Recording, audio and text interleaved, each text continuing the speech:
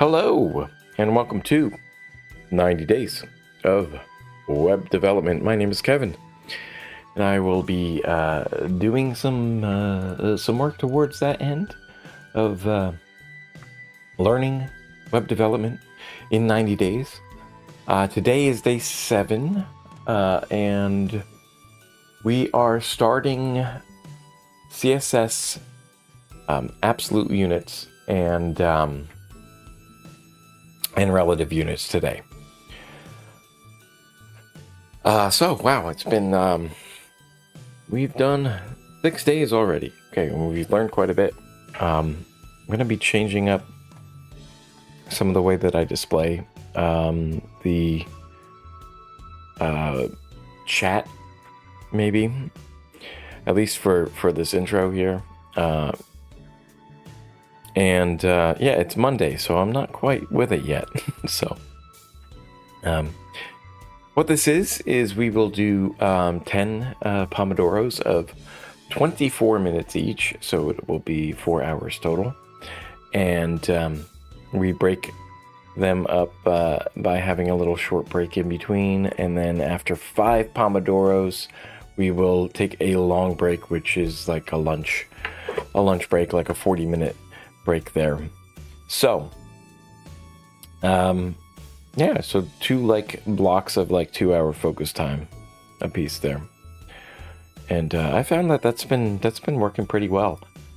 I started with the 20-minute ones. That's just a little bit too short, and there's just too many of them. Too many like by the time I get going,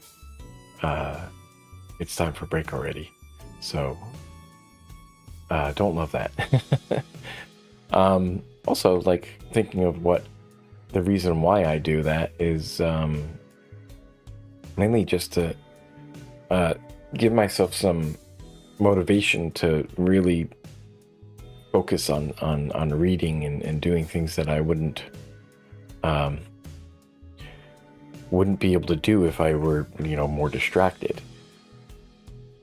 So I try to put some bounds around that, and just trying, it's time blocking is what they call it. Yeah. Let's take a look at the agenda that I have there. I also have been playing around with setting up this review and like planning out for next couple of days and weeks. Gotta be able to break these down here. Let me see. I want to hide this. I want to hide the call out here, but I don't know how. How do I hide the call out from here? It just takes me to there. I don't like that. I wish that call outs would fold up. Don't like that. Can just fold up the completed, but upcoming. So we're gonna do the theory part of working with relative and absolute units on Code Academy, or Free Code Camp, and then we're gonna do build an event flyer page today, and then we will review what we've done on Tuesday, tomorrow, and then on Thursday we'll have a quiz. And tomorrow I'm thinking we're going to do pseudo elements, pseudo classes, pseudo element, and that should be quite a lot of stuff there. We might be able to start it today and leave off with the workshop tomorrow. I'm not sure what I want to do. I think I might leave the second half of today open to explore some other things. I have been reading another book that I kind of want to play around with some of the code, and I kind of want to make progress with that book. So I might do that as well.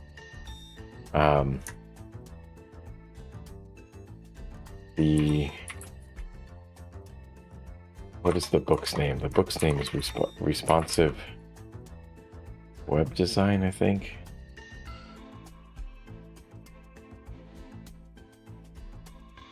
Yeah, in HTML and CSS. There's that one. So I'm working through that book, and it's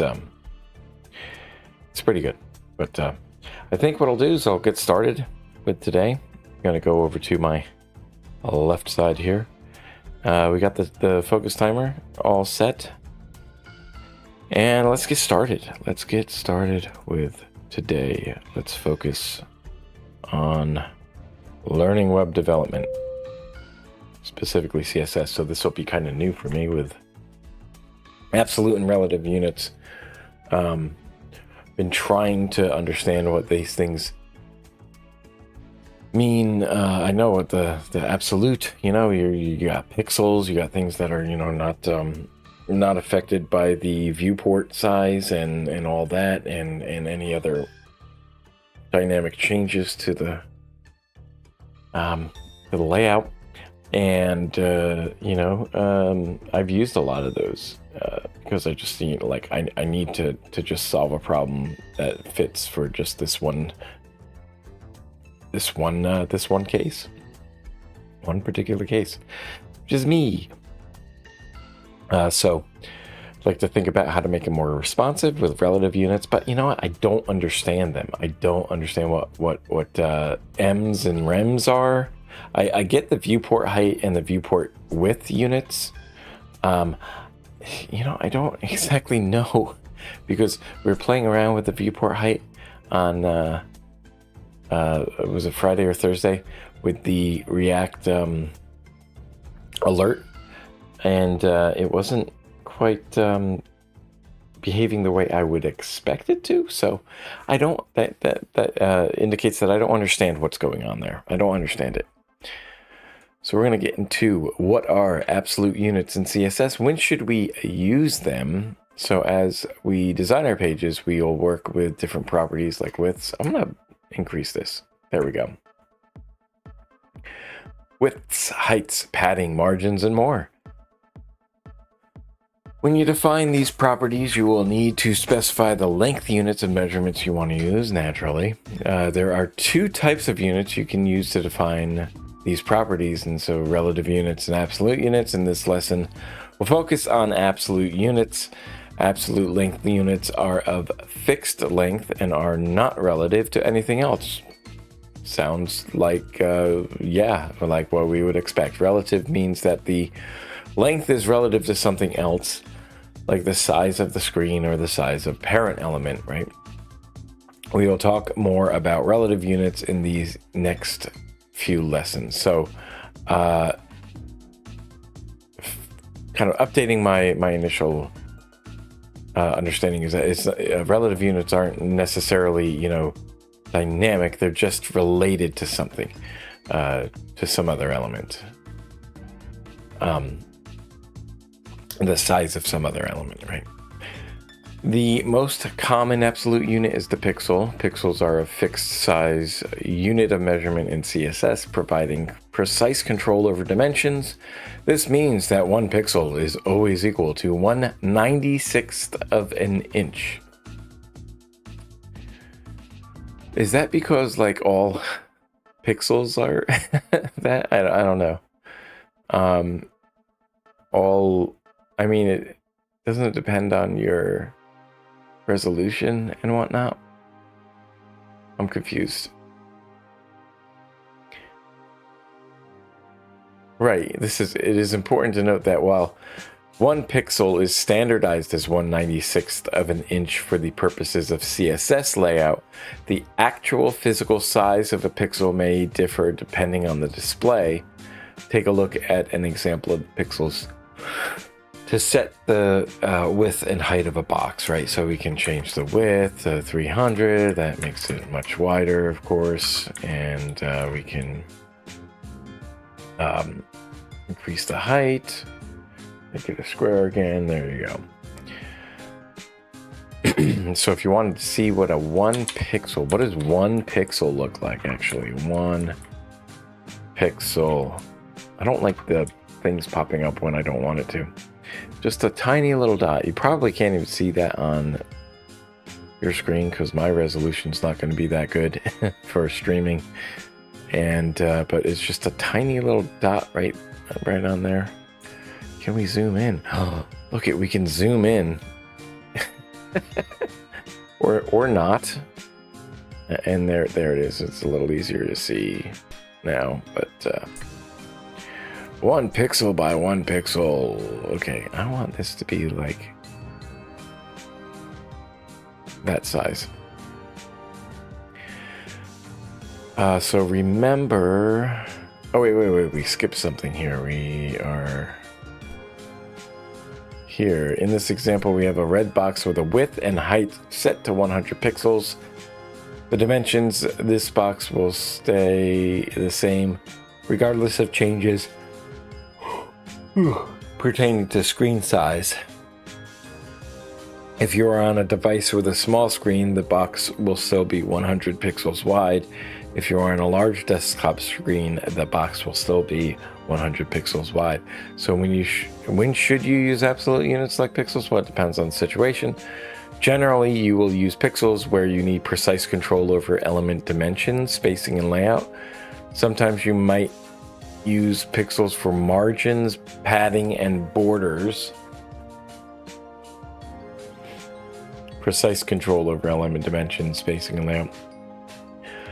Margins, padding, and borders, that kind of makes sense, right? Because you know the absolute size that you need to move an element away from the edges in order to give it some separation, just some, you know. Do 100. How about 1 pixel? 1 pixel of separation there with the margin on the left and the top there. So what if we just did margin on the bottom? That would change it, right? Oh, it's the same. 10, 1.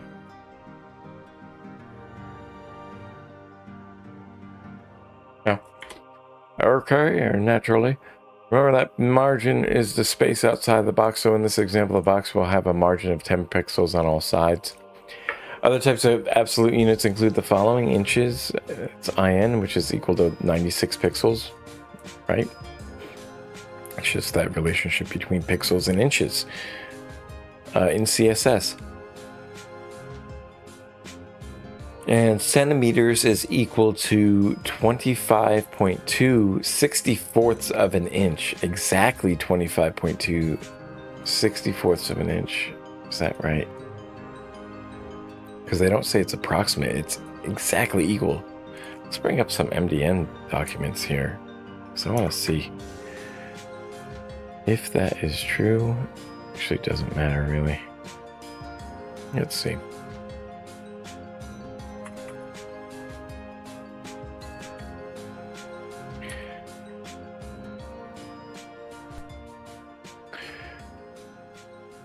We'll take a look at centimeters as a unit.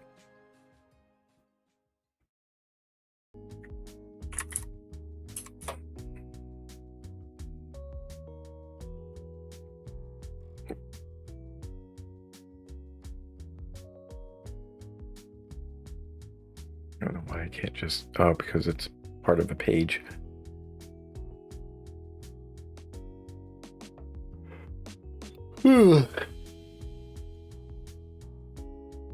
So it's 96 pixels divided by 2.54. I think there was a chart that showed how they're all related. I can't remember where I found that.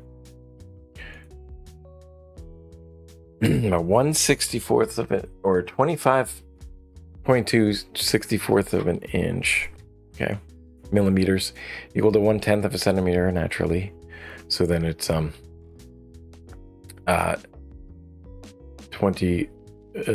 or 2.52 64ths of an inch. Quarter millimeters, 1/40th of a centimeter. Picas are 1/6 of an inch, and points are 1/72nd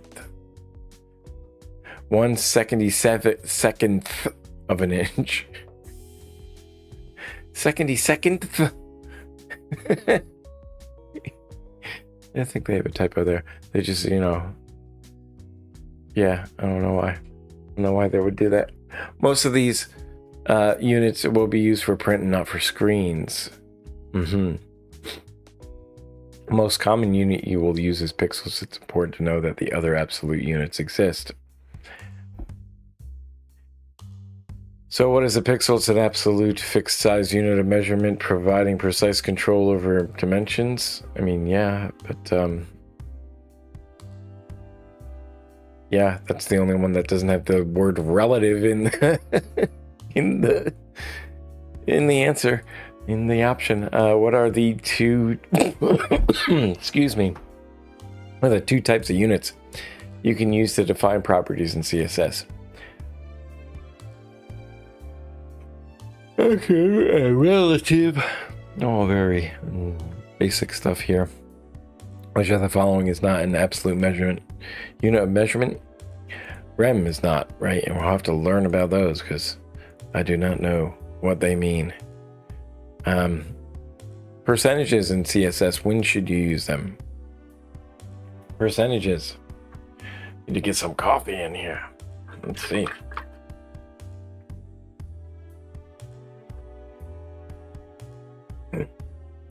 Percentages in CSS are relative units that allow you to define sizes, dimensions, and other properties as proportion of their parent element. Okay, interesting. That's very good to note here. Let's get to our notes here. And I want to copy this because that's a definition to remember here.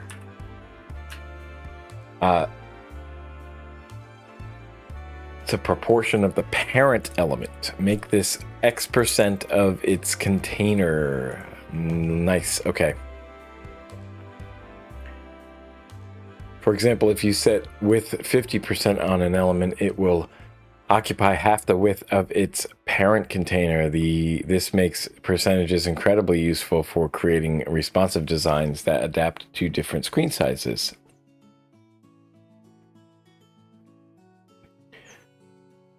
Percentages are ideal for creating fluid layouts that adjust for various screen sizes. For instance, setting a container to 80% ensures it takes 80% of the parent's width, regardless of the device.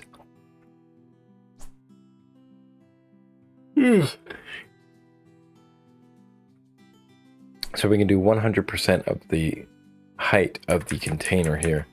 So if we increase the container size, now the box adapts to that, see?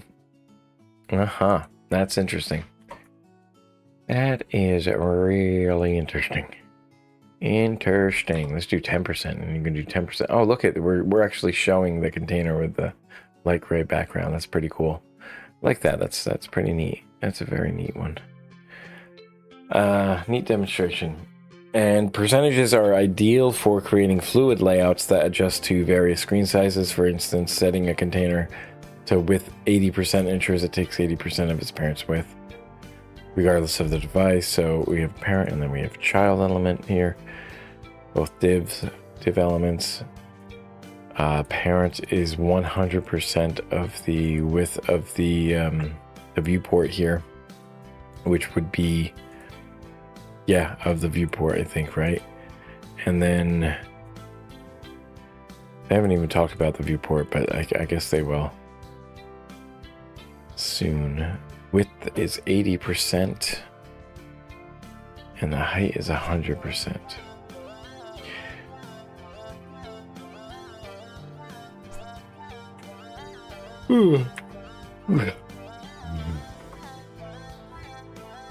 Right. Okay, good to know. Using percentages for flexible images is another common practice. By applying max width 100% to images, you allow them to scale down on smaller screens while maintaining the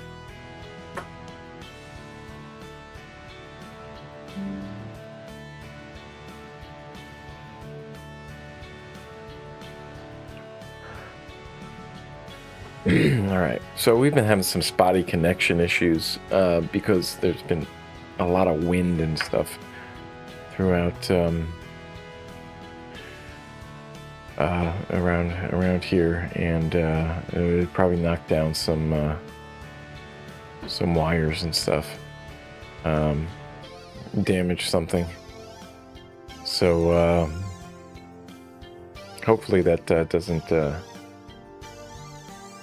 Hopefully it's only intermittent and not a big problem. I might have to restart my router, but I can't do that while I'm streaming, really.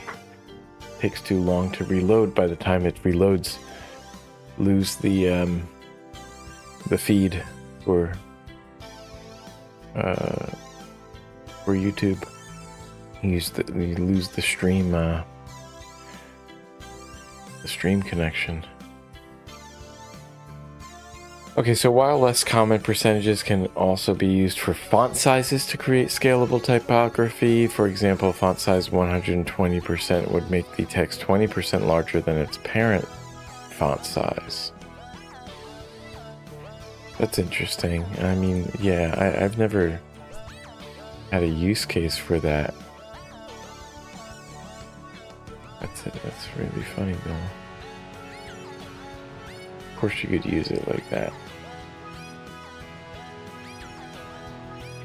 Percentages can be particularly handy for vertical centering. Here's an example of how you might use percentages with the transform property to center an element vertically. So this example positions the element 50% from the top of its container. Ooh.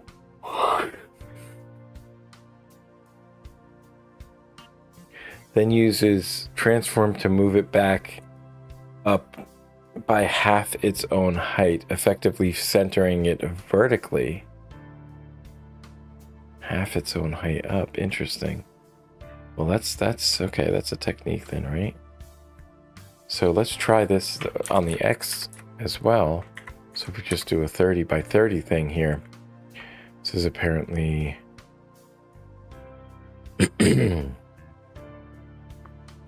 half inside its container. So they're showing this as that, but I think that, wouldn't it be better if you actually did the same thing? Just call this container, right? And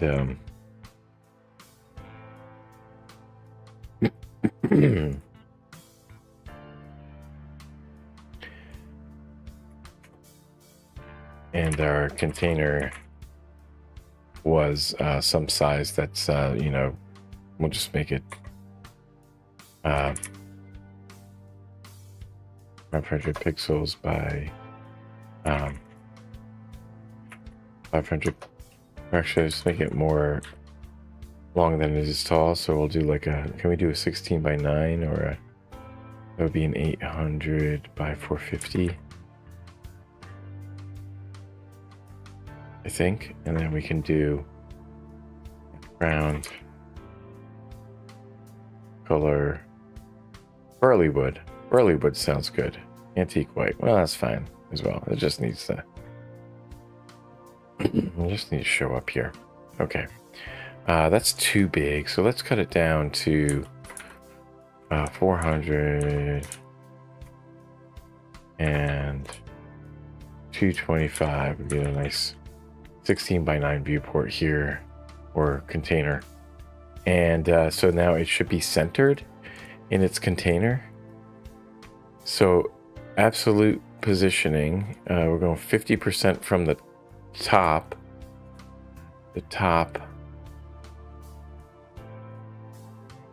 of the container.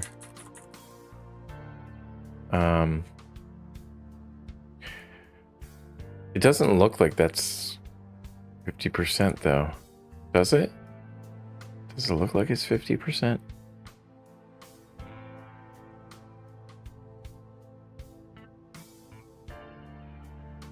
%50 from the top of its container, and then moving it 50% up of itself.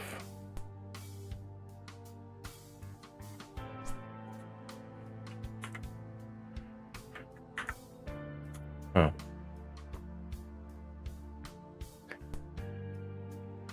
That doesn't look right. What if I did it 300? Yeah, it's not right. It's not right. That's not right, because I have this thing inside of a different container, and the top. I don't think this example is right. Doesn't seem to be correct. 50% from the top of its container. Well, no, it's 50% from the viewport. By the looks of it.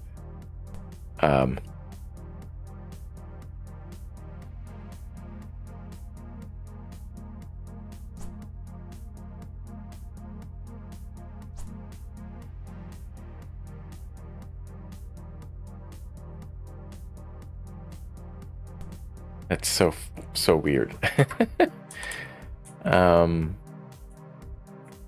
What if you did, because absolute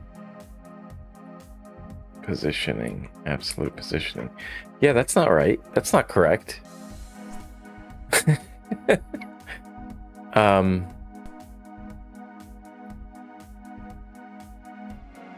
Yeah, they're not correct about this. It's a bad example.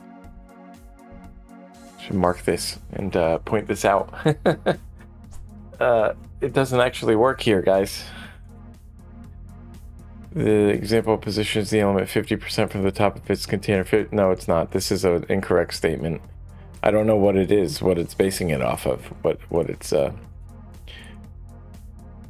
yeah. So this might be correct, that transform translate y brings it back up 1/2 of itself. So if we go yeah, I don't know. Yeah. Well, wait. If I did this as the height was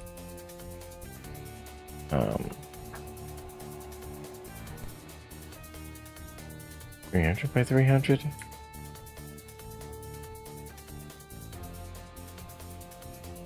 Doesn't help. Just do a 20 and then a 20 here. Okay. Well, that's interesting, because I guess what we could do left is 50%, and it moves it there, but then we want transform translate x negative 50% there.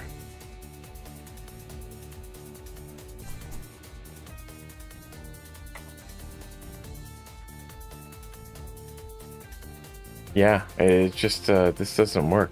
So I guess, like, transform, you want to put this together, right? You want to do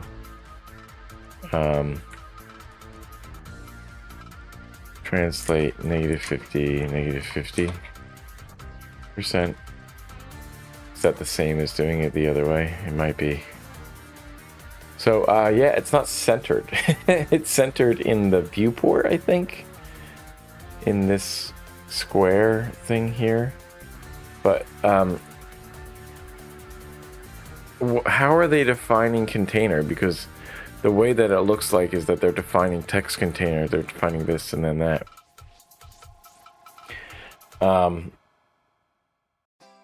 Yeah.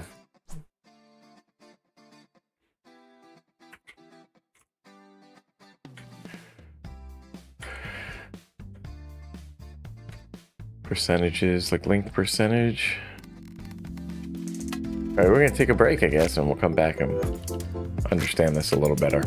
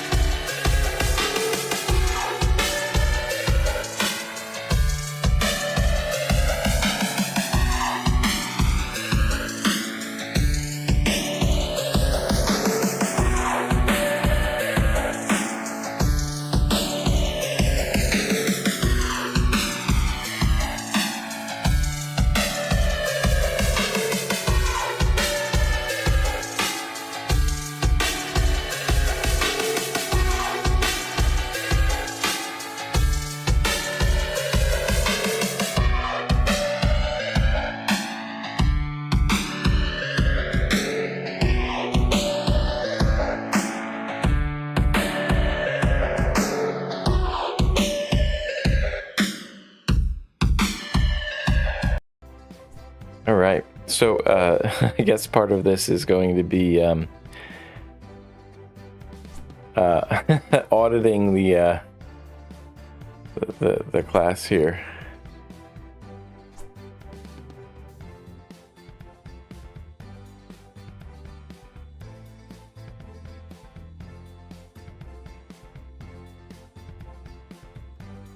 Yeah, I think they made a mistake here.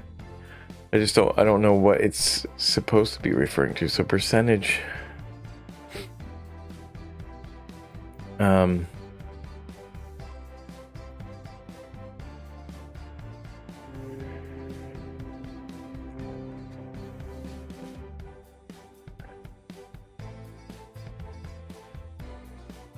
How does it work though? So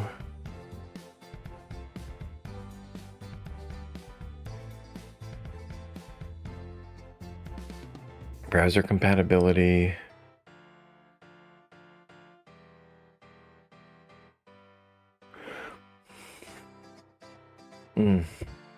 Okay. Oh gosh. Why?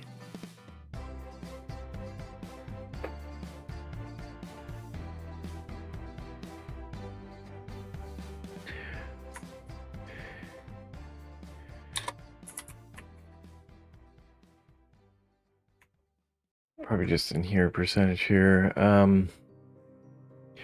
An element's parent object represents a, yeah. So there, or maybe it's because I don't have like the max height on there. And then the max width, maybe.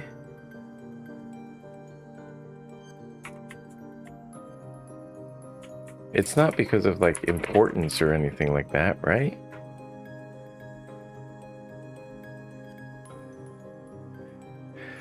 Yeah, I mean, we're specifying the height, so it should match. I'm just very confused as to this. It says the element's parent object, numerous properties can be used. Element's parent object, but we have the parent object because this isn't relative, right? It's not relative. Now that is. Because they're using the absolute, of course. Okay. So absolute then goes to the viewport width or something? To the viewport? Now if I move this, if I increase this, it'll move along and stay along the center. So that's what it is. It is true. This statement is true. It's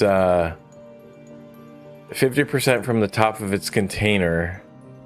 They unnecessarily added a position absolute instead. And if I get rid of this container, going like that. Now the viewport width is there, but I want to. Now if I get rid of this, go back to here, get rid of this container. Okay, so because the height is filling because of the content, I think. If I do something like body, there's no body element.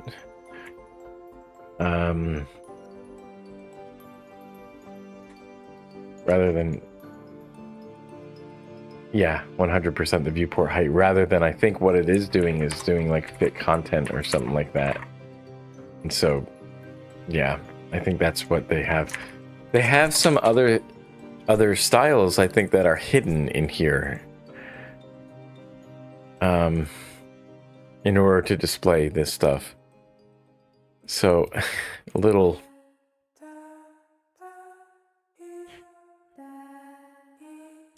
misleading of a sandbox, honestly.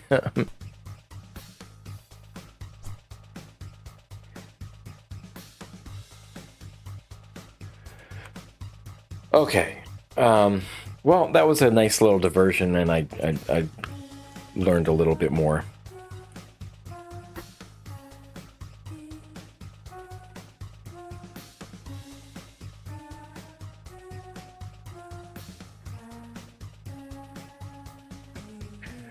So they say we'll learn more about absolute positioning and the transform properties.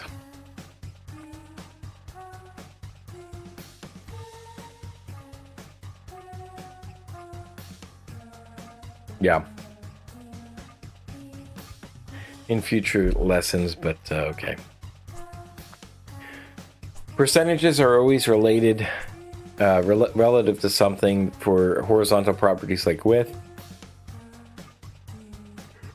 They're relative to the parent's width. For vertical properties like height, they're usually relative to the parent's height, if specified. Be cautious with nesting elements with percentage-based dimensions, as this can lead to unexpected results. Also keep in mind that percentage-based heights can be tricky. If the parent doesn't have a defined height, yeah. In summary, percentages in CSS are powerful tools for creating flexible, responsive designs. Use them when you want elements to scale proportionally to their containers, or when you need layouts that adapt seamlessly to different screen sizes. So what happens if you set 50% of an element whose parent has a width of 300% or 300 pixels?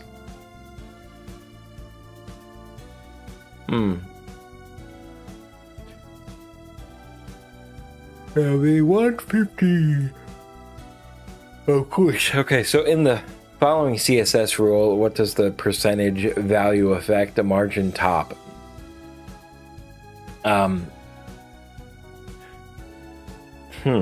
That's interesting. Let's think about this. So we know that the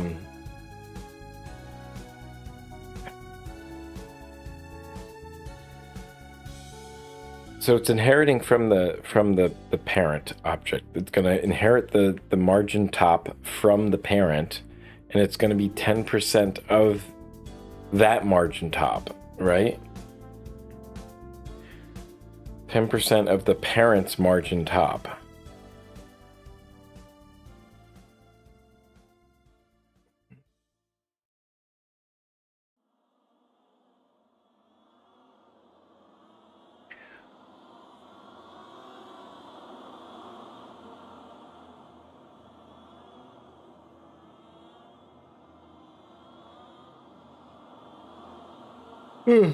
Which of the following is not a good use case for percentage values in CSS setting the width of a responsive container? That is a good use, I think. Defining the border radius of a circular element. That sounds sketchy, doesn't it?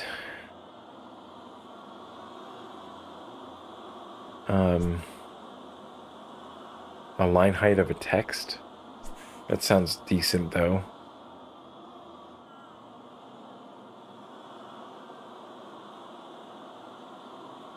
You'd have to pair that with the font size, though. So defining the border radius of a circular element by percentage. Circular element by percentage. I don't understand how that would work.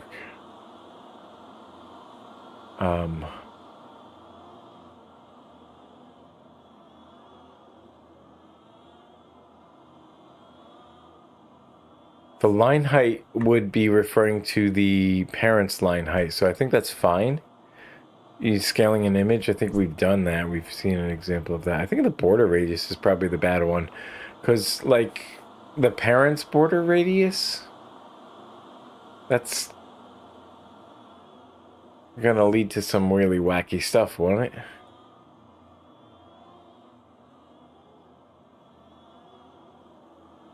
I don't understand. Think about which property typically requires more precise control and is less dependent on its parent's dimensions.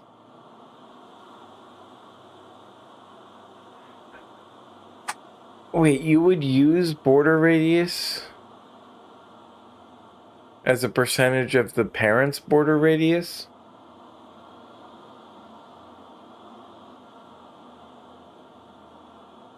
I don't understand that. You're gonna have to like You're gonna have to help me out here. So it's line height, but then like the parent line height. That seems okay, right? You want to make it like maybe a little bit larger, so you like do like 110% of the parent's line height. Or you make it smaller. I don't know. I don't get that one. It's a weird example. Okay, now we get to the stuff that I really want to pay a lot of attention to here. So it is EMs and REMs. And what are they? When should we use them? So, in the previous lesson, we learned about absolute length units like pixels. While absolute units can be helpful in certain situations, there will be times when we want to use relative units. And in this lesson, we will learn about two relative units, EM and REMs. M units are relative to the font size of the element. If you are using M's for the font size property, the size of the text will be relative to the font size of the parent element. Nice, right? Okay. Okay, so they're a relative unit. They're relative to the parent, right? So then better understand how this works. Let's take a look at... Oh no, they're relative to the font size of the unit, not relative to the parent. The font size property, if you are using M's for the font size property, the size of the text will be relative to the font size of the parent element. Okay, so that's interesting.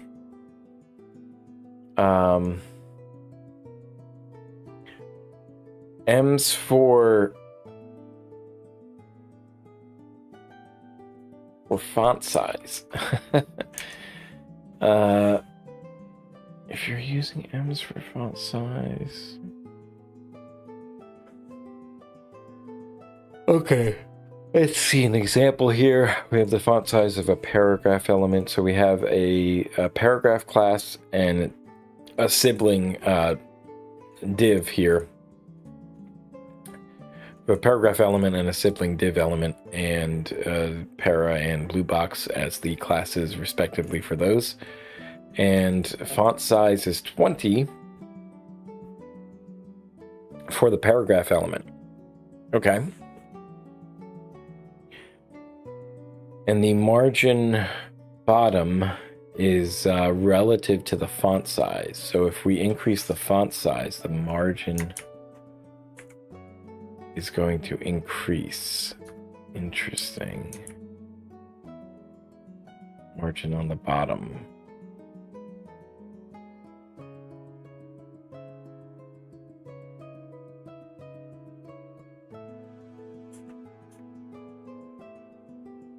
Yeah, okay, 1.5 M. Okay.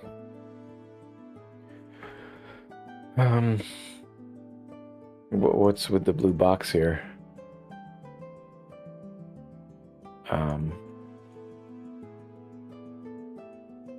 For the HTML, we have a paragraph and div element. The paragraph element has class para, of course. And then this means the margin will be 1.5 times the font size of the paragraph element, 1.5 times the font size. What does that mean? So the margin on the bottom...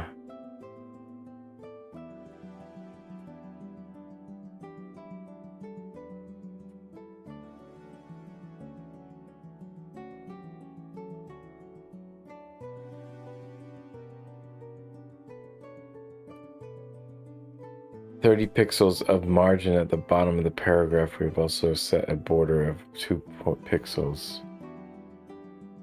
To see it better, to see the margin better. So is it pushing the blue box? Is that what we're looking at? So if I do this as 1M, the box gets closer. I was looking inside, like the padding on the... So if you do padding on the bottom... And you do this as 1.5 M. There we go. Okay, that's what I thought was going on, but that's not what's happening. Okay, so Yeah, that's what's happening. You're pushing the blue box, so if we increase this, the blue box goes even further. Even further. 20? We go 50?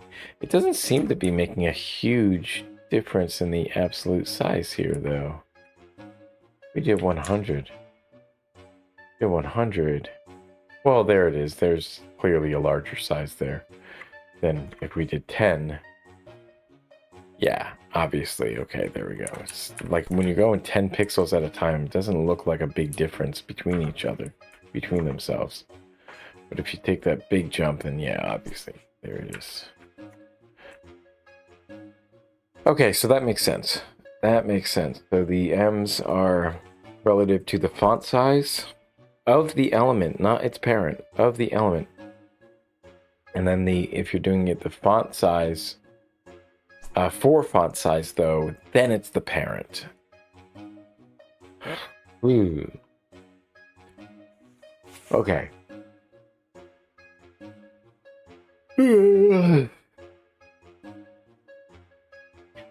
So the blue box, yeah, that's fine. Okay, so we understand this. So what happens if we remove the font size property from the parent class? The bottom margin will be relative to the font size of the parent element. Do I have an example of this here?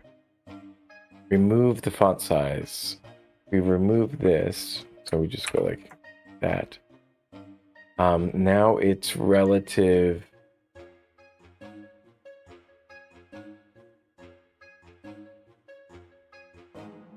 The bottom margin will be relative to the font size of the parent element.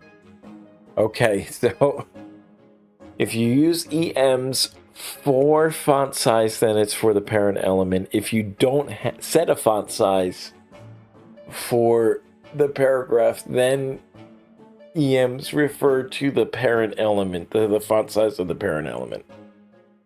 Otherwise, if you set a font size and you use a font size in like pixels or something else, then EM refers, like for padding and margins and everything, it refers to the font size of the element itself. Okay, there's so many rules.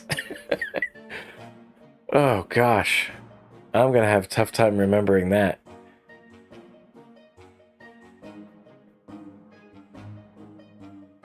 So good use cases for M's would be when you are working with modular components like buttons or cards. By using M units, you can ensure that all aspects of the component, such as padding, margin, and borders, scale proportionally with the font size, keeping consistent proportions.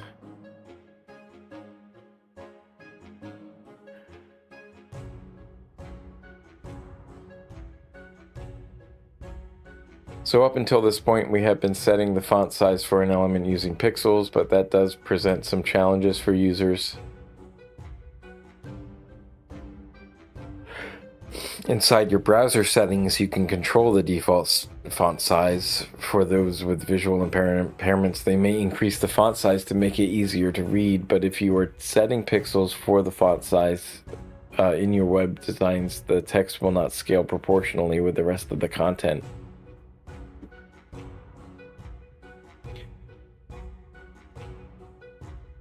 Interesting. Yeah. Yeah, that does make sense. Okay, so remembering back to response to the progressive enhancement, progressive development or whatever it was, the principles there that you should respect the user's browser preferences. So you don't want to override font sizes unnecessarily, right? So you might want to work around that. So there are some choices you have to make, I feel, depending on how much you know, how much control a user has over their browser preferences, how many different, things they can change for the defaults and stuff.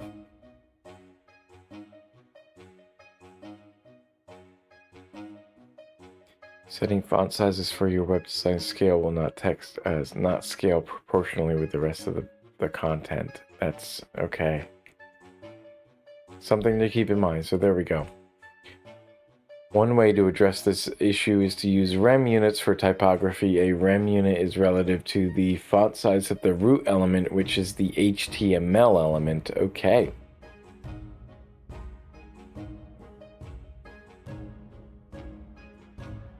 Something to remember here. That's some notes to take. By default, the font size of the HTML element is 16 pixels. If the user increases the font size in their browser settings, the font size of the HTML element will increase and all rem units will scale proportionally. Okay.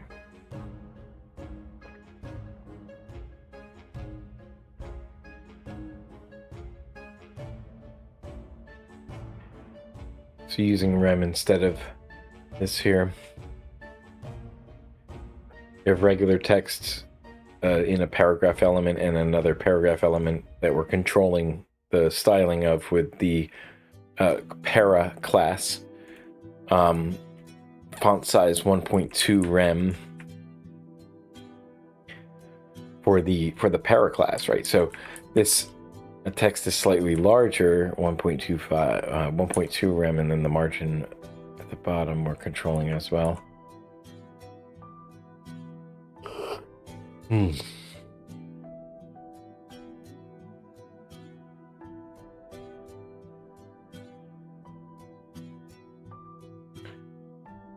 Okay.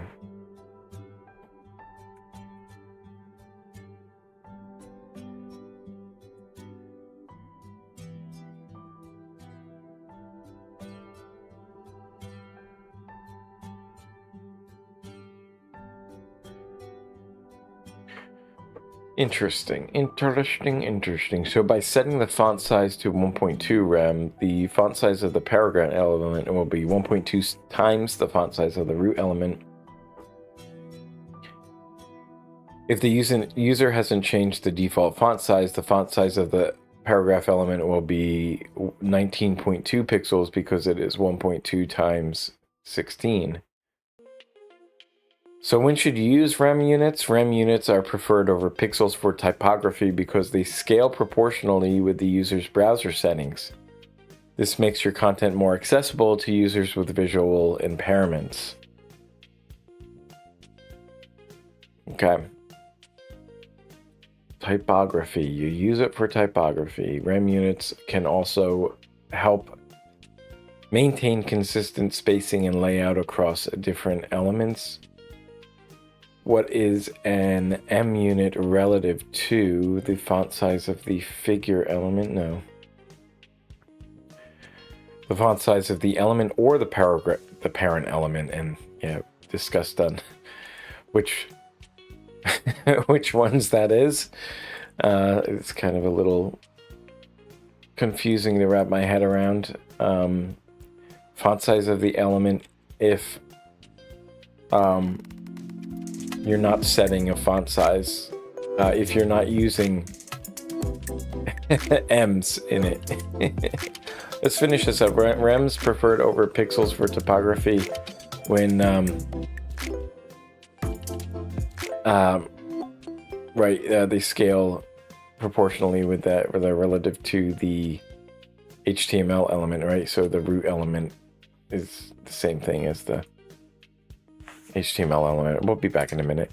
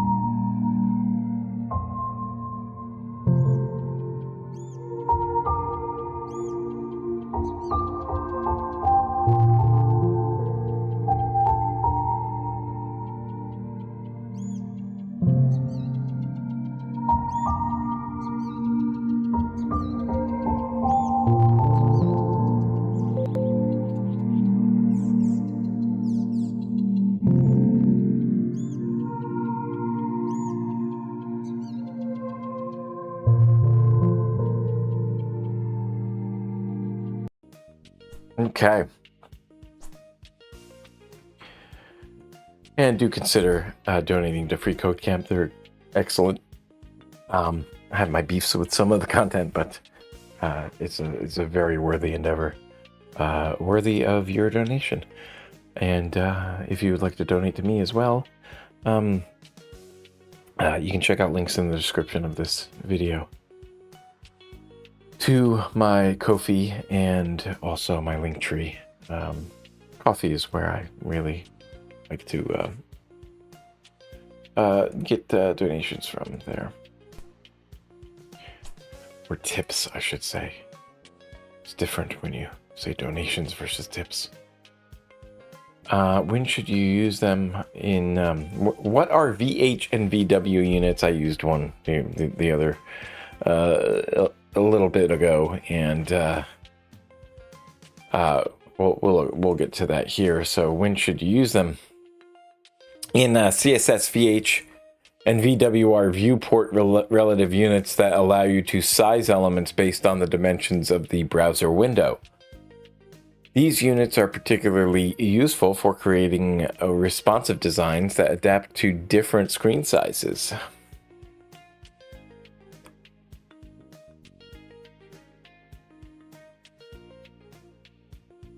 Right. VH stands for viewport height, and 1 VH is equal to 1% of the viewport's height. Similarly, a VW stands for viewport width. 1 VW is equal to 1% of the viewport's width. This means that if you set an element's height of 100 VH, which I did before to show the difference in absolute and relative positioning there, it will occupy the full height of the viewport regardless of the actual pixel dimensions on the device.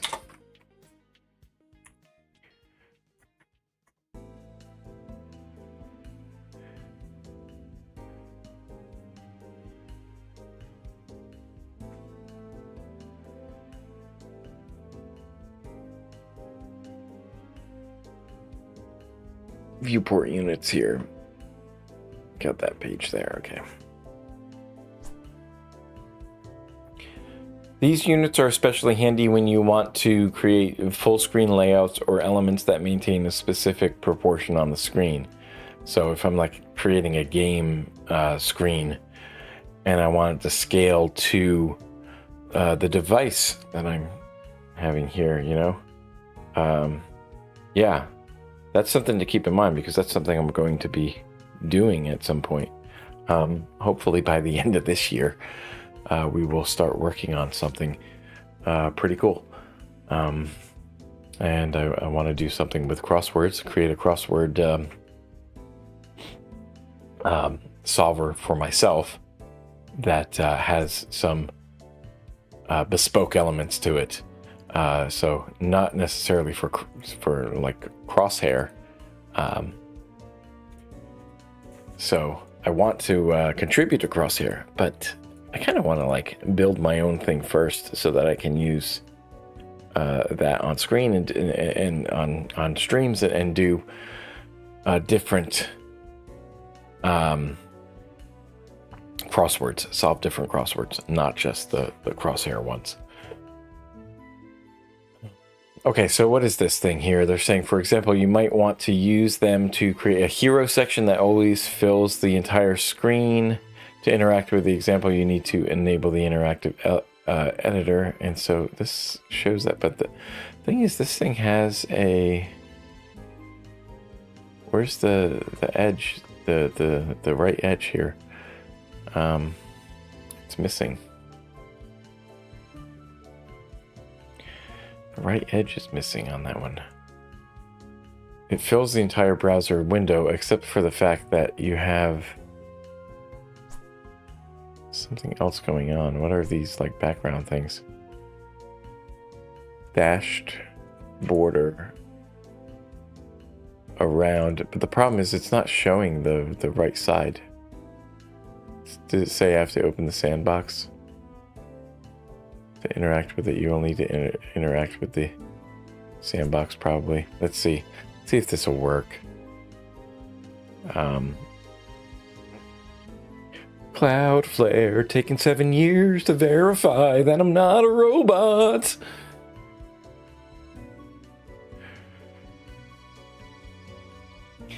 Come on.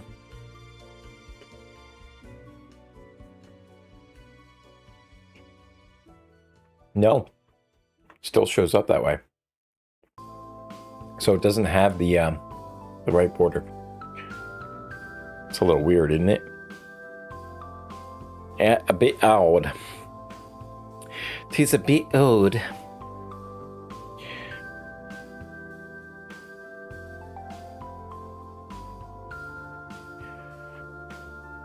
What are VH and VW units and when should we use them? Okay, so we already did that part. Let's go down to here. CSS ensures that the hero section will always be the size of the viewport regardless of device's screen size. So tell me why it's not filling up the right border there, because it should be. The border should be there on the right. Right?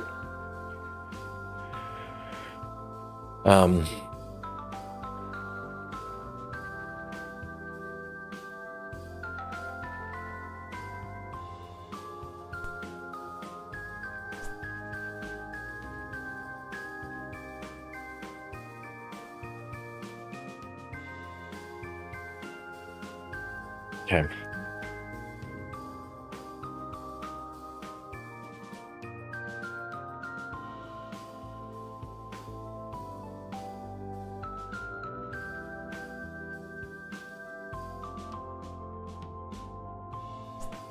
It's overflowing though.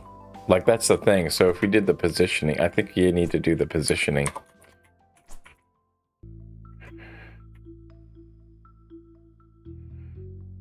Huh. Maybe not.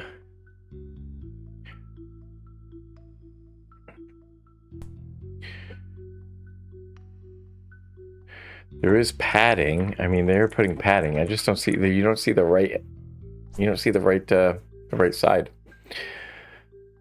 It's weird.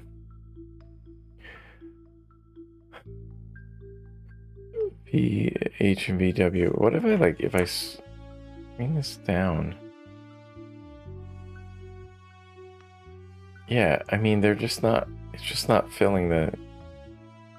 They need to work on these examples. It's not exactly what I think they're trying to show. I think what they would like to show the entire border around it, but it's not showing. It's not showing the entire border.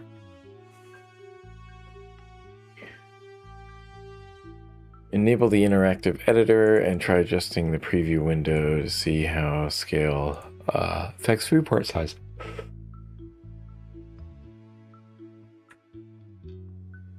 Well, obviously, we increase, of course, it's going to increase. Right? Responsive heading. So if you want like... Oh, it's just the heading. Okay. You want a heading to respond to that. I don't know if I actually like that.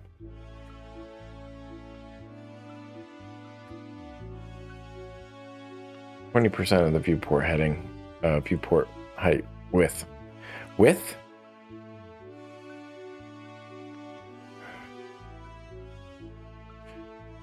Why are you doing it as width though? That's kind of weird though. Wouldn't it be? Isn't that? Don't you do it by height?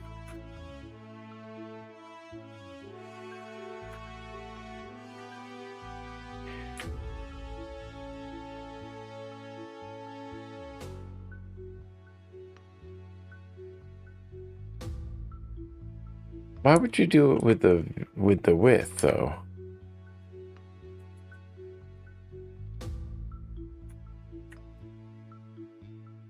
Yeah, I don't get it. I don't understand. Text to scale smoothly with the browser window size. Yeah, but it's based off the width. One of the advantages of VW and VH units is that they respond to changes in the viewport size in real time. This means that if a user resizes their browser window, elements sized with these units will adjust accordingly without needing to reload the page. However, it's important to use these units judiciously. Setting font sizes solely with VW units, for example, can lead to text becoming too small or narrow on narrow screens or too large on wide screens.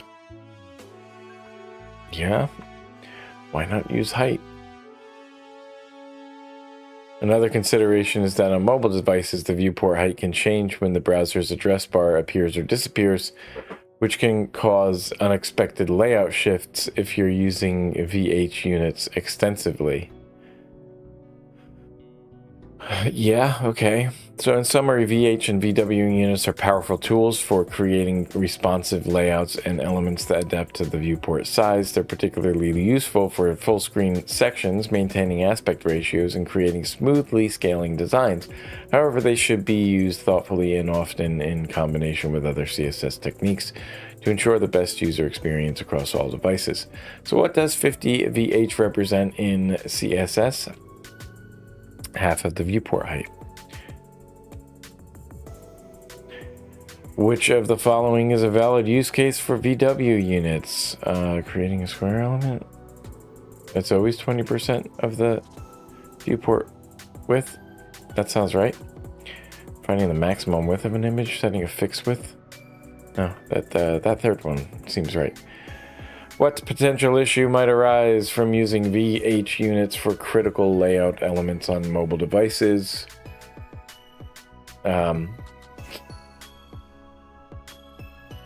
They can cause the layout to shift when the mobile browser's address bar appears or disappears. There you go. Okay, we got calc.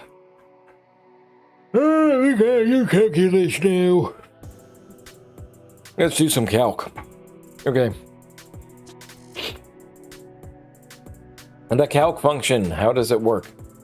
With the calc function, you can perform calculations directly within your style sheets to determine property values dynamically. This means that you can create flexible and responsive user interfaces by calculating dimensions based on the viewport size or other elements. Calc is a CSS function. You'll learn more about functions when you start learning about JavaScript, but in this lesson, you're going to learn the basics that you need to know to understand how calc works. A function is a block of code that performs a specific task. Some functions are already defined in CSS, so you can use them directly and pass any necessary values to them to customize how their tasks will be performed. In the world of programming, when we run the task performed by a function, we say that we call the function. The values that we pass into the function are known as arguments. Like you see in the code below, to call the function, you write its name followed by the arguments within parentheses separated by commas. There shouldn't be a space between the name of the function and the opening parentheses.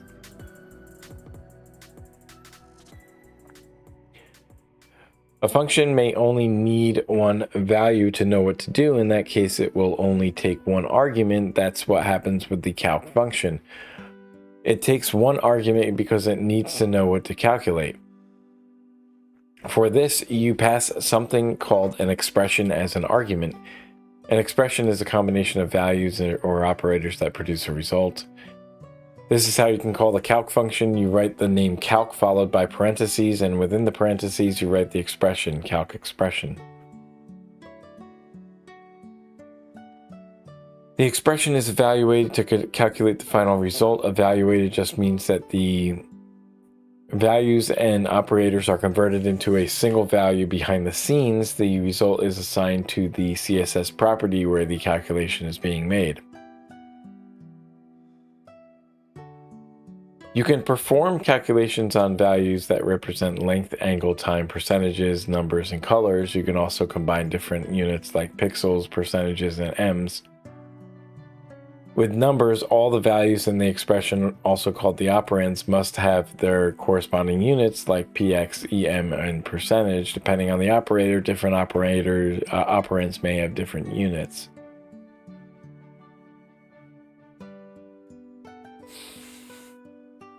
You can use addition, subtraction, multiplication, and division operators in the expression. If there are multiple operands and operators, calc will follow the standard operator precedence rule. You can also add parentheses to establish the order of operations if needed. In the example below, you can see a div with the text hello world. In using the CSS type selector for selecting the div, you can style it with white text and dark blue background.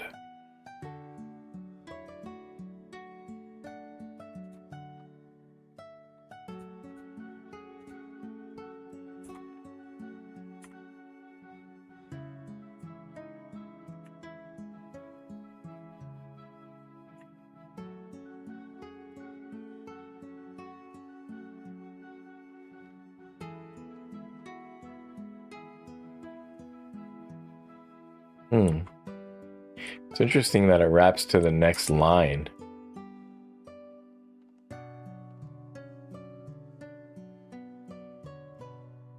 Automatically. That's fun.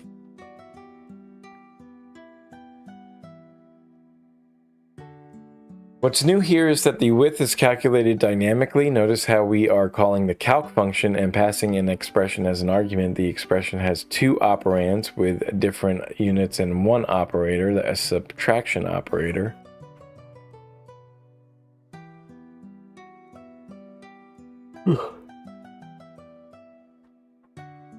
Percentage is a relative unit. The value 50% will be determined by the width of the parent container. Then 20 pixels is subtracted from the value. The result of this expression will determine the width of the div. The width of the div is approximately half the total width of its container, and if you resize the parent container, the width will be recalculated automatically. That's the key advantage of using calc. You can determine the value of a CSS property dynamically based on different aspects of the application or viewport. The expression can also contain CSS functions and variables if you need to use them in your calculations. You'll learn more about CSS variables in the next lessons. Great. Now that we know the basics, let's cover some of the best practices. You can surround the plus and subtraction operators with white space, or you must surround them with white space. Okay, interesting. For example, the expression below would not be a valid expression because the subtraction operator is immediately before the second operand. Subtraction operator must be surrounded by white space. Adding the white space will create a valid expression. This is not necessary for the multiplication and division operators, but it's highly recommended. You can nest calc function calls if you need to perform calculations and use those results in other calculations. But why? But why?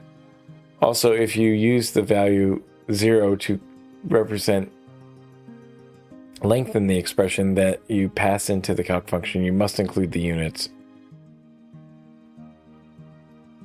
So this would not be valid. It doesn't know which unit to use. Okay, so you would need to add the units if you're using percentage, right? If you use value 0.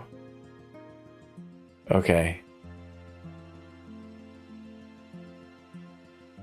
You should also know that currently if you use the multiplication and division operators, one of the operators has to be unitless. One of the operands has to be unitless. Okay, so it's scaling, yeah. For the division operator specifically, the right operator has to be unitless. This would not be a valid expression because both operands have units. Both of the operands, either 5 or 50, must be unitless.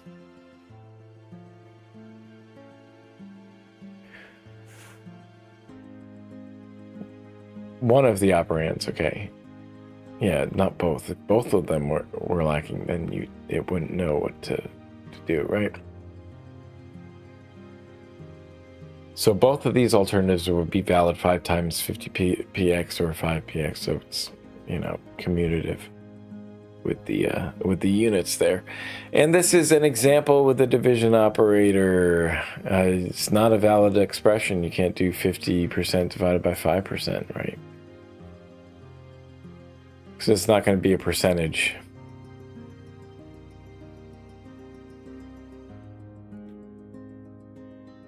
You should remove the unit from the right operand when you have the division operator. With this function, you can set property values dynamically to create flexible and responsive designs. Which of the following operations can be performed using the calc function in CSS? Addition and subtraction only.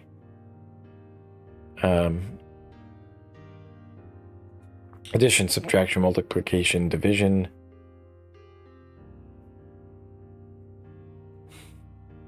What types of values can be used as operands within the expression passed to the calc function? Pixels, percentages, EMs, and other supported units. How can you use the calc function to create a responsive design? By setting fixed widths? No. So you can calculate element dimensions based on the viewport size or other elements. And you can use HTML to dynamically adjust element sizes.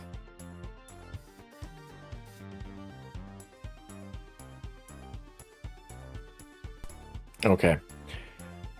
So there's the theory, and we're going to build an event flyer page, and that's probably going to be really quick.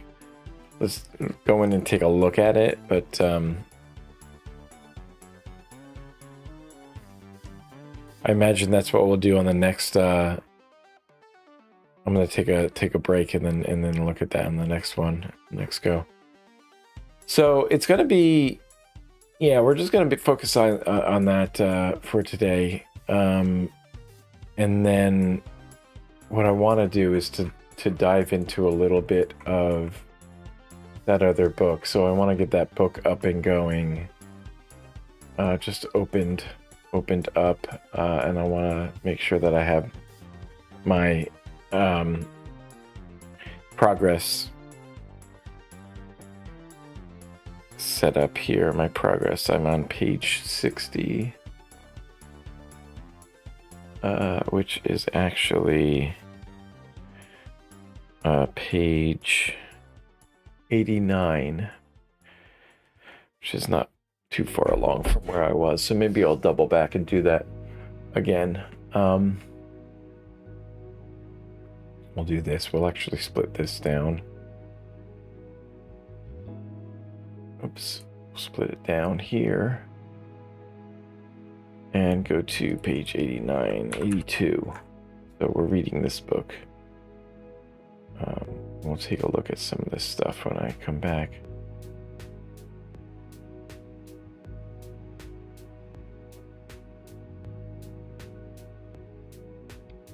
Maybe I'll have to reread this one using media queries.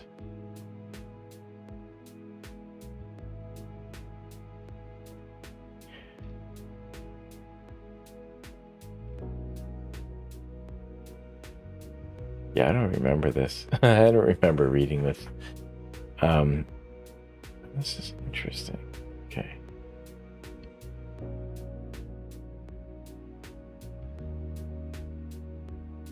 It was here during the media queries. Am I on this page? I actually don't remember doing this. I might have read it. Oh,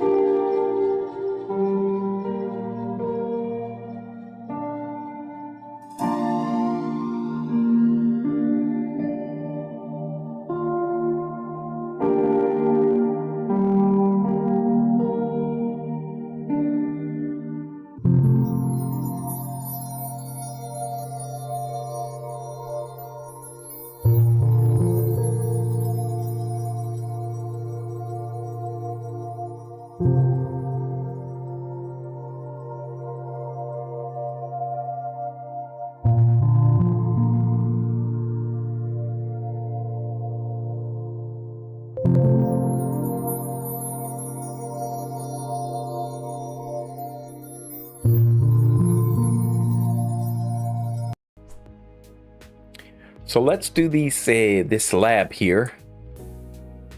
We want to decrease that. Let me see. How big can I make this without it getting too obnoxious? I think that's about as big as I want to make it. Okay. So.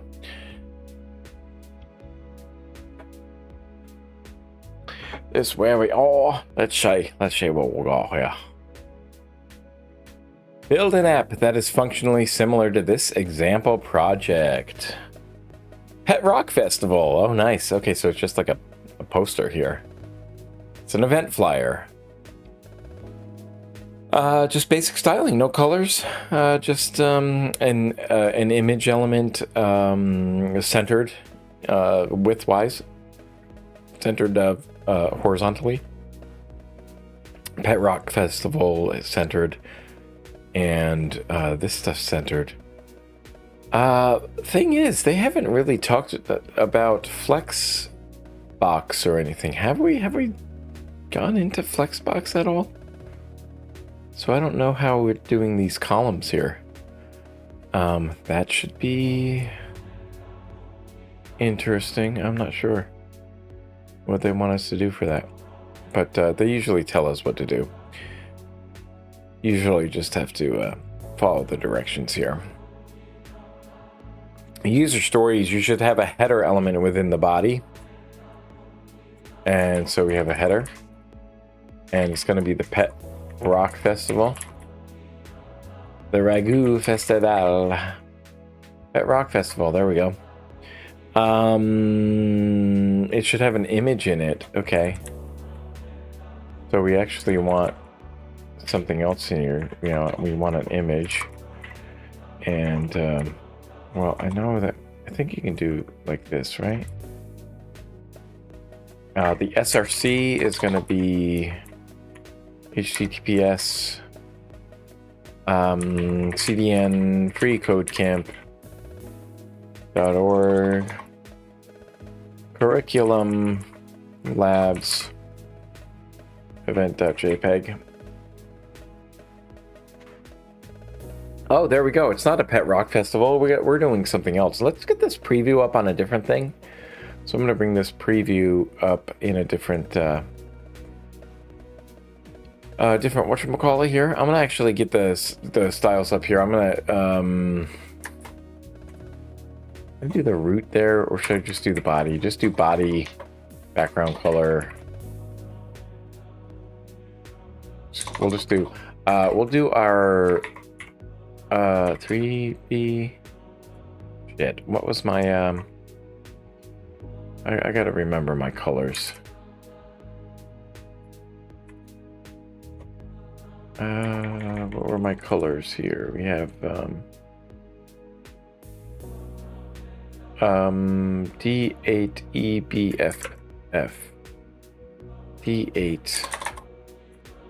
D8EBFF. We'll use that one. Save that just for later. Okay. And we have the preview up here. I don't know why it didn't change. That's interesting. Shouldn't change. You know why? Again. What do we need to do? They never spell it out for us. We have to do this ourselves. We have to do it ourselves. Link, rel, style sheet.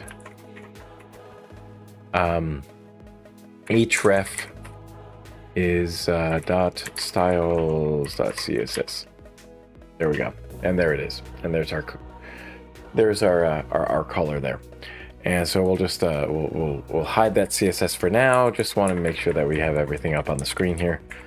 So then we have an image source. We also have an H1 element that we want with this Pet Rock Festival, which is not what we're looking for. It's like a colorful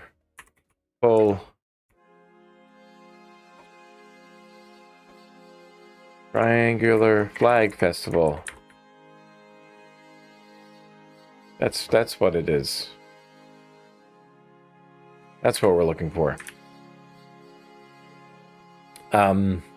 Image and then that. So that's fine. Should have a main element.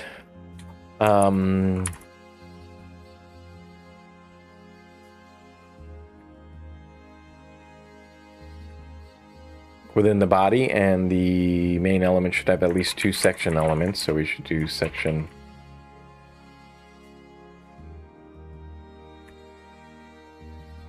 Let's copy and paste that.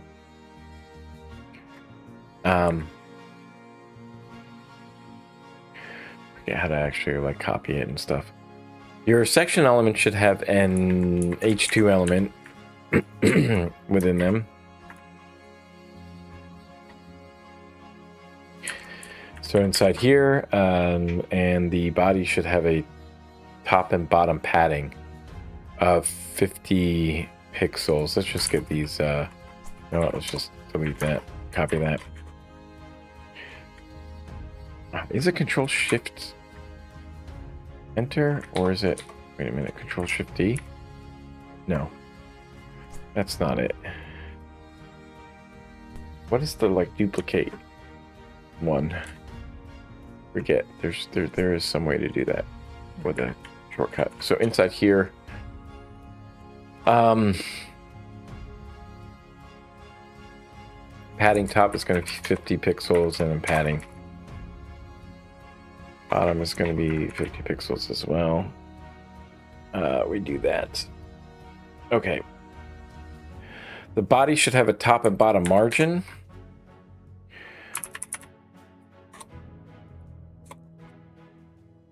Of 0 and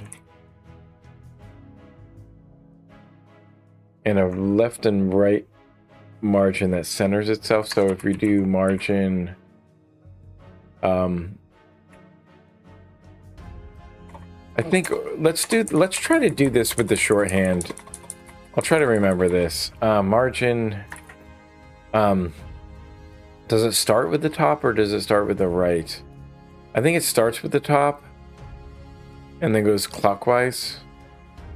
So we should have a top margin of 0, auto for the right, bottom of 0, and then auto for the left. Is that right? I guess what we'll see is their auto should center itself. That's not what's happening here. So I guess maybe it's auto 0 then. I don't know.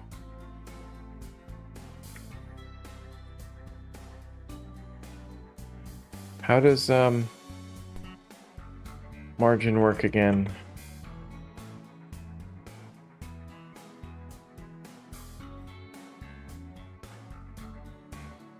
Top and bottom, left and right. Okay, so we can do top and bottom, left and right as top and bottom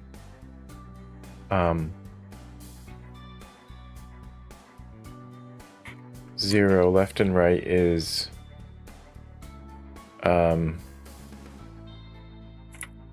auto? Or do we want it 50%? That's not what it is. Left and right margin that centers itself. Is that what is that what auto was? Auto. What does auto do again?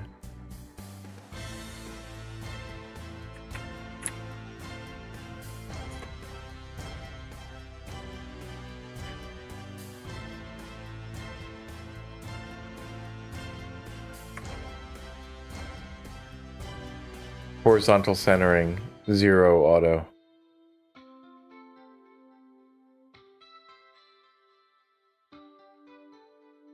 Yeah, that's what we should be doing. Just can't remember what auto does. What does auto mean?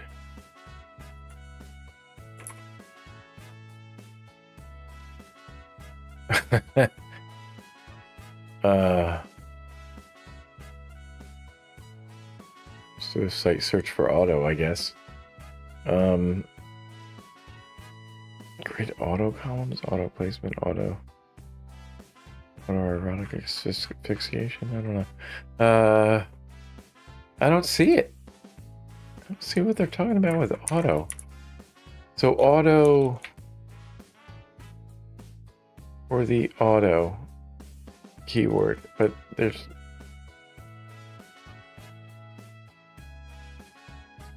The browser selects a suitable margin to use. For example, in certain cases, this value can be used to center an element. Okay. In certain cases. This is, I guess, one of those cases that we can do this.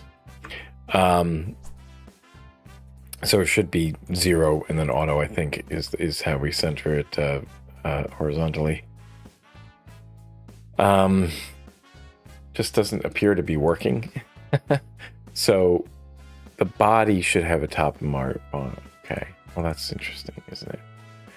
Well, that's just great. Well, that's just wonderful. Okay. We have the H2 elements. Let me close that down.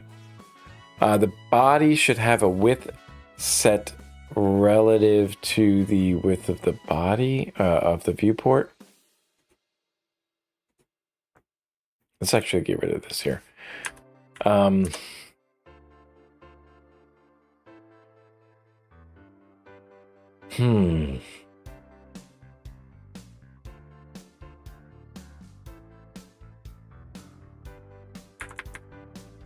Maybe we should do padding like this, so it's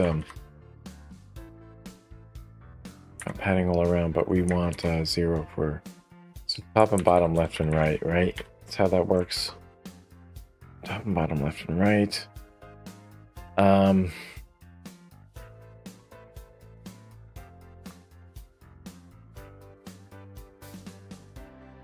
A width set relative to the viewport.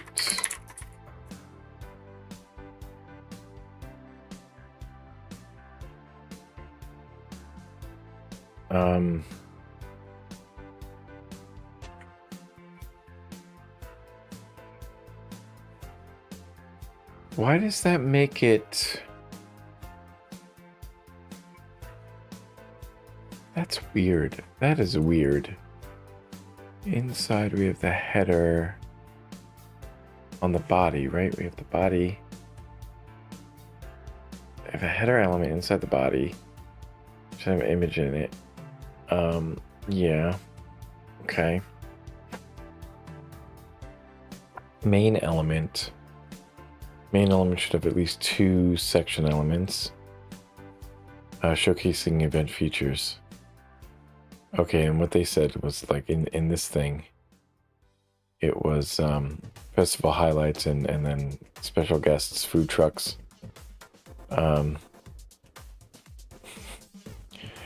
Okay.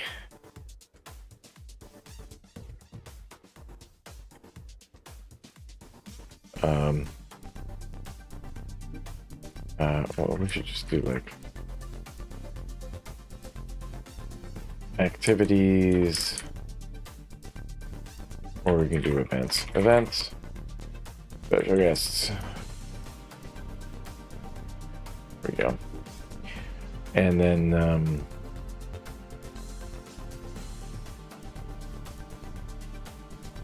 width set relative to the width of the viewport, but then like I don't understand why like 100% if we do 1000% the viewport width and it goes out that way, do 100%, then that's there.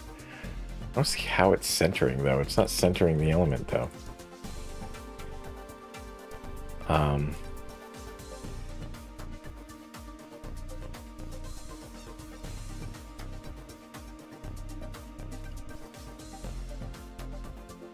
My body should have a top and bottom margin of 0.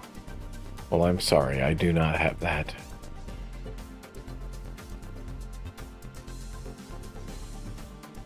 My body might choose here. Your body should have use the calc function to set min height. Okay.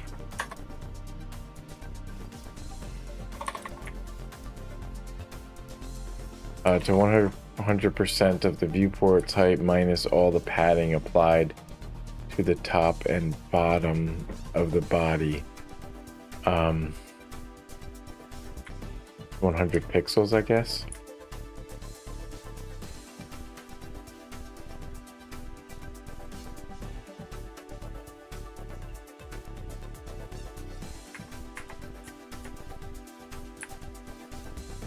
You should have at least one HR within your flyer, so horizontal rule is going to be here in the after the header. I think we can do that HR rule, and then we could style that because it doesn't go completely across like in theirs. It doesn't go completely across, so we can style that actually. Let's see. Set the HR of all HR section elements to a percentage relative to its parent. Okay, so we want it. So we want HR rules and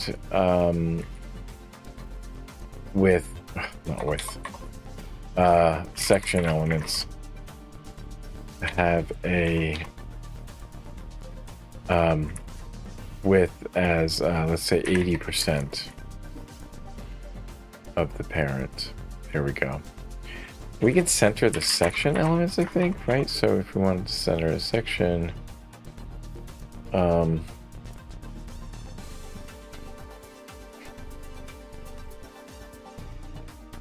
and right margin that centers itself.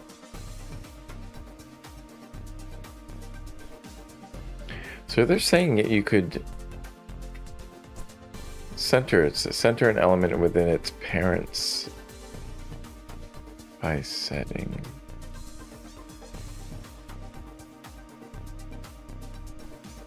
Yeah, I don't know how that's working though. I think there was like a display block or something like that.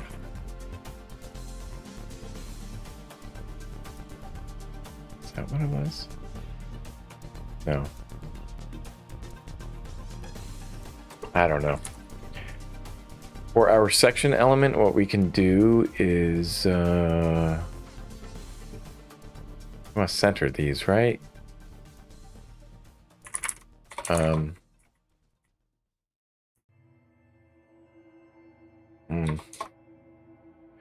right, but you know what? We wanted to have some other stuff here. So we wanted to have this other stuff here. We want to have header.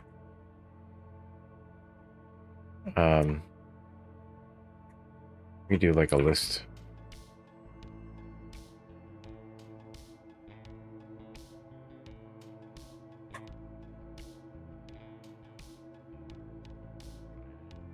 Really cool flags.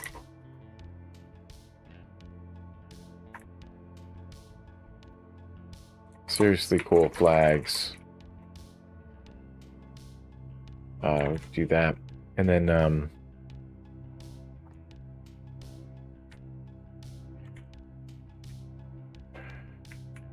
special guests.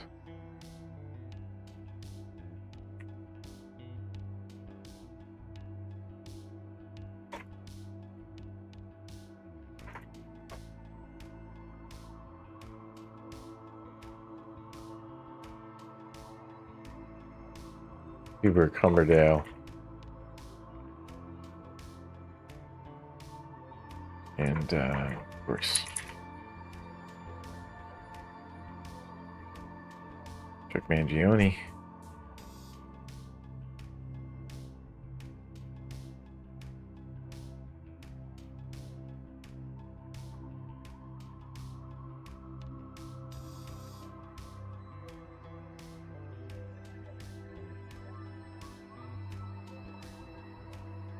Okay, we got that going on. Okay.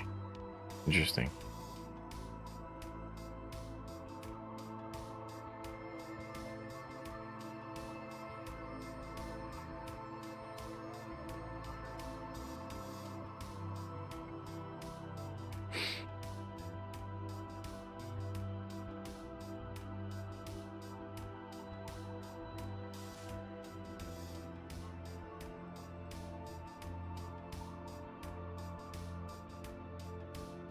Okay.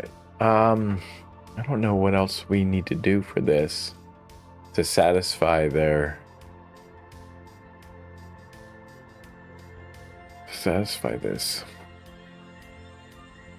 Oh, they're saying viewport height there. Okay, for that.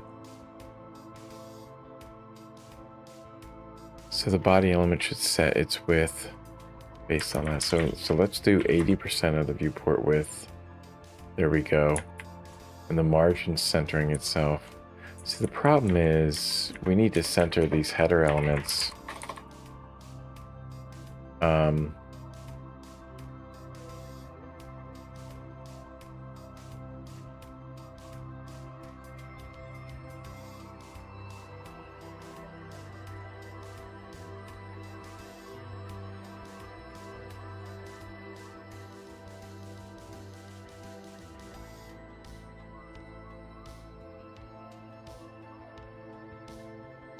One of these.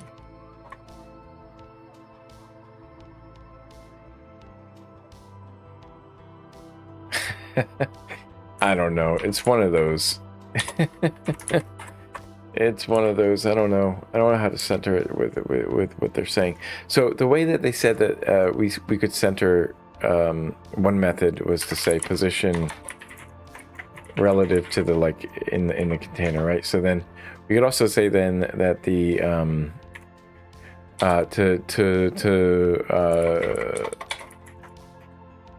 center it horizontally, we could do 50% there, but then what we could do is translate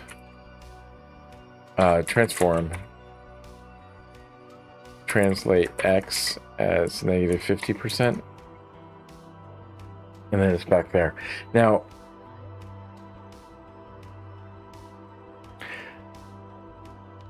what? Because the header then is a child of the body.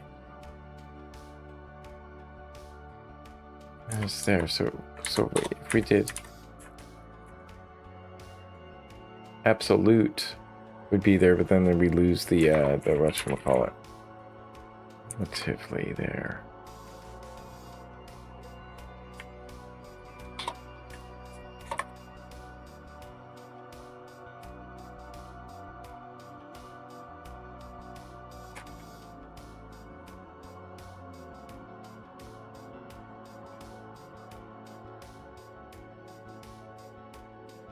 So weird. Because the translation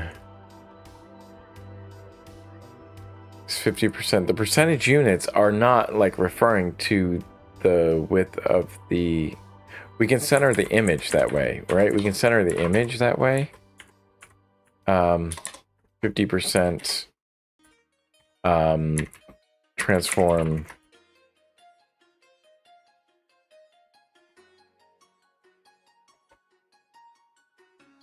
So the image is centered at least.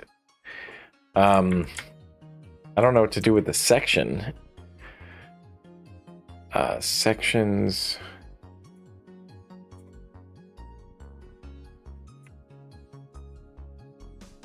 All right, we'll just get rid of that. But then the width is 80%. But then we want the... Okay, what about checking our code? There's gonna be something wrong? No, it says it passes, even though it's not even close. It's not even close to what we... not even close to this one. So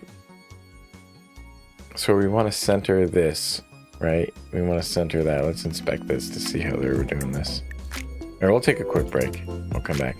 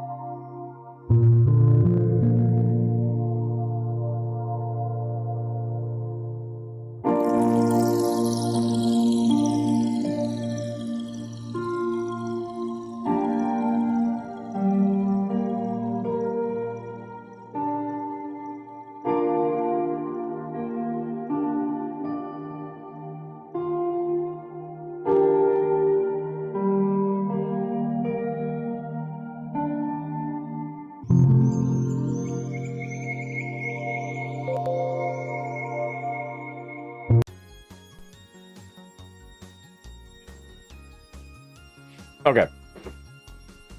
We are supposed to know what to do this. Text align center is what we could do here. If we go into the into here. Oh gosh, that looks terrible though. How did they do it with their? They have some lists there, but the I think it was only with the H1 element. Let's do the H1 element, and then that should be better. So that looks cool.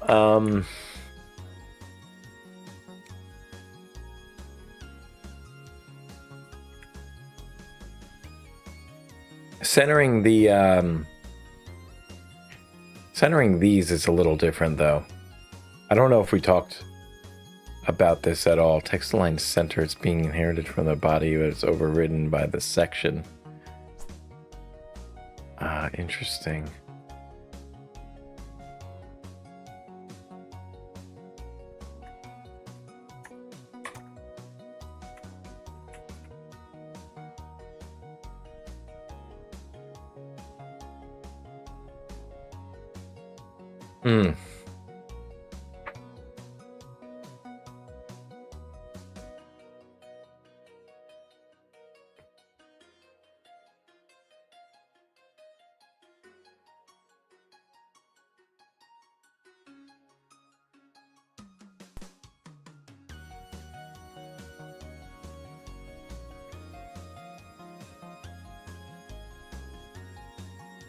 Vertical align display, inline block.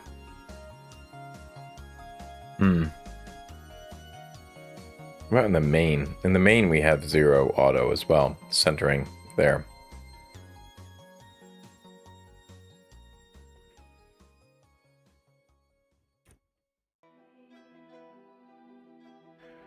Curiouser and curiouser. So there was the main after this here. Main is where we wanted a margin of 0 in auto as well. So why is this? So if we do main and then we do text align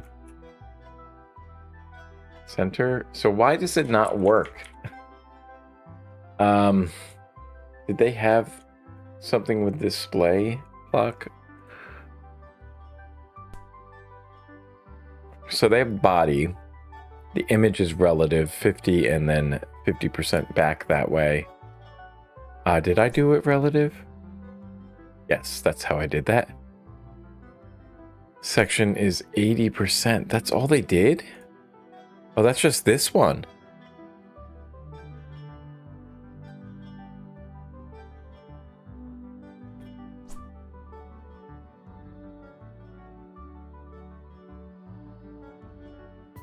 Oh, this is my sheet. Oh gosh. Okay, body, iframe. See, they're using this flex column. They're using flex column on here. So that's what's happening here. display. They're using a different layout. Display, flex direction, column. I don't know if we actually did this. And then we can change this in the main, I think. So in main, what we can do is we can do display, flex, flex direction. Oh, and then it just did it that way. Row. I wonder if I can just do it that way. No, I have to do it like that. Yes. Okay, and then that works.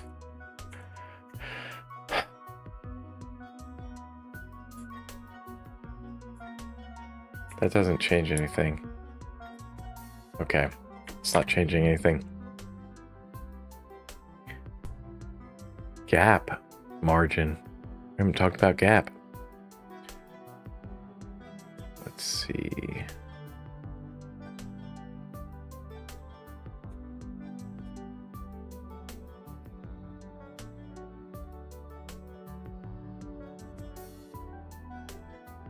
Oh, you know what? I'm not looking at the right thing. Let's see here, because I know that this stuff is the section. So in the section, text align, vertical align top, display inline block is what they're using. Display inline block.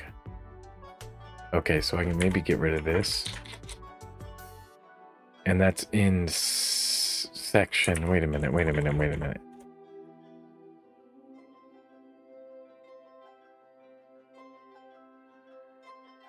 That's pretty cool. We still want this to be flexed though, right?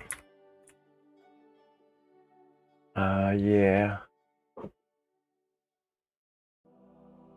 That's reasonably cool, I think.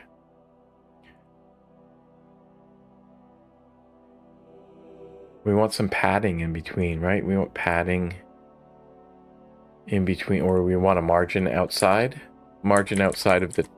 of each section to be zero auto. The top and bottom 0, left and right we want to be 10%. No, maybe we want it to be based off of the horizontal rule. I don't know. 50%. We could calculate it.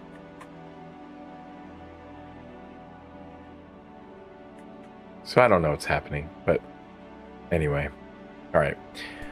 I guess we'll just move along. So the review will be tomorrow. We'll take a look at that tomorrow.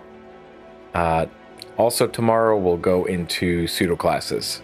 So we'll start off with the review, and then we'll go into pseudo classes. And I think if I structure it that way, I'll be able to remember a lot of stuff a lot better. There's a couple of workshops which take up a lot. So how much actual theory is there? There's 1, 2, 3, 4, 5, 6, 7. And then workshops. And then there's a lab. And then workshops. So it's not... That should probably take most of the day. Most of the 4 hours there. There might be some time left over. So we have Flexbox and all these other things to get through.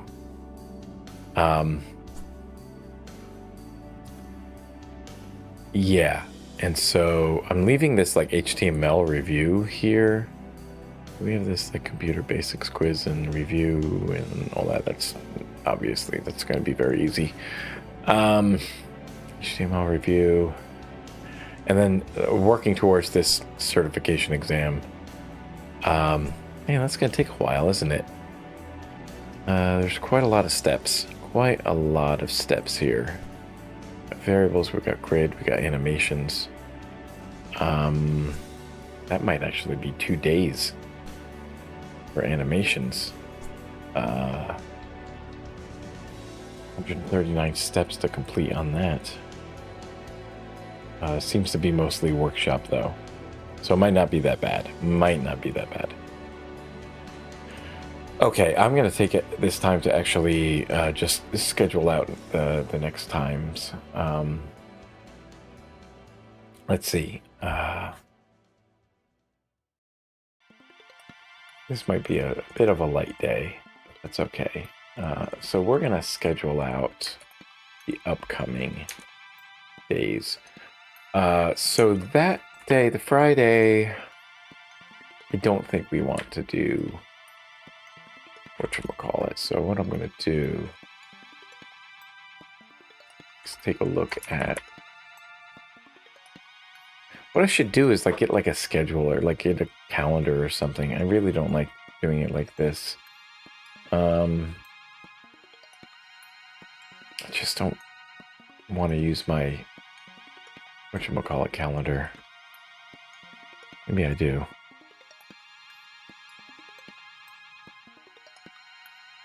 Maybe I do want to use my Thunderbird calendar. I just need to show only the things I need to show. Okay, there we go. Okay, and then that we can just do this. We can do on this day. Oh, what the heck, man? What the heck? Cinco de Mayo. We get Memorial Day on that Monday. Next Monday. I don't know if I'm gonna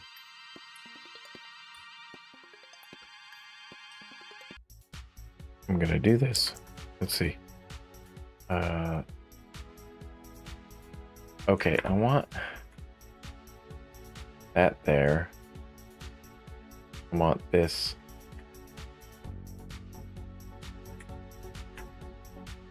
Come on, seriously?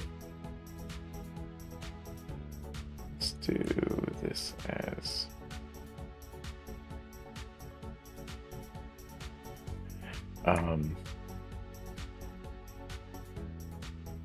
we'll do it down here, I think. Let's see. Let's do this down here. Let's do that up there, and then we'll go over here and we'll do this at the bottom there. So about as good as we can get with that. Okay.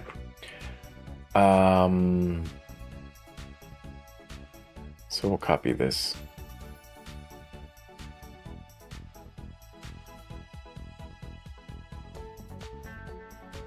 Oops. Okay, well, we have this one. The 19th, we're going to do all-day event. It's going to be a non-category. This is going to be CSS relative and absolute. Units review. Add a link. Could attach a link too. Attach a link to a web page. There we go. And there we go. Okay, and then reminder. Don't want a reminder. Don't want to do this. I haven't really used this that much. That's why I'm kind of a little bit slow with using it. We'll save that. That's all day. CSS units and that review. And then on the 21st, we'll do the other one. We'll copy the link. Copy link, copy URL. And this is going to be CSS, relative, and absolute. Units quiz. We'll do that.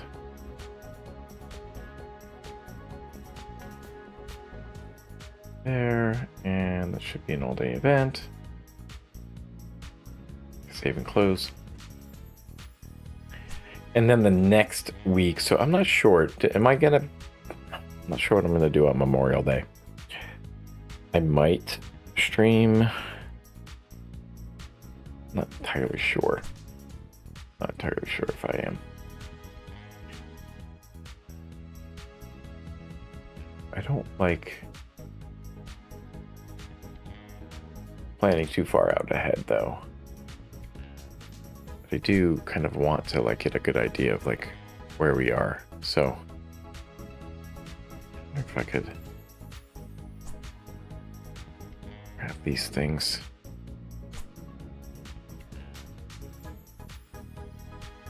So, okay, wait a minute. What do I want to do? What do I want to do with this?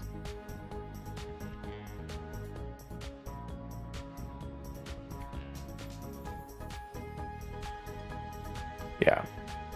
Okay. So we know for sure. So if I do stream, I'm probably going to do the other thing. Let's see. Pseudo classes and elements are going to be on tomorrow.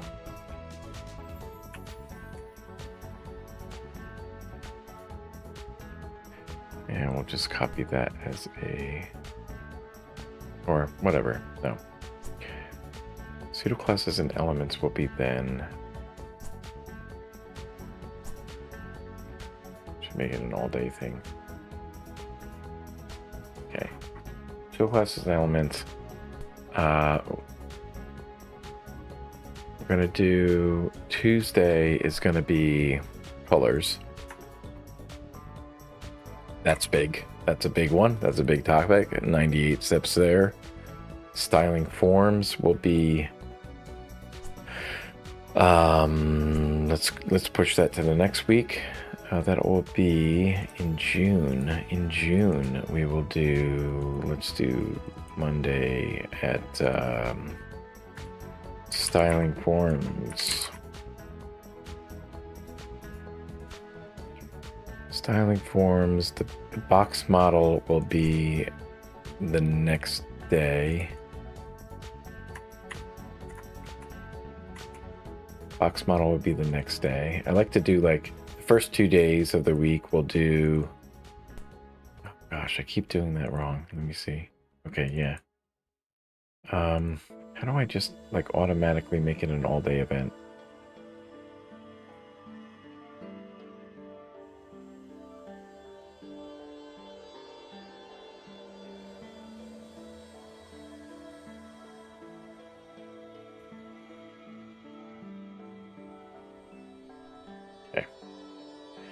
Then on the next week, we'll do Flexbox, which is going to take a while. That's going to be a while.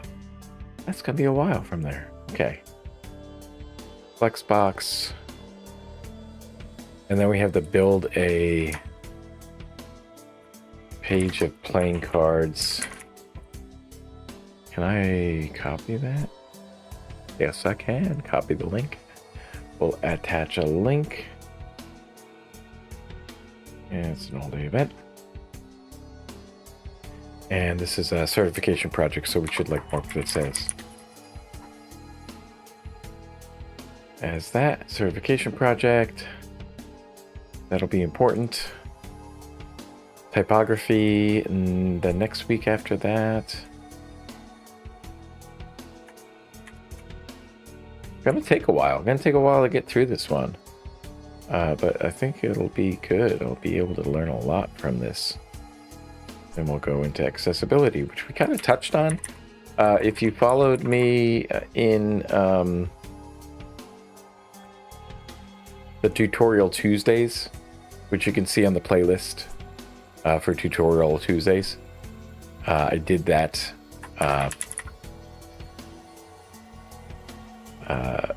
a little bit of that then, and then in this other book that I'm reading, they touch on some accessibility things. The ARIA stuff in that, or AIRA or something, ARIA, I think it is. Positioning, and then attribute selectors. Attribute selectors, that will be an all-day event on the 23rd. And I don't love scheduling these things out here, but at least I can like move these around Okay, so we also have a certification project. Do not... I was going to...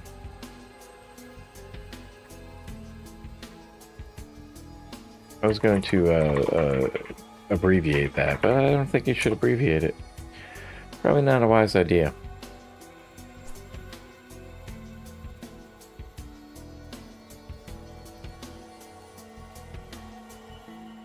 So by June, when? That's a lot of days. I'm trying to think of when we're done. Basically, after 90 days. When is it 90 days? Wow, we're gonna look at responsive design on one day in June there. And then in July, I think I have to schedule that off. Maybe we'll take a break from that stuff anyway. And come back on the 13th to finish this stuff up. It's going to be the last... Oh my god, there's so many projects. Okay. Certification project is build a technical documentation page. Nice, okay. And then we'll do variables. All day event. And then we'll do CSS grid on the 20th. We'll do build a landing page.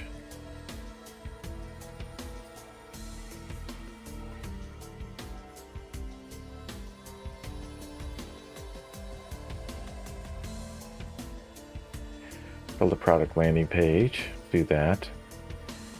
And then nicely we'll do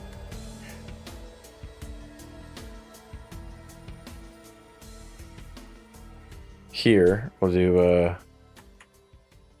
wait, animations, and then this will be the week I guess that we finish this up. We'll do animations, all day event, then save and close on that Thursday, or you know what, we'll do the thing on the Thursday, on that day. HTML review, or you know what,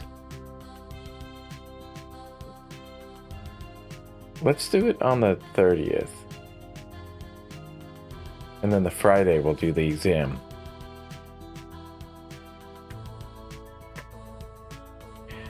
HTML and CSS review, and then on Friday we'll do the responsive web design certification exam, and that'll be the big one. And so, wow, this is looking like it's gonna take a while.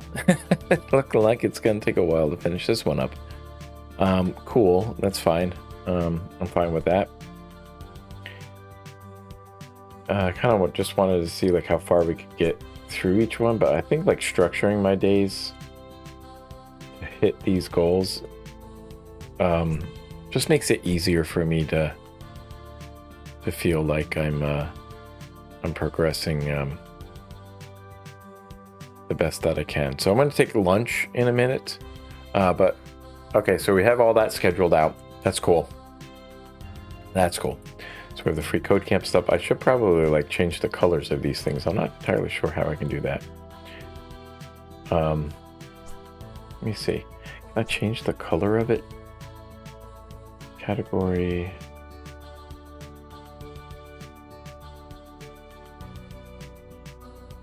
Change the color. Priority. Public event status. I don't know. I guess you can only do it with the other stuff. Okay. That's fine, I guess.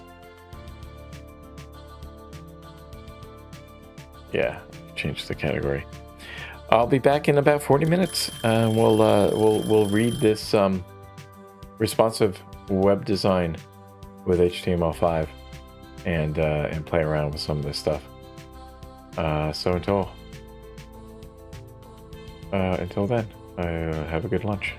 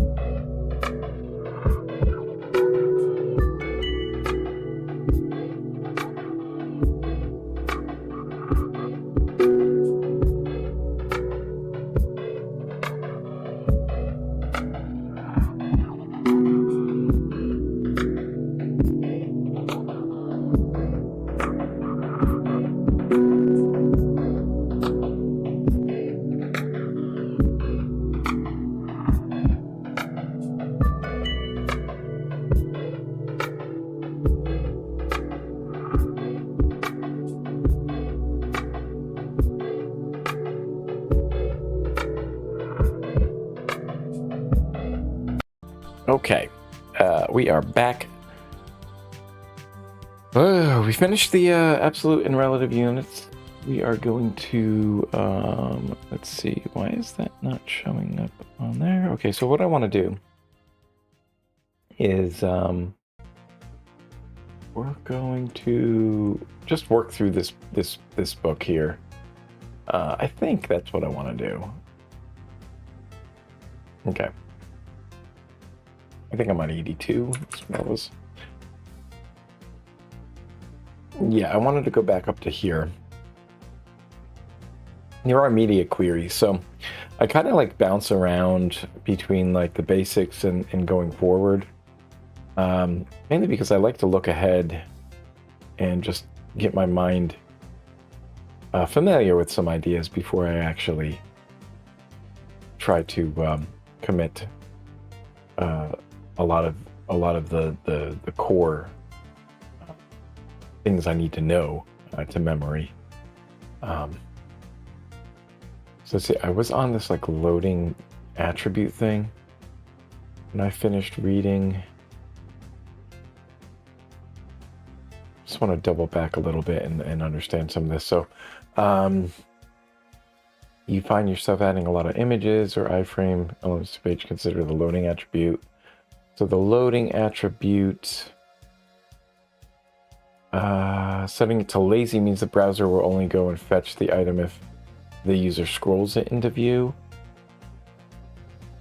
So we're talking about HTML elements here. This is really useful for any media you know will certainly not be visible when the page first displays. So where were we on this? It's been a while since I started reading this. We're talking about writing HTML markup, embedding media into HTML5, and where we are here, there we are, okay. How do I want to do this?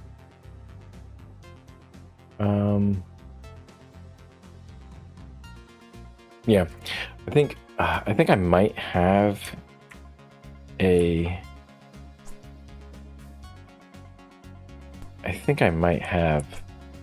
something for this. Oops, I didn't mean to do that. Okay, there we go. I think I might have something for this. I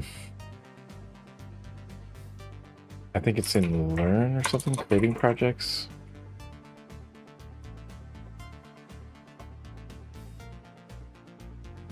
No.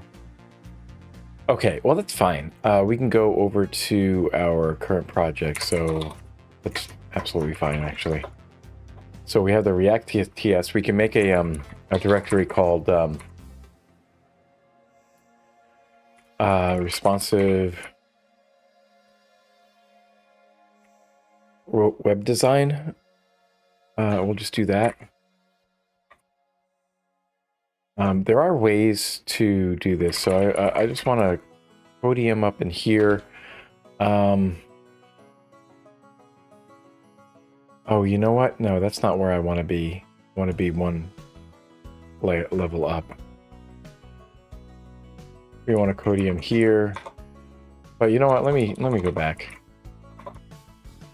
CD into responsive web design, and we'll codium from the folder above it. That's where our VS Code settings are, and so we'll be able to yeah, and we have all this other stuff. So we'll take a look at your responsive web design. And what I want to do with this, because there is a way to set up an HTTP server or something, like really easily. I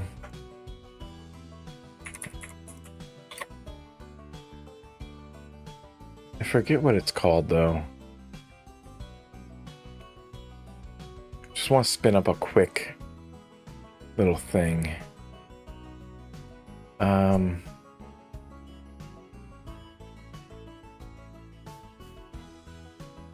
do you do a quick web thing? I have this one installed, and open in browser,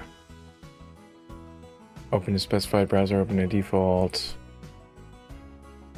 Okay, we can do it that way. I guess it's fine to use this. There was something else I was using. I can't remember what it was called. Oh, there's a thing on PyDance that's disabled globally by the user. Oh, I think that was me. I think I disabled it. Okay. Was it open remote? No, it's not that. It's not that one. What was it called? There was some extension that you could use. Is it a TLS server or something?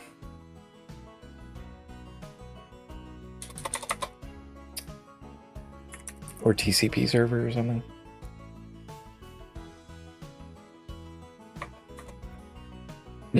What was it called?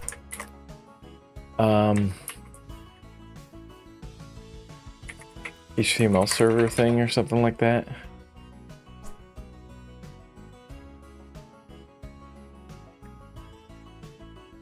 Oh, it's live server. Do I have that installed? I do. This is what it is, live server. Okay, that was when I was looking at the TLS course or something like that. How do I use it again? I have to give a setting or something. Hit go live to do that. Subserver. Basically what it does is it injects code into your page that will reload on update on when you save your file, so I don't have to like go and update.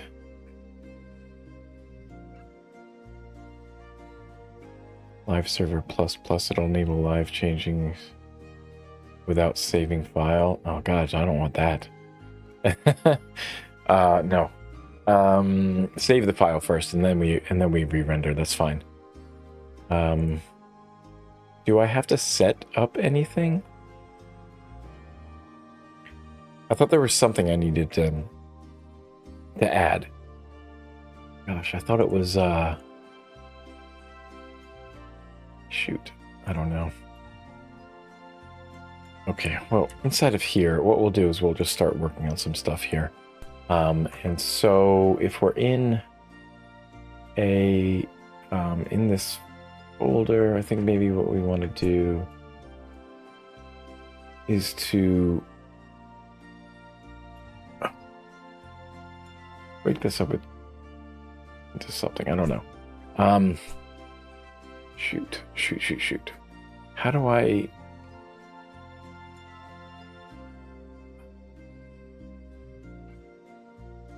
Can you import files?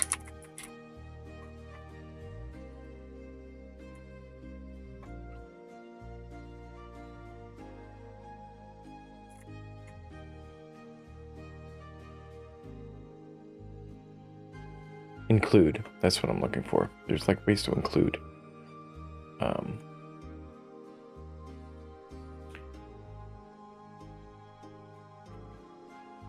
Div include HTML. W3 include HTML. Why is it W3?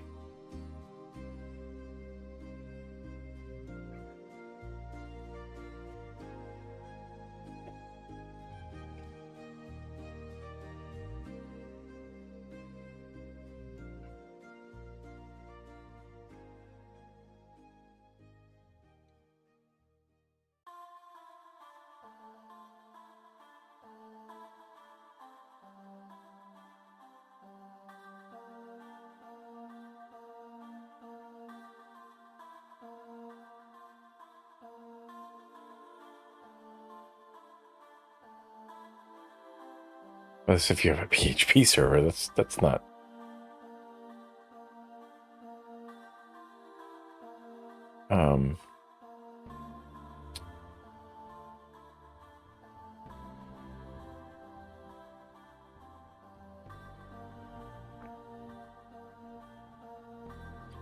That's fine. Maybe we can just we don't have to have all the other content and all that other stuff. I don't know what this W3 element is. That I think that's for their web page or something. call include HTML at the bottom of the page.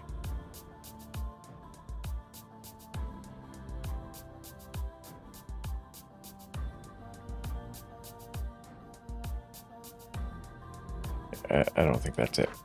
Okay, what do I want to do? I want to say I want a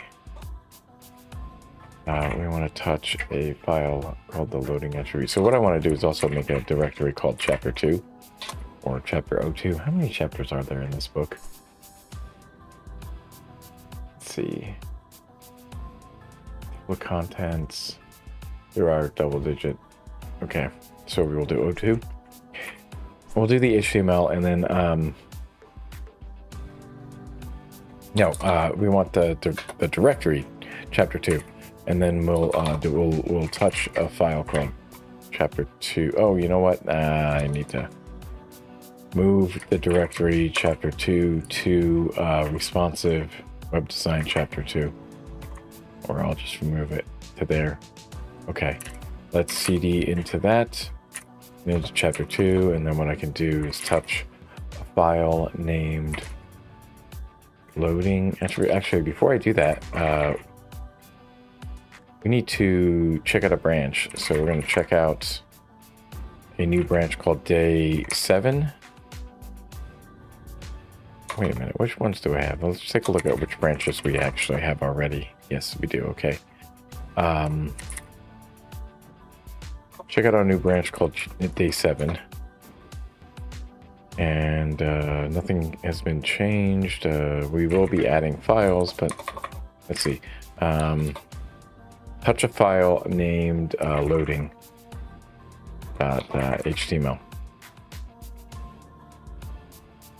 And then so inside of here, what we'll do is we will open that up. So inside of here, can we get some boilerplate or something?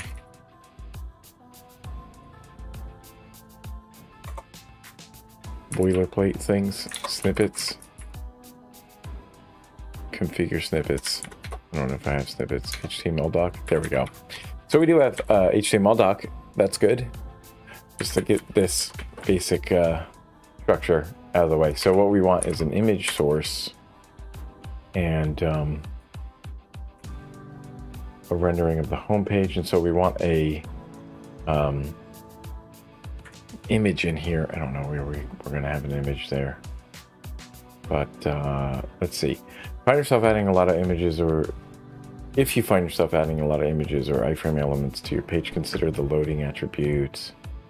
So this attribute set to lazy means the browser will only go and fetch the item if the user scrolls it into view. It's really useful for any media you know will certainly not be visible when the page first displays, meaning the cost of loading that item is saved until it is actually needed. It's literally as simple as adding it like this: home image PNG, and then loading lazy. So if I have like a lot of text or something, or you get some like lorem ipsum shit or something.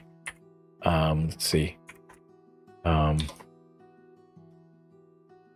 Bunch of text, and then we can do a P here. Let's just do like a main element or something. Or, yeah. And then,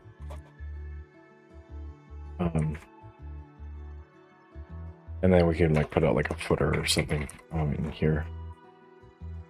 Oops.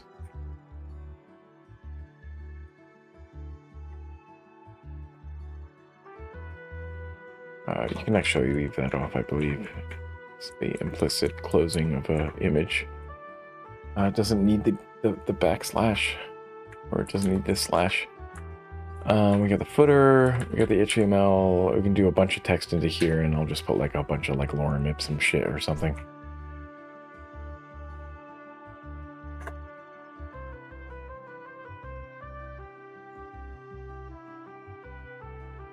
5 paragraphs of lorem ipsum.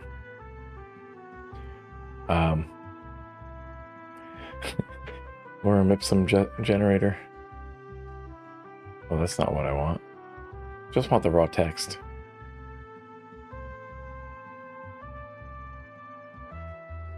Just go to Wikipedia, I guess. Oh my gosh. Can we please? Source text is there. There's all the links and shit, so I don't want any of the links. What I want is just a like generator. There we go. So I can get like, 5,000 words of that. Or I can do like, yeah, let's do 5,000 words. I mean, that's like enough there.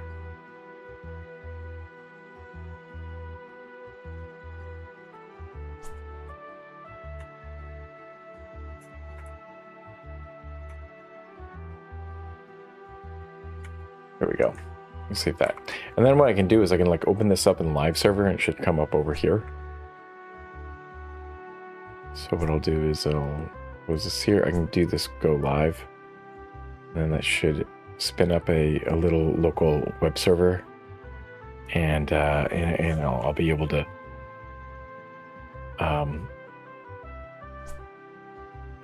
yeah, do that right here. Bunch of text here. And then we have this here. So what I'm looking for is to be able to put an image in here. And so I need to get an image, and I'm not entirely sure what I should use. So we need to put an image in there. Let me find something worthy of putting here. Wallpaper. No, I don't want wallpaper. Save pictures. Oh, what about in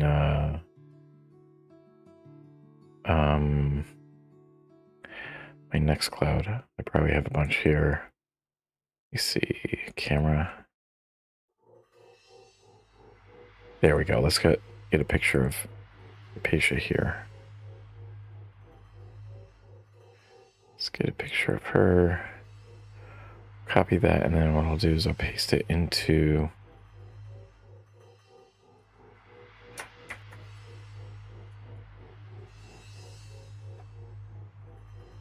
current project.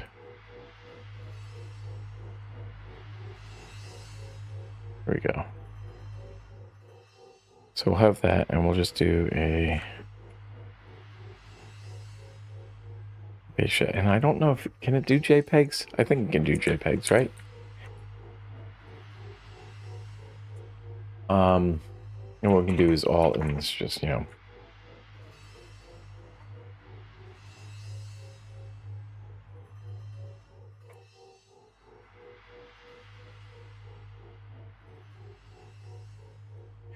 if we do it like this, then it's going to show up here. So if I hit save, it should do that. But then, let me see.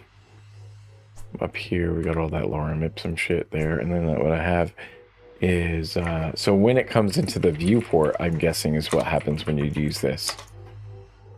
When it comes up into the viewport, that's what's going to happen.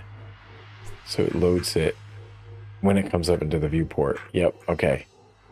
And so that's actually very large image. It shouldn't be that large. We'll just do the width to maybe 300.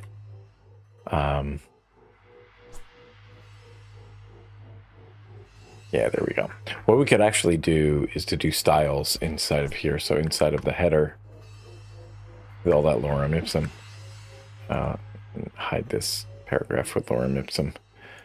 And in the header, what I can do is put some styles.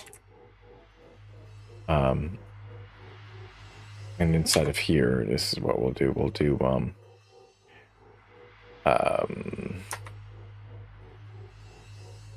I think this is how you do it. I'm not entirely sure actually how you do styles with this. Can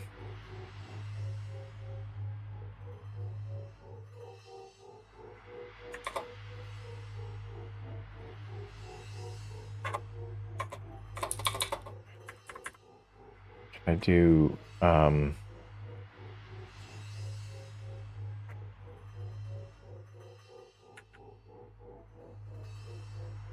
image width equal to 100% the viewport or something like that?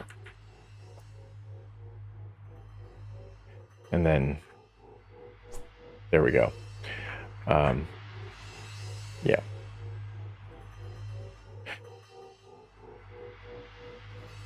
So that's working because of the, what do you call it? Where is the, is it background or something like that? Or is it, how did we do this? There was max width, I think is what we wanted to set it as. It's max width. It's 100. And then we can just get rid of this. There we go. That's there. So it will load, like if I reload, the image is not actually loaded. And then I come down here. Well, okay. I'm a little confused. Maybe it's cached. If we do a control shift. It may be loaded really quick.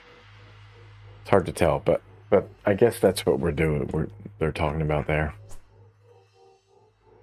Okay. Lazy loading, and then so we also have like this thing with the video embedding, stuff like that. So this is just an example of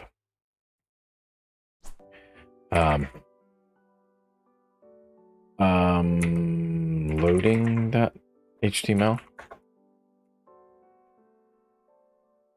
And do I want to...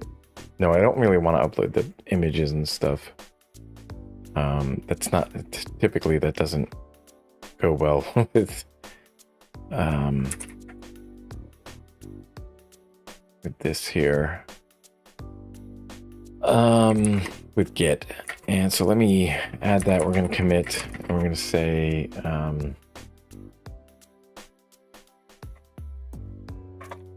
lazy loading an image, and this is on page 58, and this is responsive web design. So I should put like RWD. Responsive web design is RWD then for that.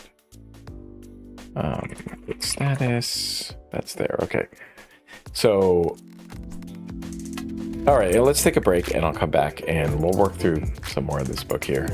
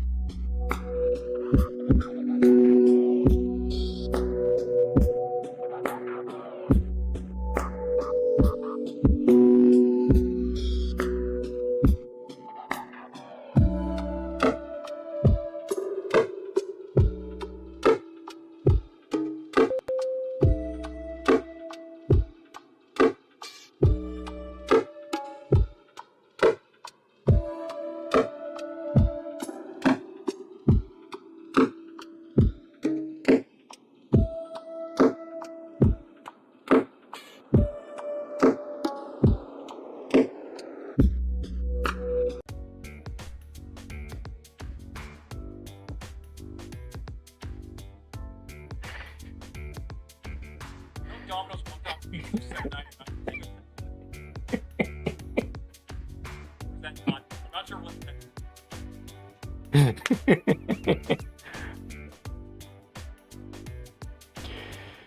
Okay.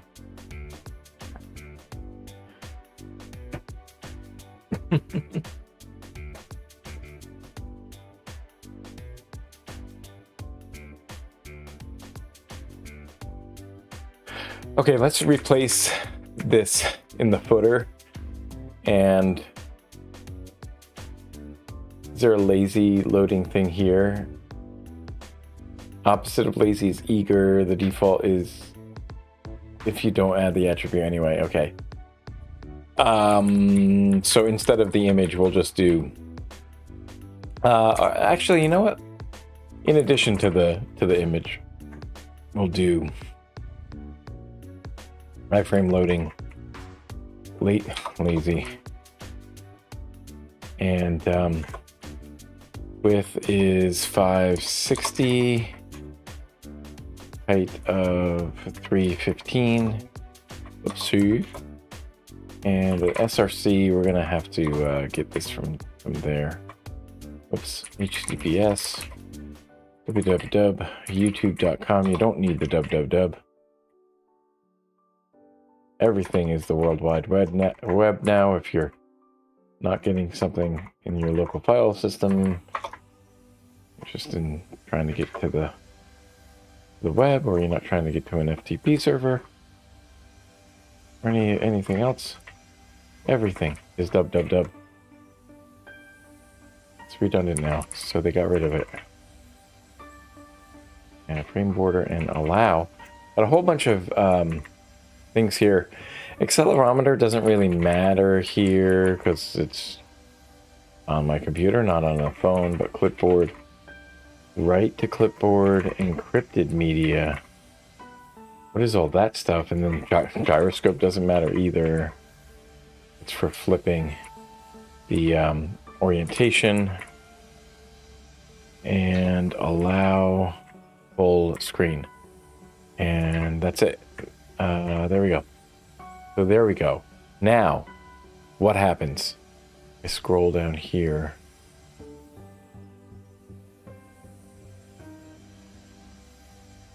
We see Hypatia there, and then that loaded there.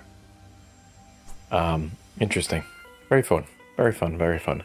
And then images, we can do image, or we can do iframes. Iframe elements as well. We can set to the max width of 100 there as well. Cool. Cool stuff. Cool stuff doing this, like, responsive, all this responsive stuff. I always thought, like, for the longest time, I thought, like, I wouldn't get into, like, doing web stuff because I thought, oh man, I thought that, like, doing all the front end stuff was just like, oh, you have to make sure that everything is good on every single every single device, so that you have to, like, you have to own these devices, or you have to use, like, emulators and stuff to emulate the different sizes and stuff. I didn't know that you could, like, for one, do it, like, do that all over the dev tools in Chrome and whatnot. And also, like, I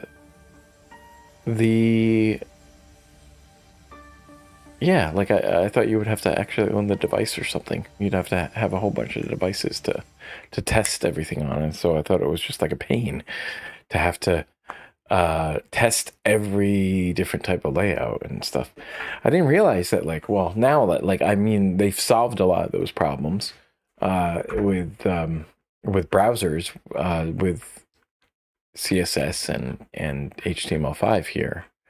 So it's kind of amazing. It's an amazing time to learn about this stuff and learn how to do this. Modern web browsers that are really freaking powerful. And so next we're going to look at the dialog element. So what I'll do is I'll commit this change here, git commit or git add our loading HTML, and then we'll commit the change, which is the iframe lazy loading and iframe element, and that's going to be sponsored web design, and that's also on page. Did I say 59 or it was 58 or something? Take a look at the log and keep going, right? Because it was, yeah, okay, that's right. Okay, and we can close that down, get this up, and so we can get rid of all that like lorem ipsum shit up here, I think. The dialogue element, you can take a look at.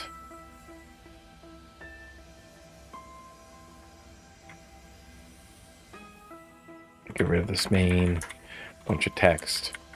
We'll get rid of the footer and everything. All this stuff here. Oh, you know what? This is all in there. Let's just save this.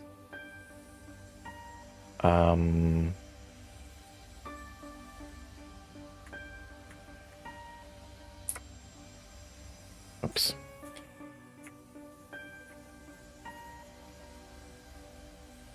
Oh. Shoot, I don't know what happened here.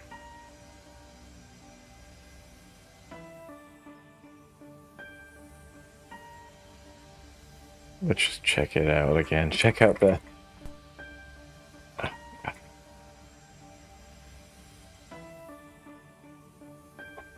Just check it out again. There we go. Good, and we can close this down. What we can do is we can create another thing. We can say dialogue.html, and we can touch that, and then we can open that up. Oops. And then we can use a snippet here. The HTML doc. And so in the body, what I can do is I can do a body ID.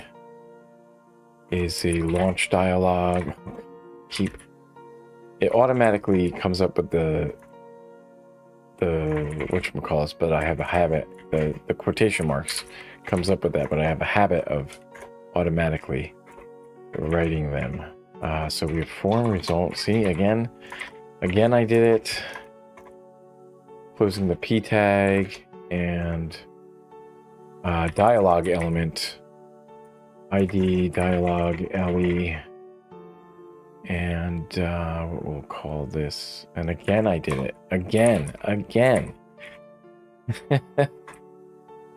form method. Maybe there's got to be a way for me to turn that off, because it's just a habit for me to do it, so I really shouldn't have it on there. Oops, what am I doing?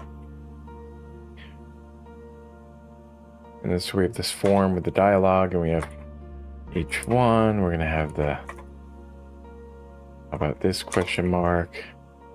Can we close this one down? We're going to close that other one down. We're going to dispose of that one. Then we can go live with this one. And take a look at the dialogue element here. A native dialogue. There, so lots of cool elements. Where's the dialogue though? Right, where did it go? Where did it go?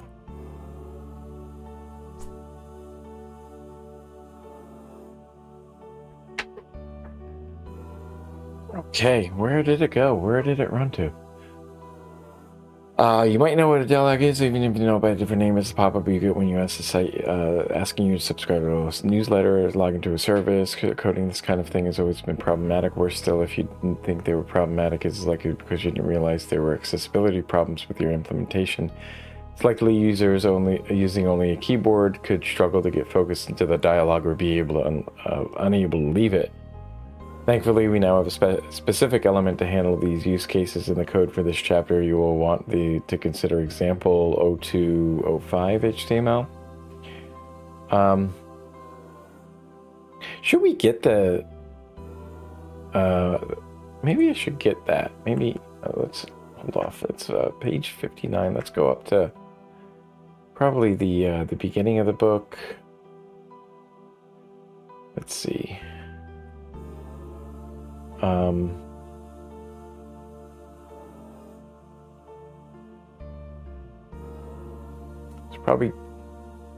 There's probably some code there with the. Oh my gosh. Okay, so it's not listed here. It's probably in the first page. Okay, so let's go over here. The section 1.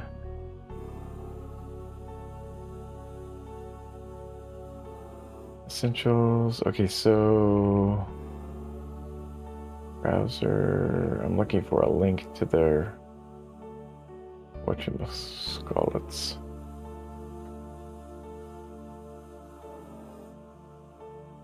Oh right, caniuse.com is a great website.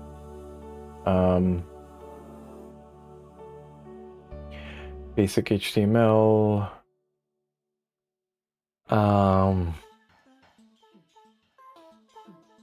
Container queries. Gonna look at that soon. So we're going further than I think what Pre-Code Camp does. Max width and width, intermediate is.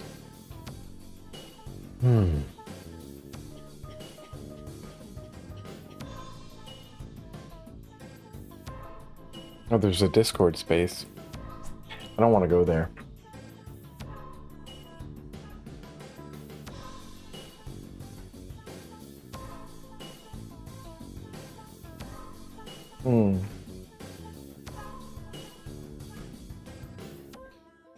Just speed running this right now. I don't think I see a link to the GitHub, but it's got to be somewhere. I definitely missed it.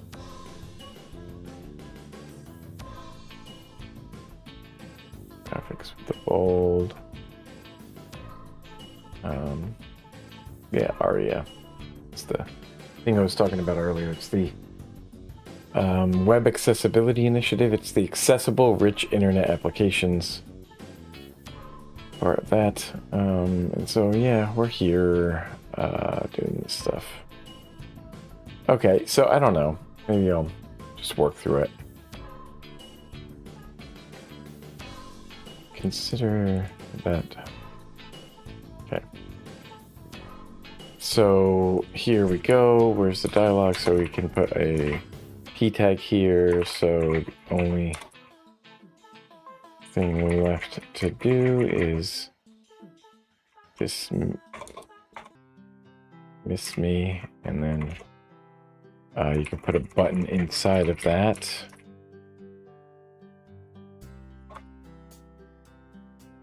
Dismissed.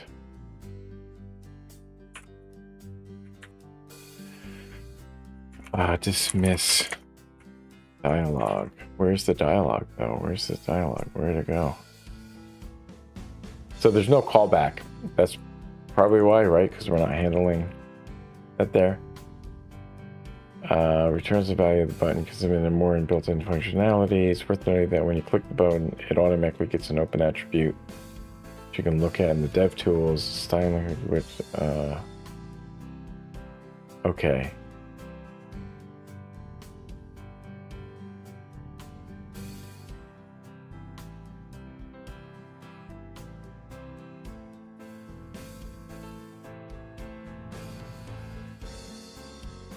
Right, okay, so it doesn't tell us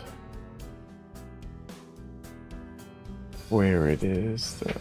Let's see, if we open up the dev tools, it will show there.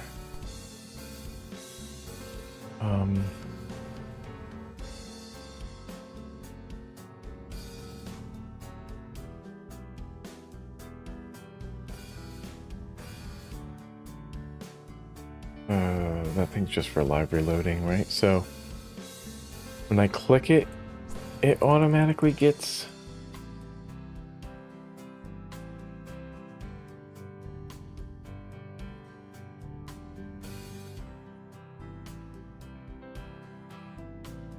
backdrop of the tab, so must be missing something. I think form wrapped around the dialogue.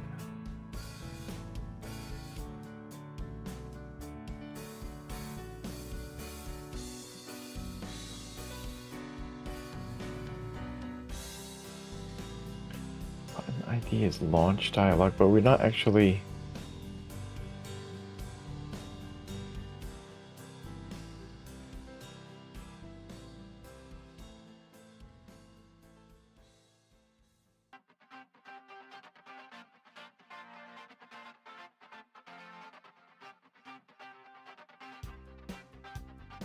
I think there's something missing here.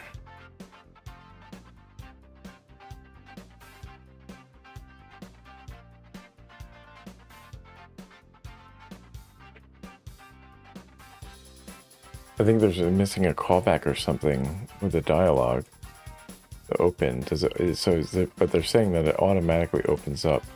So dialogue LE, launch dialogue is the ID. ID is form result. The ID is there.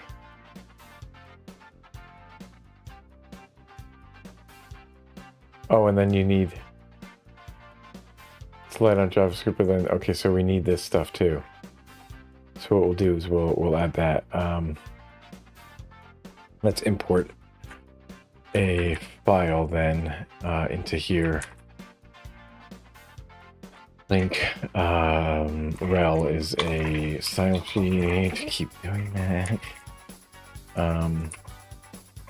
Oops. Href is going to be a dialogue or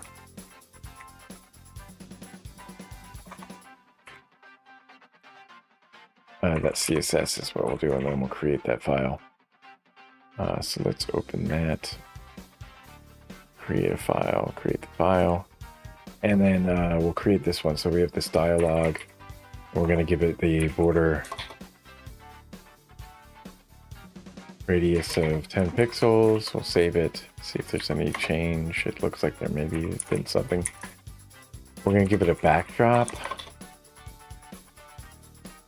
And an animation fade 0.5 SEs forwards. And then I think in order to do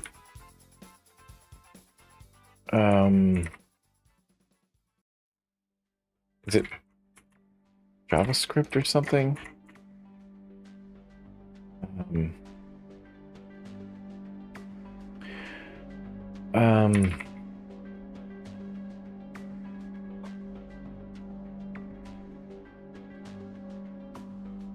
And then we can open this up and we'll just create the file here. And then so inside of here, we're gonna create the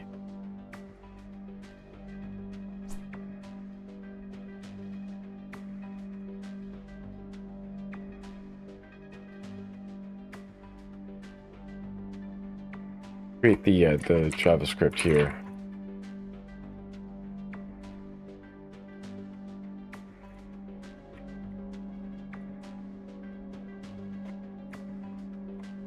Just grabbing the references to the elements in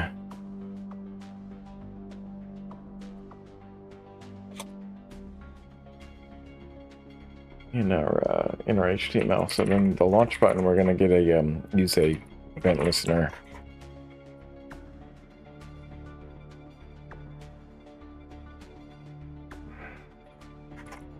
Show modal is what it is, and then the dialogue. Add event listener on close is what we're looking for. Get this arrow function here. Form result, the text content. We're going to do set to dialogue LE, the return value of that. Oops. And that should be that. So when I click on this, this should do something. No? Really? Did I not do the JavaScript thing right?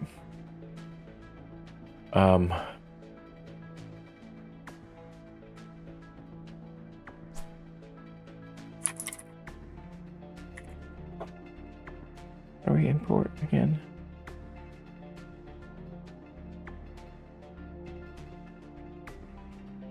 Oh, I think it's the script, right? I need to put the script in at the bottom. Yeah.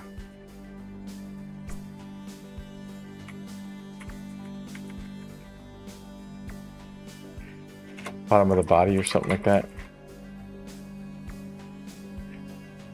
And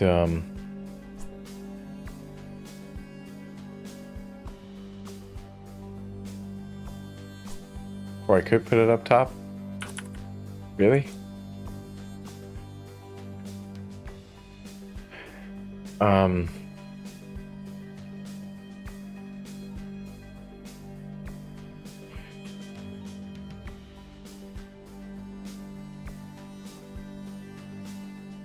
There we go. Now it's reloading. And when I do this, nothing's happening though. 80s forward, so on click, nothing's happening.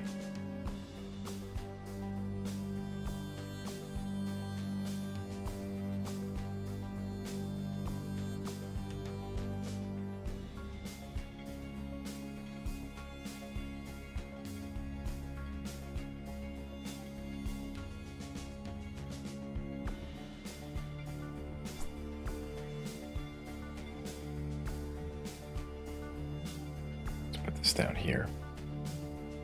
Come on, all the way over here. Gotta bring it all the way over to that side in order to get it. It to register as you wanting to move it over there. That's so weird. Okay.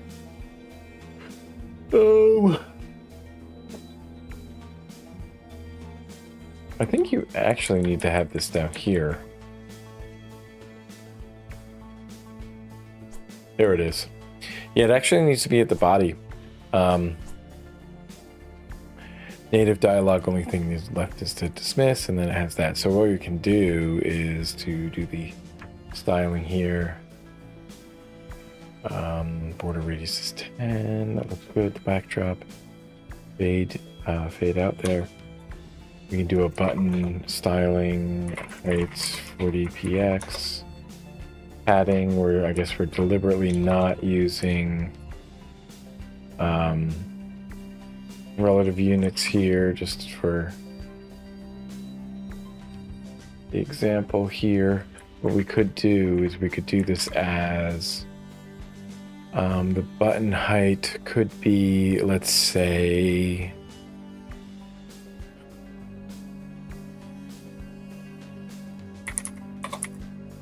fit content. I think maybe that's what we could do.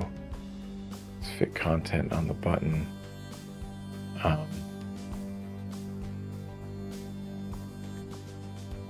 Padding's fine. And then button, when we're on focus, outline 2 pixels solid. F90, okay. So I don't know what's going on. So when it's focused, okay. So when we tab into it, okay, there we go. We'll be back in a couple minutes.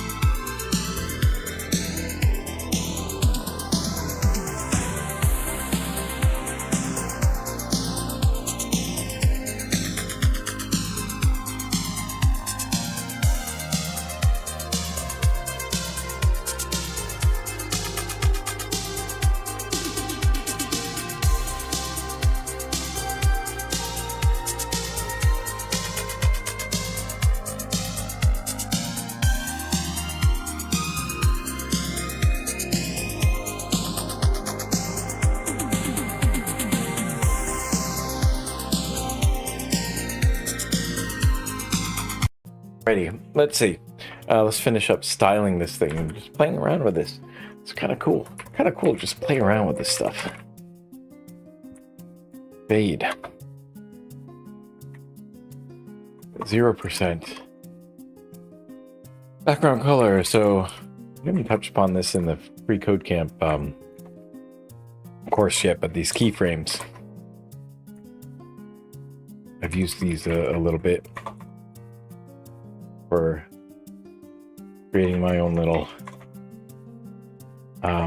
animations or scrolling elements or scrolling text and stuff on my elements in whatchamacallit. Yeah, that's nice. There's this Miss dialogue is focused. Nice. A native dialogue. We can also like set with the dialogue. Change the border radius, change the max width to be 90%, just so that it's not as large, I think. Max width, maybe 50%. There we go. I like that. How about 75? 75% seems like a nice happy medium. There we go. And then it's centered. So it's interesting. Centered on the page. Which is fine. So that's nice.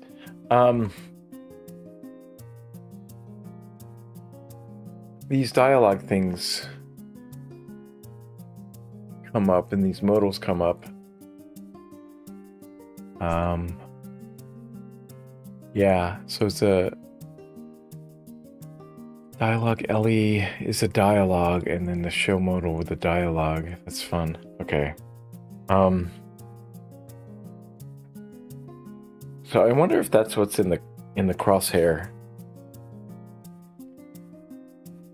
In crosshair. Do I have the GitHub? Let's open up GitHub for a second. Take a look at that crosshair. Whatchamacallit.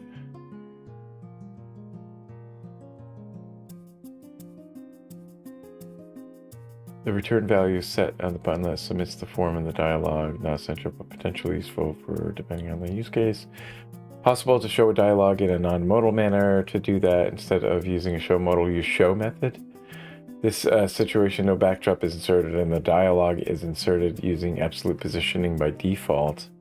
So now we know how to create, control, and style a full working dialogue, which is fun.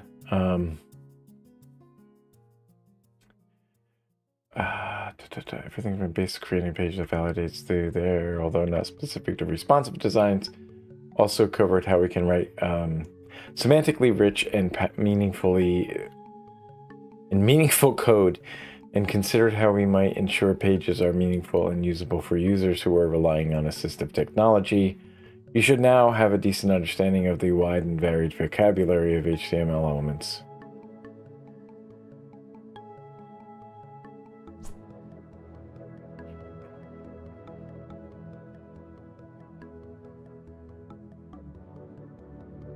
I guess we could sign in, but there's like a whatchamacallit thing I have to do.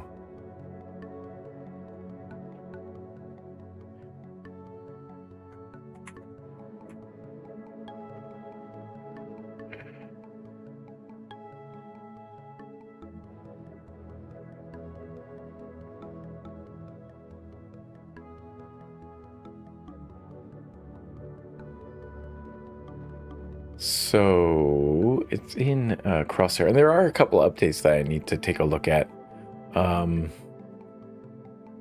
Solver preferences broken for anonymous users. I didn't even think that you could use that.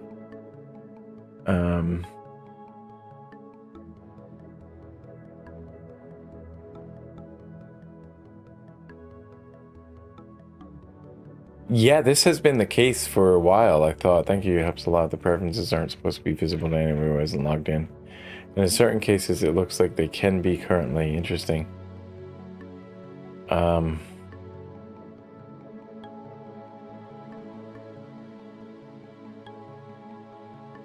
Mac OS with Chrome. That is an interesting issue.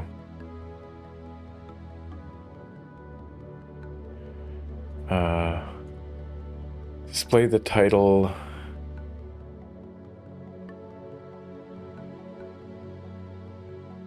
Of the puzzle outside of the pause modal.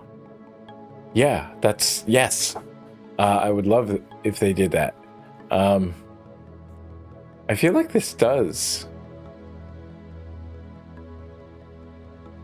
It's not shown anywhere in the puzzle page, but it is in the title.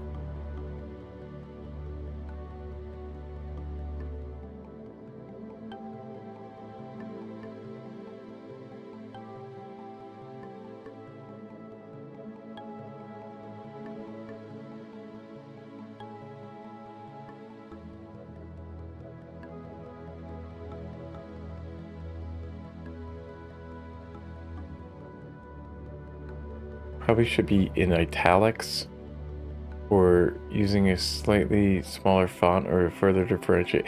Yeah, I think you just need to differentiate it from other stuff in the site. Truncating in case where it doesn't fit, but please be sure to tooltip displays the full tit.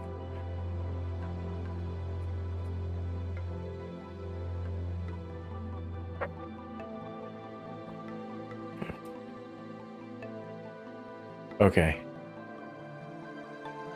Mark that as done. Does it go to the next one? No, it doesn't. Padding around the grid. Let's see. The fact that the grid is flush with the browser window bothers me. I'd rather see something more like this. A little bit of padding. I added padding 10 pixels. Padding should probably be... I don't personally prefer this, but see options. I'm willing to add it. Is in favor. The implementer should be sure to not add any padding at mobile breakpoints and to not change anything for slate embeds.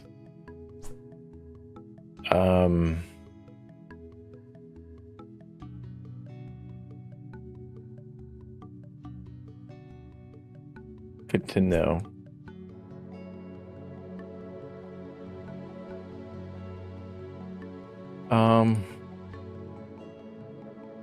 So I don't need to go back to there. I should have clicked through. I'm watching some, right? Where are the ones that I'm watching? How do you find those stars? Is that what it is? Is it stars? But I don't I don't want to do that. I know that I would like to just go find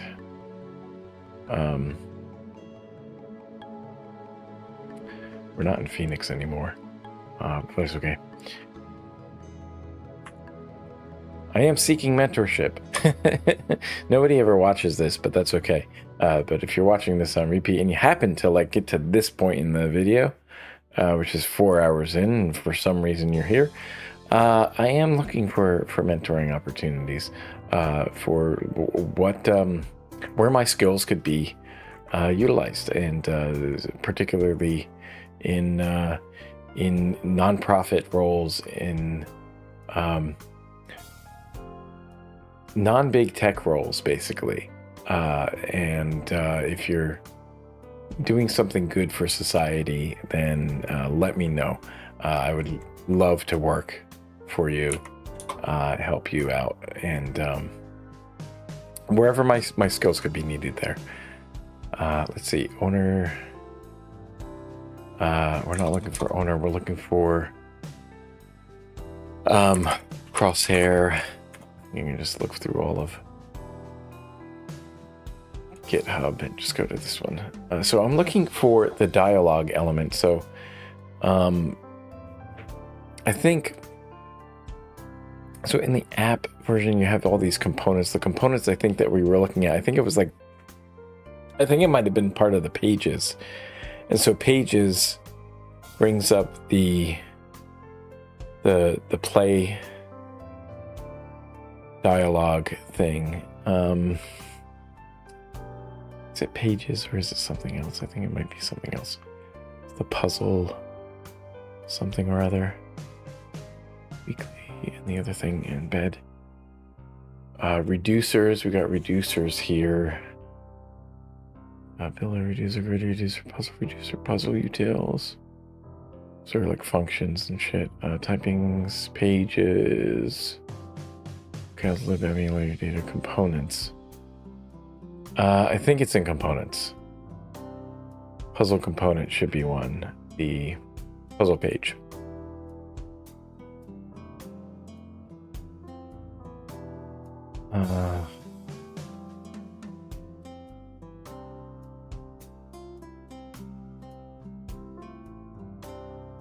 Look for if they actually use the dialogue thing. I think it's different in React. They're different types of things, right? To display a set loading, play, true, set play, cache loader, puzzle page. Where's auth? What is the puzzle page actually?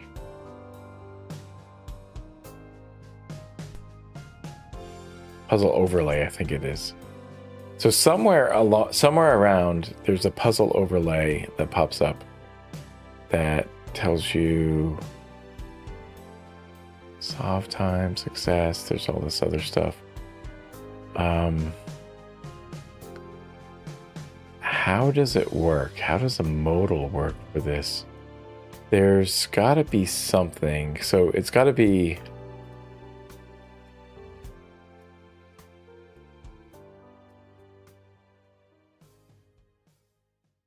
How would it actually work?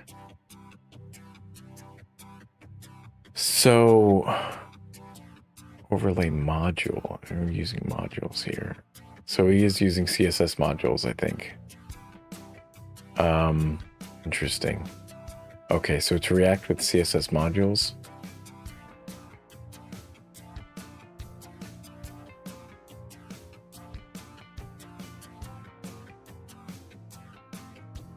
Is this the puzzle? Is this the grid?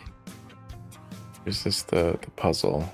Grid there, you get grid context. Interesting.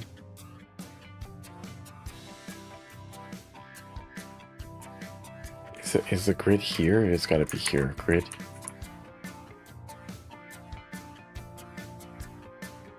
No. Okay. I really wish I could see like where it's used.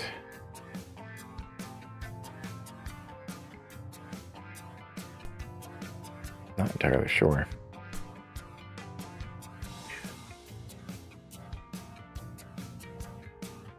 Oh gosh. Okay. I don't know. I think what I want to do is I'd like to look and search through the entire code base. How do you search through all the code on here? You can go to the file, but I want to look like search through the code.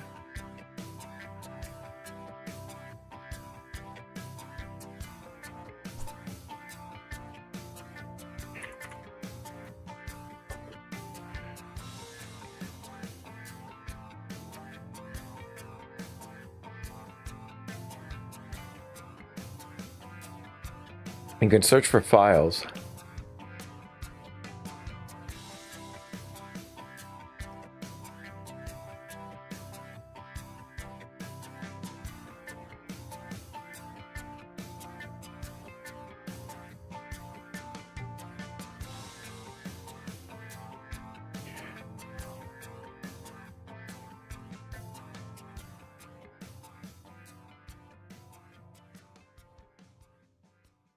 Repo crosshair.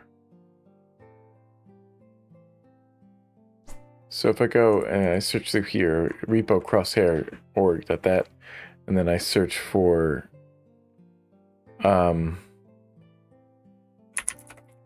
dialogue, and I look for dialogue elements. Oh, that's how we do it. Okay, so yeah, that's it. They don't use dialogue elements here. So how does... How do dialogue elements work in React then?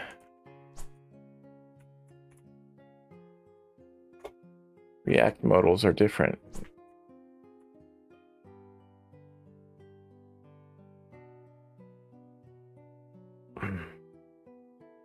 Show completion modal, and so that's different than the other modal.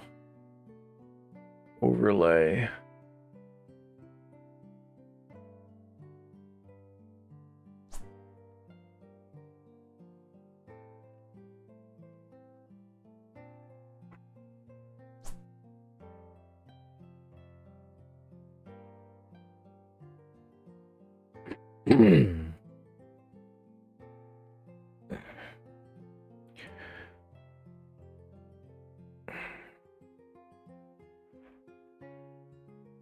Ah.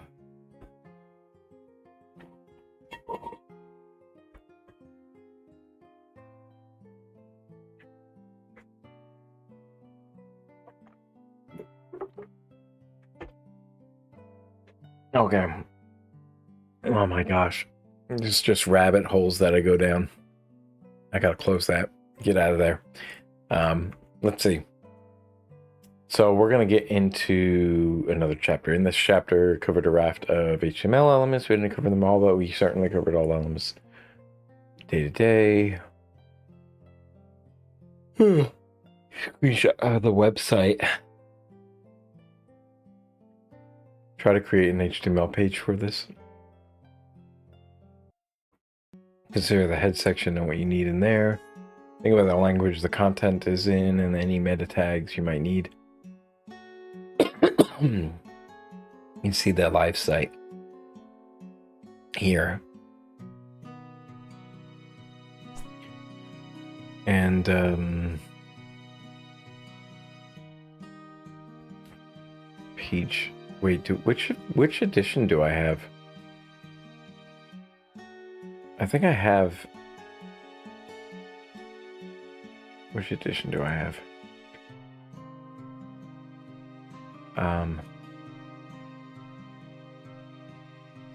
2022. There might have been some updates.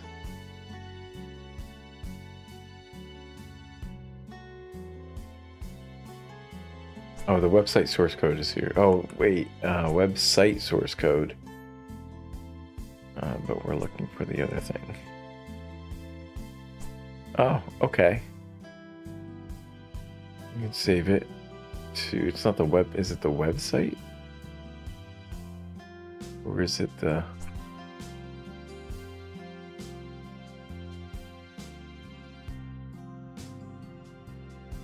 I don't know which version I have, honestly.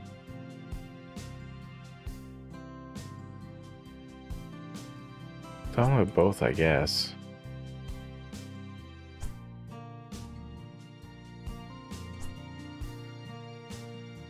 Oh, is that what it is? Wait. I don't want to replace that then.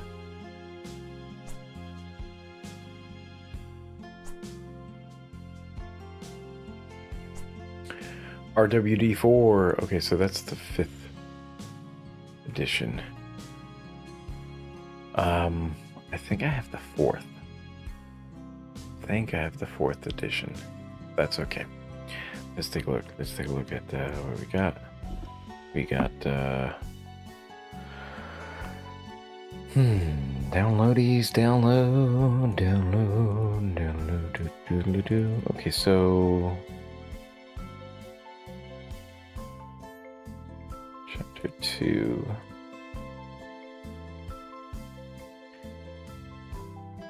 Huh. That's funny. It's actually working. And my video. Images and CSS styles of CSS, okay.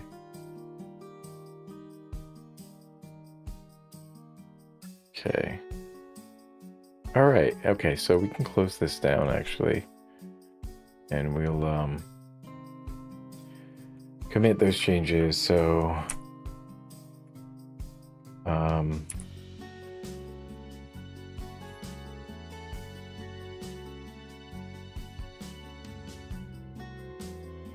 There we go, and then we'll add this. I should just move this up a bit.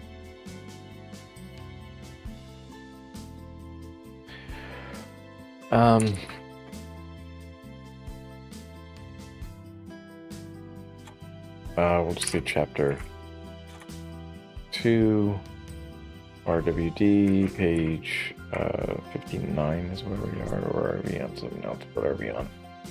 65, page 65 is where we are.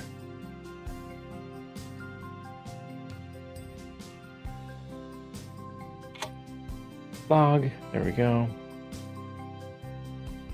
Quit out of there.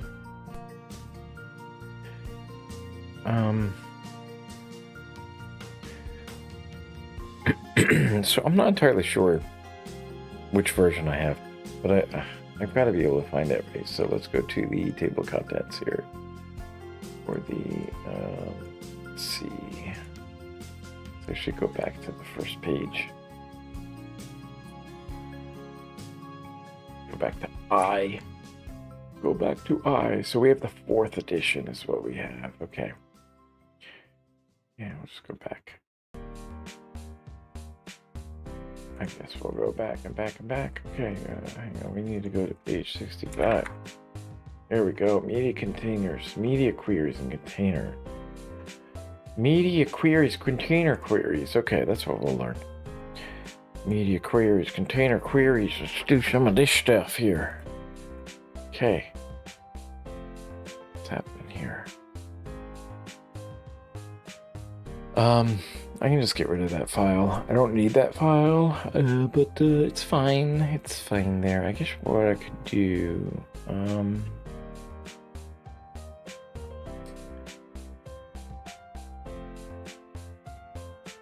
do I not have a git ignore up on here?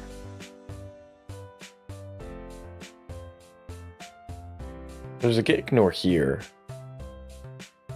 and that's good. So git will ignore from there, but the thing is I need a git ignore here. And so what I'm gonna do is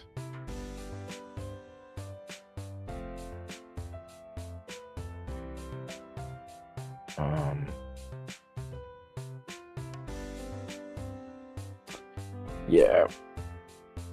Here's what we'll do. We'll go back here and we'll create a git ignore.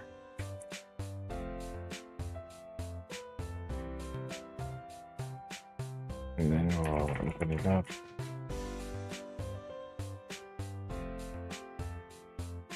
And so inside of here, what we'll do is we'll get rid of the JPEG stuff. So anything with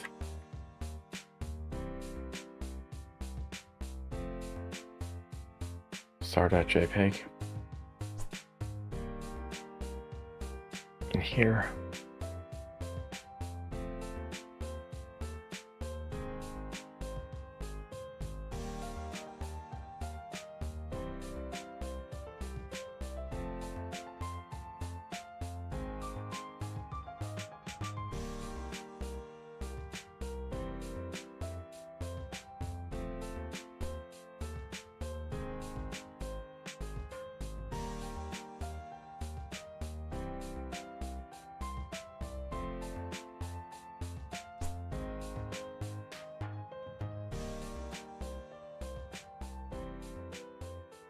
And we'll just commit this one.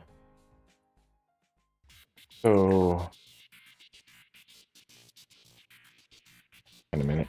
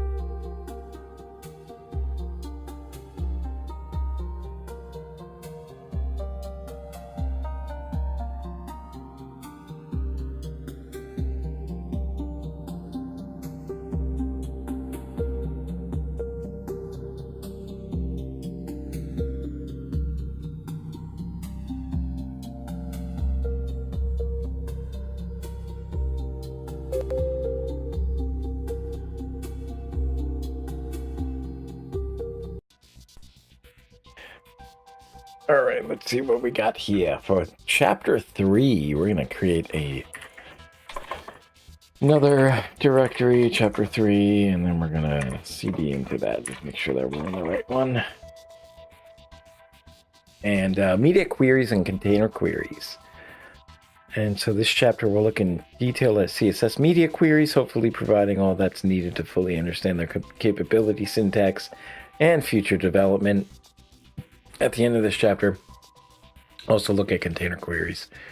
Chapter is written in mid-2022. There are only experimental versions available of container queries in some browsers, which I typically won't cover. Let's see, because can I use it.com?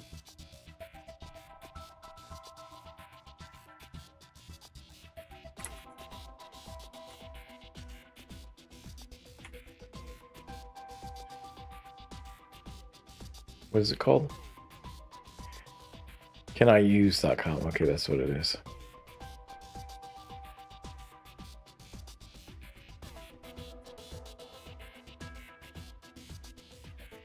Container queries in Safari, in Firefox. Not supported just yet, apparently. But in Chrome, apparently we have that. So not in Firefox yet.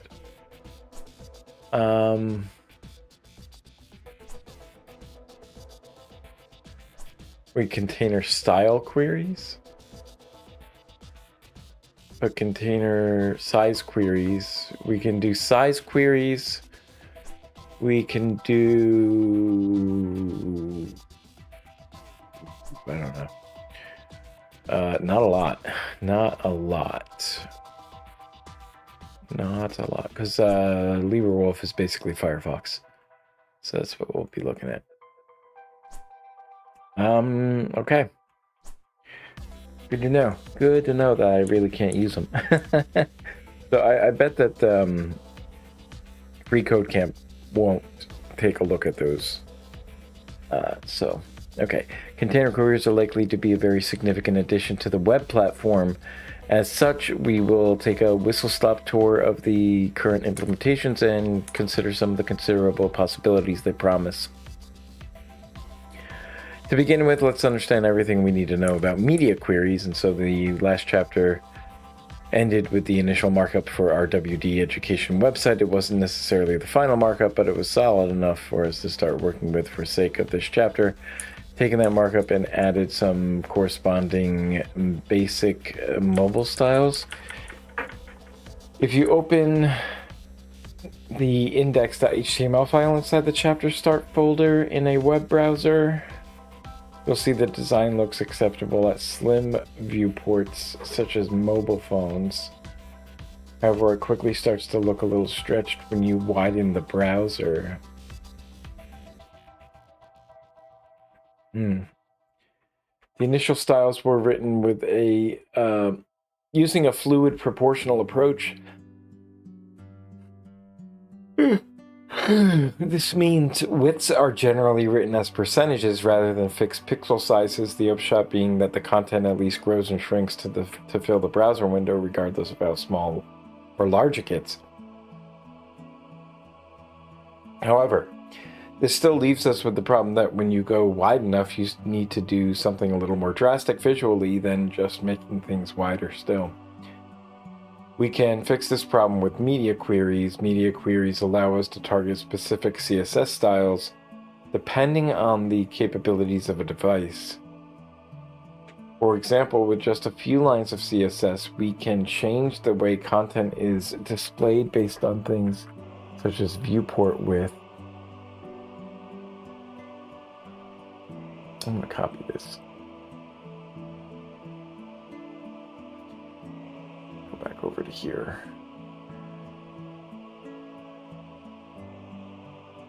So we did finish this. We finished that stuff.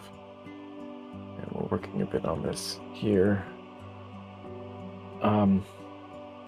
Media queries. Allows target specific CSS styles depending on capabilities of the device, for example.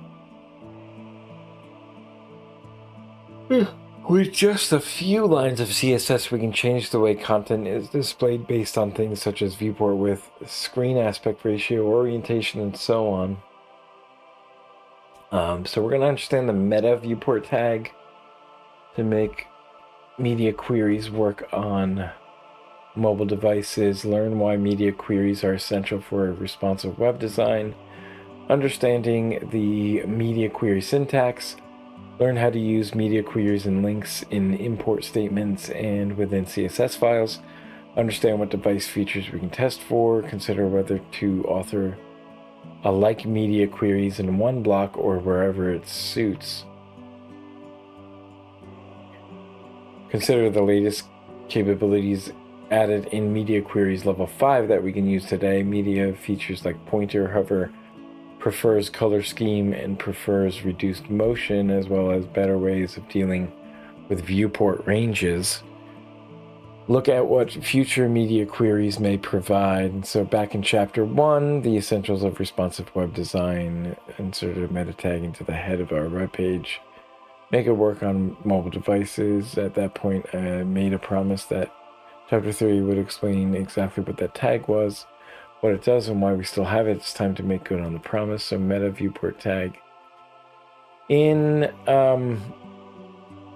2007, Apple released the iPhone, and they introduced a proprietary meta tag called the viewport meta tag.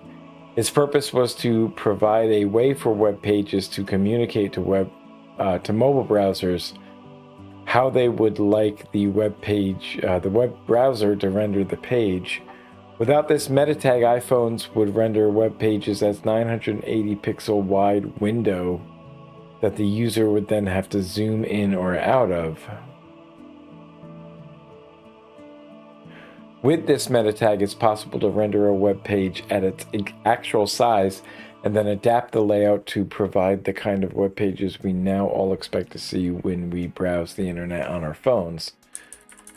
For the foreseeable future, any web page you want to be responsive and render well across small screen devices, we still need to make use of the meta tag, as Android and a growing number of other platforms also support it. As we're now aware, the viewport meta tag is added within the head tags of the HTML. It can be set to a specific width, which we could specify in pixels, for example, or as a scale, for example, 2 times the actual size. Here's an example of the viewport meta tag set to show the browser at twice the actual size. So real quick, if we just go back to the previous example with the dialogue here, and we just set up the meta characteristics here, we do a name, a meta name viewport, and the content we set at initial scale 2.0. I don't know why I keep doing this. I really got to turn that off every time I do that. And then I can do that there and save that. And so if I open this back up, well, it's still there, is it not? Or is it the other thing? Here we are. We're going back here. So we don't actually have a title up here. The title is title. We could say this is our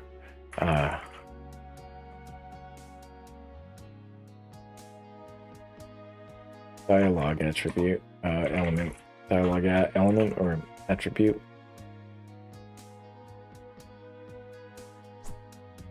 Yeah. The initial scale is 2 times. And the width is equal to the device width.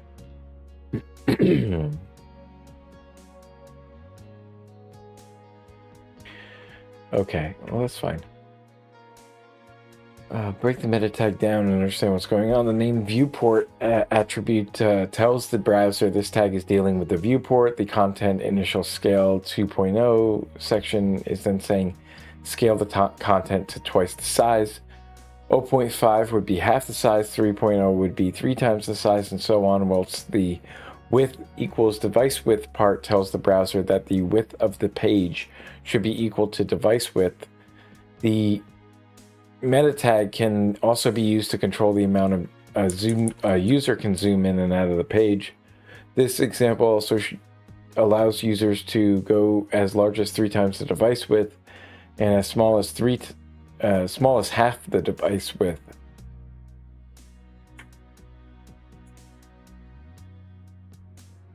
You could also disable users from zooming in at all.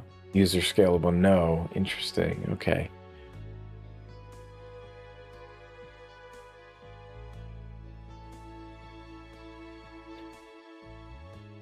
So user scalable, no being the relevant part. However, with zooming being an important accessibility requirement for users with reduced visual acuity, it's rare that it would be appropriate to prevent it. In addition, many browsers disable the ability to prevent zooming for that very reason. We'll change the scale to 1.0, which means that the browser will render the page at 100% of its viewports.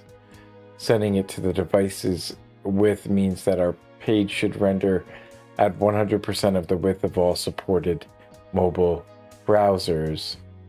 For the majority of responsive web design cases, the meta tag would be appropriate.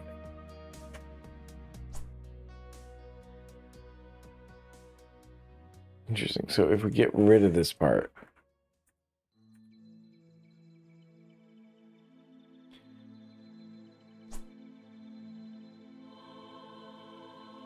I don't know if anything changed.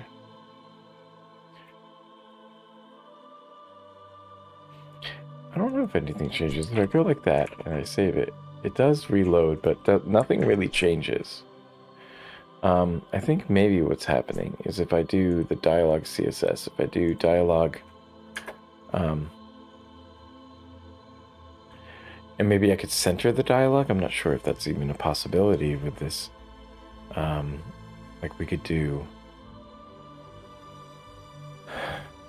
how did we do this? We did left 50%, and then we could do transform.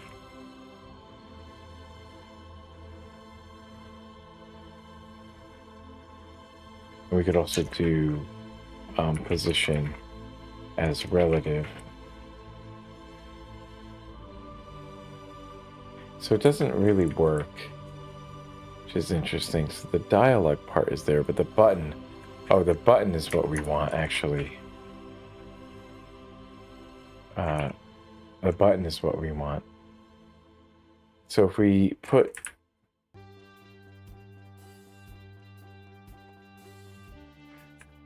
and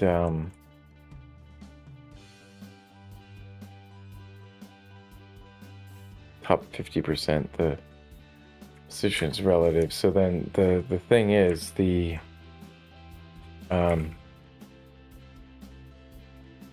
height of the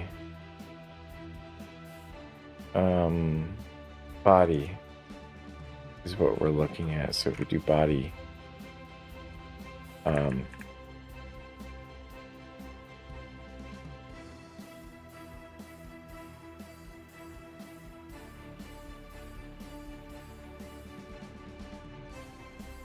there we go.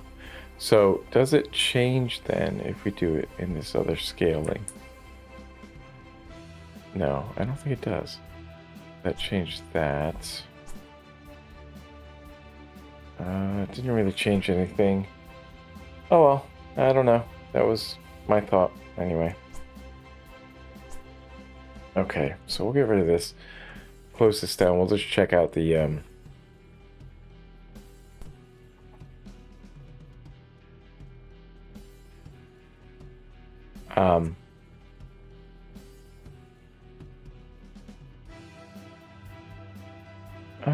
okay. Yeah, we have to choose a file. So we can go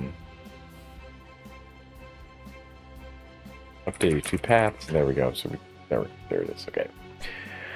So we stored those previous files.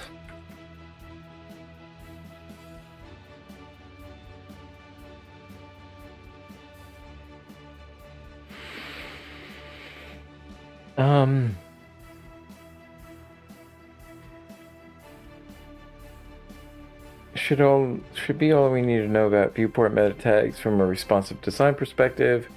Ensure you have one added or things are likely. Ensure you have one added or things are unlikely to look and behave as you might expect. To be certain everything is in order, ensure you test at some point on an actual delay. Yeah. Okay, so the meta tags covered. We're going to look at the media queries. Media queries. Let me go back to here because we are on here. Let's look at this here for a second. We want to... this other thing. I can close this down, can't I? Let's close that down. Get rid of that new event there. And let's see, we are in here. We finished these ones. We'll close those down. Back up here, the meta viewport tag. Why media queries are needed. So we are on page 70 right now. Okay. You head over to the W3C specification of the CSS3 Media Queries module. Their official introduction to what media queries are all about says, a media query consists of a media type. Can I zoom in? Let me see what happens when I zoom in over here. Zoom in. Yeah, it doesn't quite work the way I wanted it to. Oh well. Media query consists of a media type and 0 or more expressions that check for the conditions of particular media queries.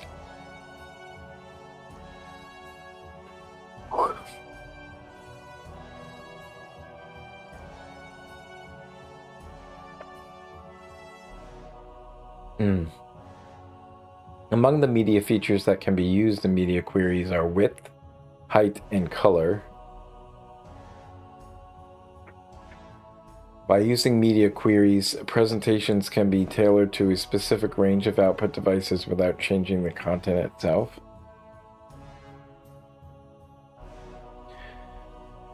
While a fluid layout created with percentages rather than fixed widths can carry a design a substantial distance, and we'll cover fluid layouts in the next chapter. Given the gamut of screen sizes we have to cover, there are times when we need to revise the layout more substantially. Media queries make this possible, and think of them as basic conditional logic for CSS. True programming languages all have some facility in which one or two or more possible situations are catered for. This usually takes the form of conditional logic, also known as control flow, typified by an if-else statement. If programming vernacular makes your eyes itch, fear not. It's a very simple concept. You probably dictate conditional logic every time you ask a friend to order for you when visiting a cafe. If they've got triple chocolate muffins, I'll have one of those. If not, I'll have a slice of carrot cake. It's a simple conditional statement with two possible and equally desirable results based on two equally possible eventualities. At the time of writing, CSS offers few possibilities when it comes to true conditional logic and programmatic features. Loops and iteration, for example, are still within the sole domain of CSS preprocessors.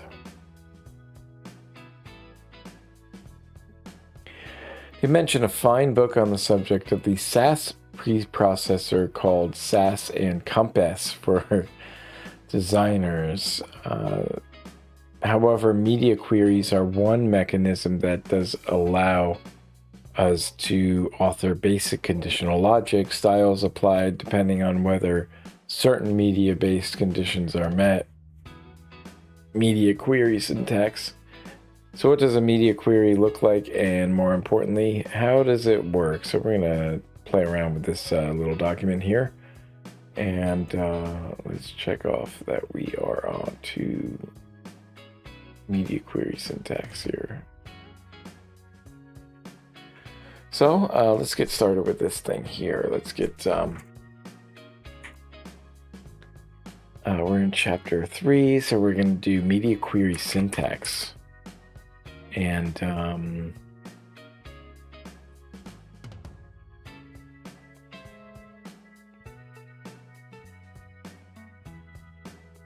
media query syntax.html, we're going to create that.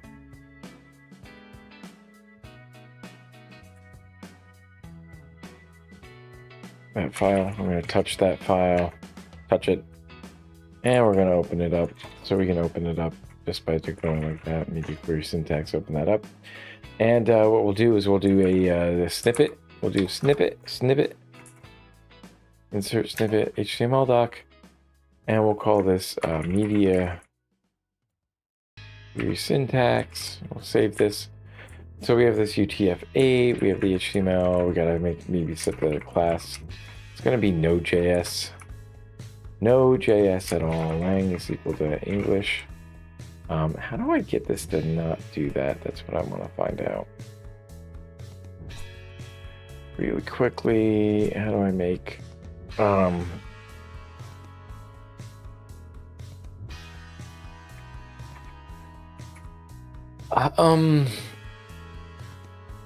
shoot, I forget what it is.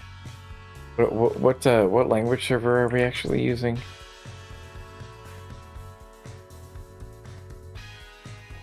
Which language server are we using?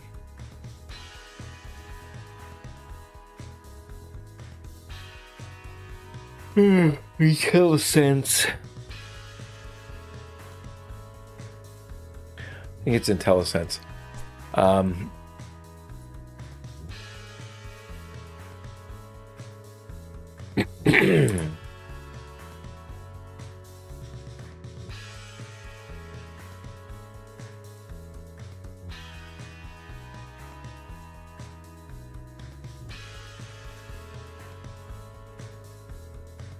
So it's an IntelliSense.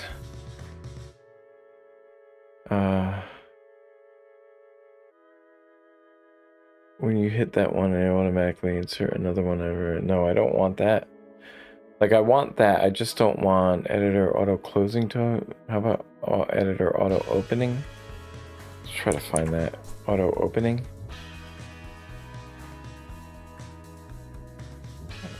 This is in that one. What we want is to open up this.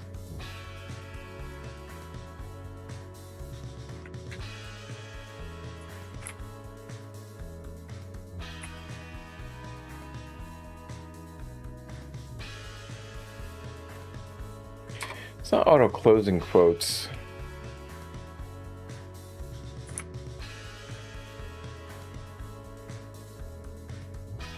Pretty sure it's IntelliSense.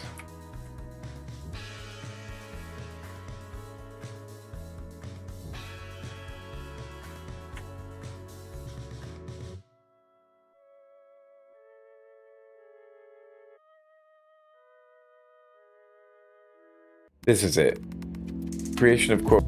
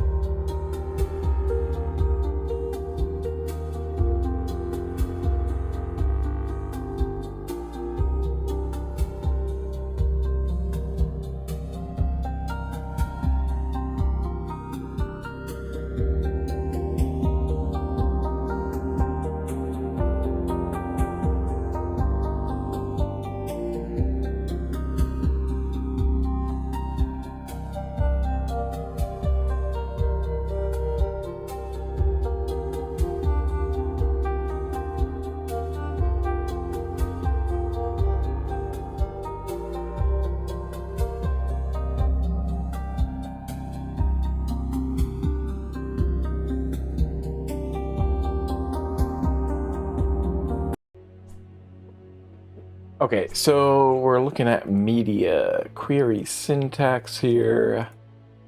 Finally got rid of that. Those those auto opening quotes that were slowing me down a bit. Media query test is what they say. It's their name of theirs. We'll set up the viewport again. Content width is the device width, and the initial scale. Oops. Initial scale is 1.0. Close this one up, and we want to add some style here. Body, and it's a style element. There's no such thing as a still element. Background color, we'll make it gray. And we'll do a media screen and min width 320 pixels. And so we'll do body background color green. I wonder if we could use the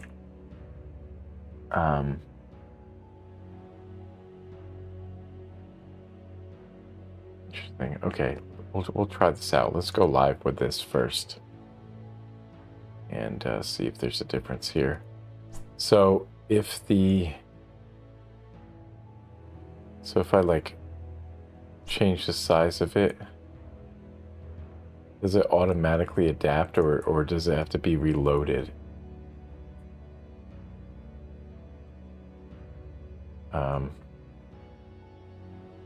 Min width is 320, so maybe it changes. Media screen, and min width is 550 px. Body gonna be background color yellow. So let's see if that adapts. There it goes. Cool. That's cool. Okay. Fun. Media screen, and so we're just doing these. These are kind of, I don't know. Media screen. So you're querying the media. We're querying the screen, and we're saying, what about the screen, right? What about the screen are we interested in? We're interested in the min width of the screen, and the body. We want the background color to change according to how we have this set up, right? So, very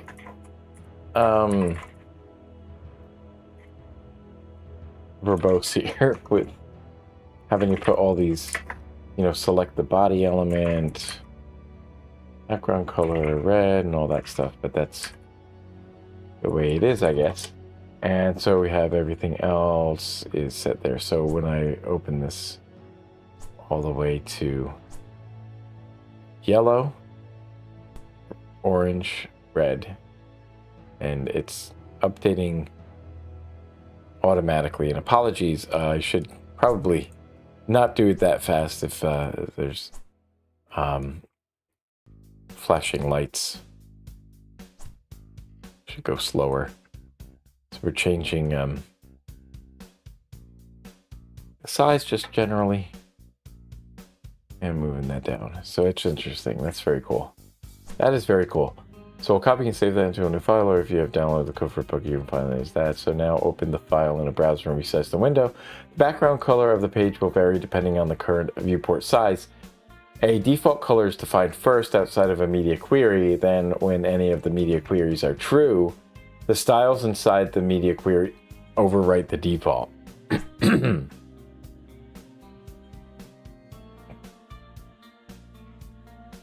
The basic syntax of a media query is simple when you get used to it. You use the media at rule to communicate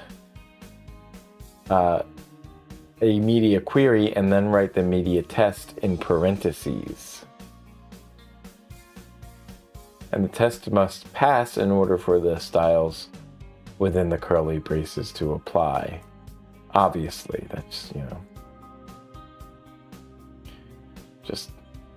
that's the test. It's not failing the test, it's passing the test. And so let's go back to our daily post here and make note of that, because that's an important thing to remember. The at media rule to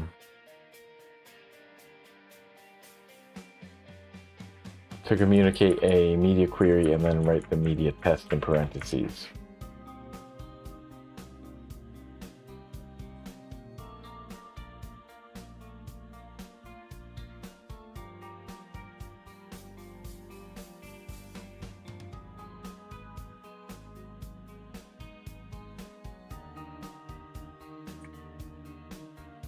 Use media at rule.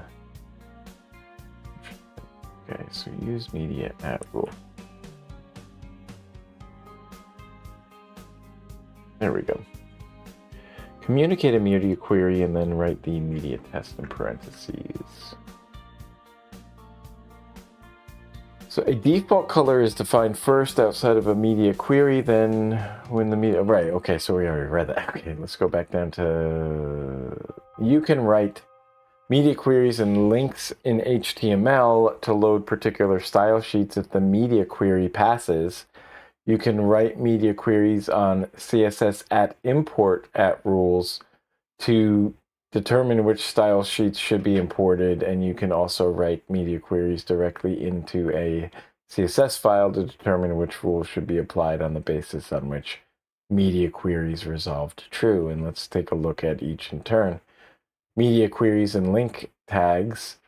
Here's what a media query looks like if on a link, if you find in the head section of a markup link, rel, style sheet, screen, and orientation portrait. So the media. Interesting. Okay. The href is the portrait screen CSS. So if it satisfies, so we're going to use this if it fits this. I think I might be able to fix this here. Let me see. This might work. Okay, so let me see if we do this.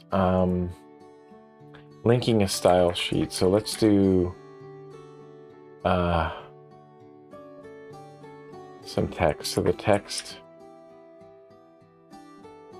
let's put an H1 element in here. And this is our media query test. And so what we'll do is create a CSS file and we'll link to it from here. So we'll create in the header a link style sheet, and we'll do media query from here. Orientation is portrait. So you'll see that it won't run when I have it here, but let me see. We'll say portrait screen.css.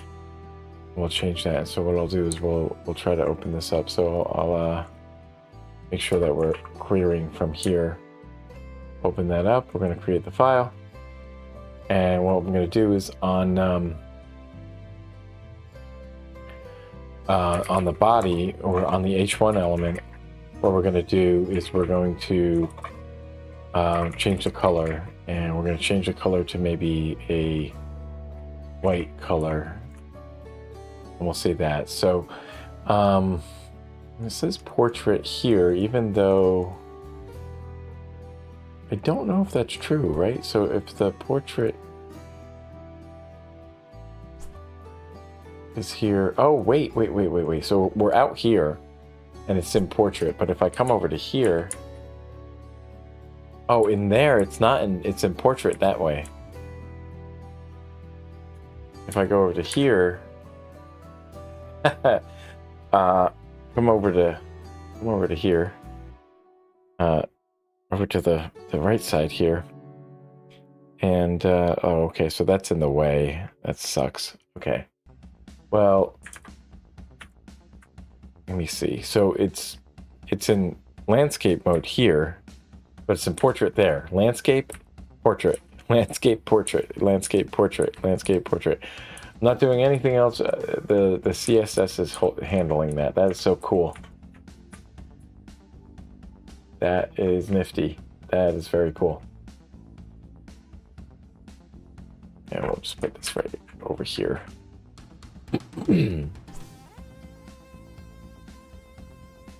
Another way you can do this, use the same rule on an import statement inside of your CSS, right?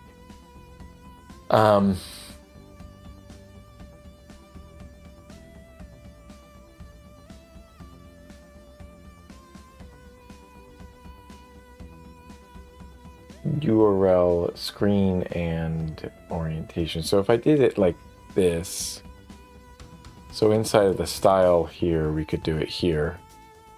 So I could get rid of this and we could hide that. And it goes back to that. But now if I do import URL, portrait, screen,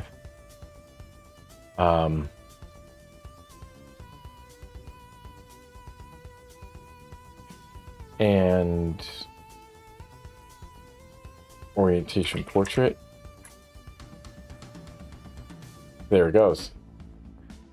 Same thing. So we can do that in line, or we can do this in another CSS file, I guess. I think. Yeah, because this is just in CSS. You can see all the same components there, the file to be loaded, and the test that has to be passed. Different syntax, same outcome. Okay, so using the import at rule in CSS makes the browser request the relevant file from the network, and this can add to the number of HTTP requests. Interesting. Okay, this is a very good thing to keep note of, right? If you use it in CSS, the browser requests the relevant file from the network. Yeah, this can sometimes adversely affect site load speed. Yeah, okay. So, putting them directly into your HTML is probably the best way, I guess. Since it's, yeah, I don't know. I don't know how.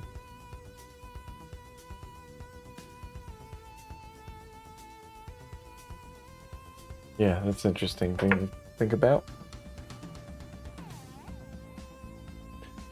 Media queries in a CSS file. So finally, the same media query written inside a CSS file or within a style tag inside the HTML. So I did that.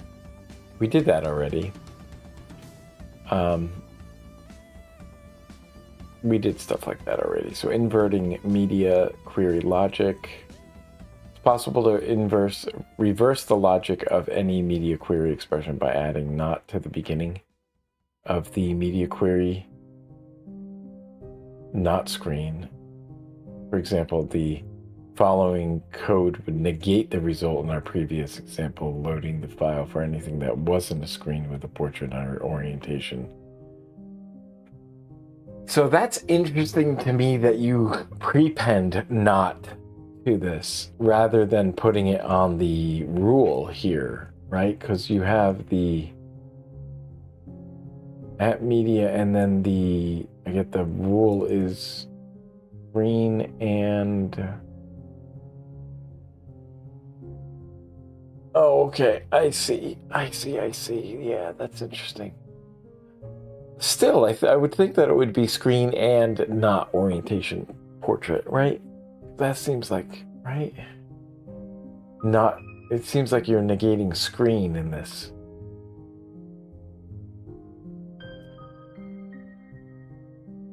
Far simpler to just think about applying styles when you do want them.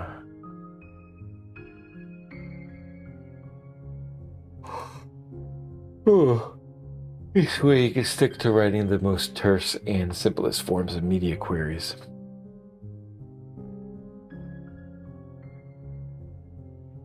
Also possible to string multiple expressions together.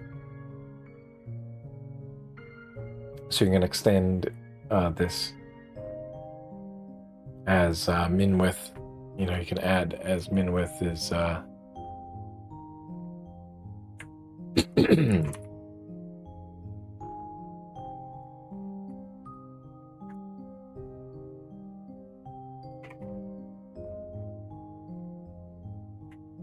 800 pixels. So now it won't turn white until we get past 800 pixels of width. There we go. But then it goes back. That's interesting. And it goes back because we're in landscape now. Okay. Ha! That is so funny.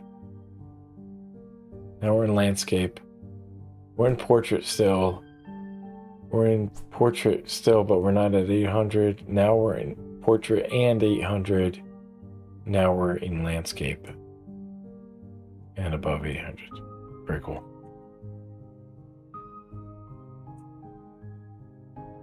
Okay. It's cool to play around with this stuff, isn't it? Very cool.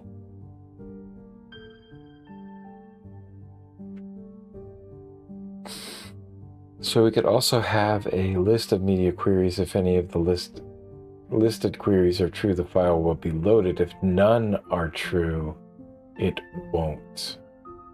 So you put commas there.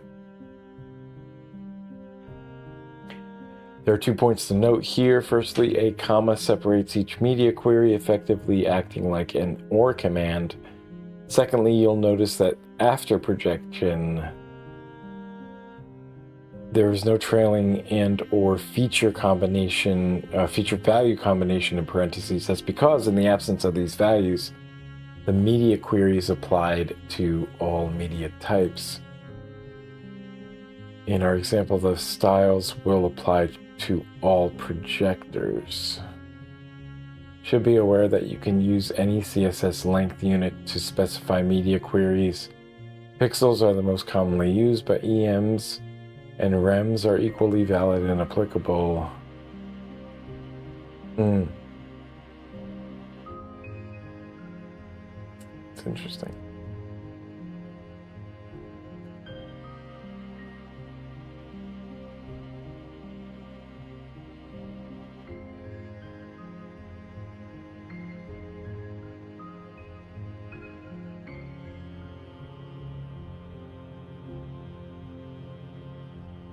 Okay. Probably prudent to tell you that in most situations you don't actually need to specify screen. Here's the key point in the specification. A shorthand syntax is offered for media queries that apply to all media types. The keyword all can be left out along with the trailing and. If the media type is not explicitly given, it is all. I'm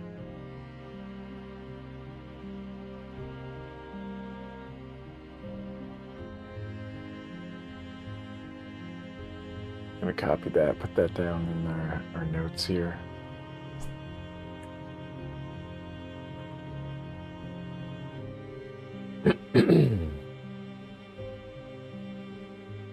So we can get rid of the screen part of this, right? We could just say URL portrait screen like that, and it's going to do the same exact thing. Oops. Oh, you know what? It's okay. Let's put this.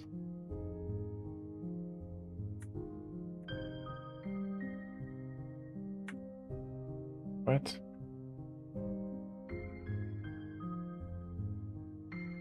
Oh, this doesn't work. That's right. Okay.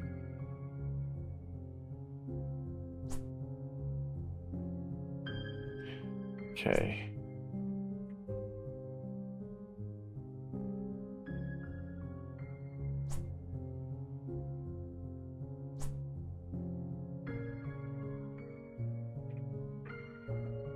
So we can do it without that one. And so what can media queries test for? When building responsive designs, the media queries that get used most usually relate to a device's viewport width. In my own experience, I've found little need, with the occasional exception of resolution and viewport height, to employ the other capabilities. However, just in case the need arises, here's a list of all capabilities that media queries level 3 can test for. We'll look at some other queries from later versions of the specification later in the chapter. For now, hopefully some will pique your interest. Okay, so width handles the viewport width. Height handles the viewport height. Device width is the rendering surface's width. For purposes, this is typically the screen width of the device. The rendering surface's height, and that's typically the screen height of the device. Orientation, this capability checks whether a device is portrait or landscape in orientation. Aspect ratio, the ratio of width to height based on the viewport width and height. A 16:9 widescreen display can be written as aspect ratio 16 divided by 9. Device aspect ratio is similar to aspect ratio, but based on the width and height of the device's rendering surface rather than the viewport. Color, the number of bits per color component. For example, min color 16 will check that the color has 16-bit color. Color index, the number of entries in the color lookup table. The device is how a device changes one set of colors to another of the device. Values must be numbers and cannot be negative. Monochrome, this capability tests how many bits per pixel are in a monochrome frame, can be negative. Wait.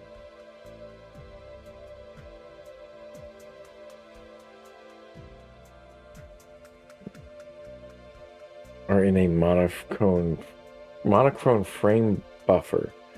The value would be an integer, monochrome 2 for instance, and cannot be negative.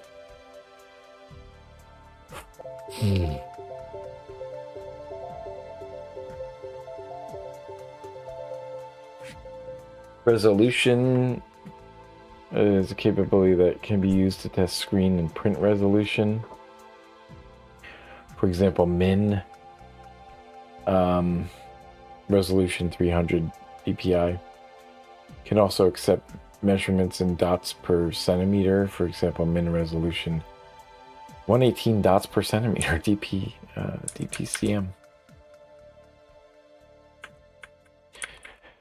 And then we have scan. This can either be progressive or interlace. Features largely particular for TVs. For example, a 720p HD TV. The P part of 720p indicates progressive. Could be targeted with scan progressive, while a 1080i HD TV, the I part of the 1080 indicates interlaced, could be targeted with scan interlace. This capability indicates, grid capability indicates whether or not the device is grid orbit map based. Don't know what that means. All of the above features, with the exception of grid and scan and grid, can be prefixed with min or max to create ranges. Consider the following code snippet: URL, tiny CSS, and min width is 200, max width is 360. So if you're within that window, you're going to have tiny CSS apply, those styles apply.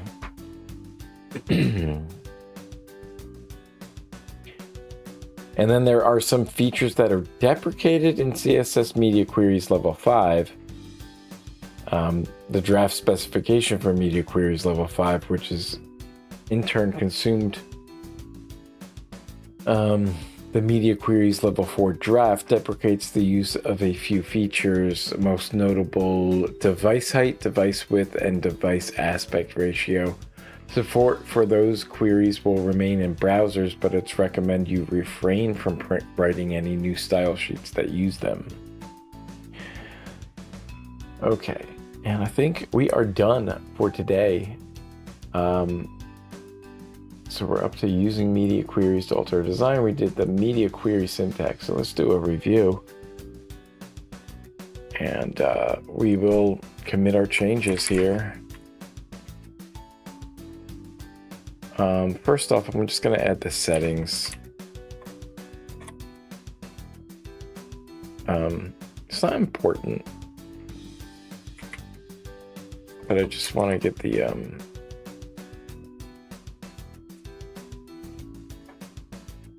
god.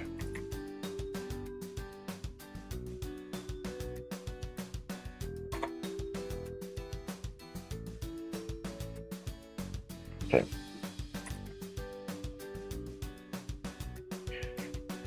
We're going to commit this change. It's going to be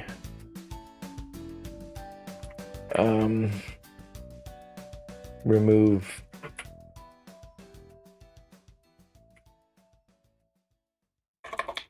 HTML and IntelliSense.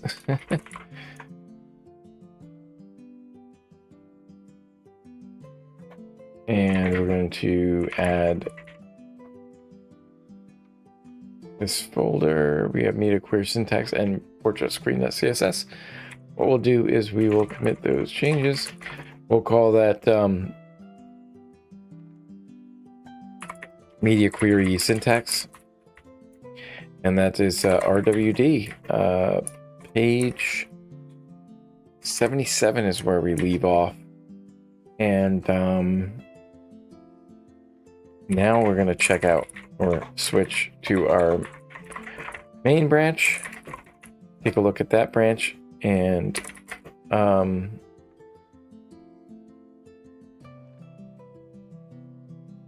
what's untracked then? Because these other ones are not there. Chapter 2 and that other one have been added. Chapter 3 should be added as well. That's weird.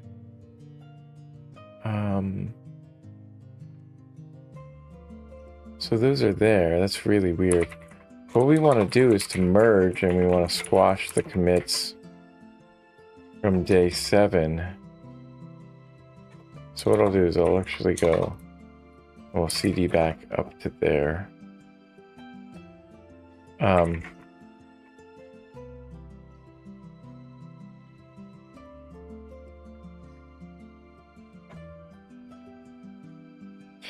And I can just do a git commit, and then we'll just add the day.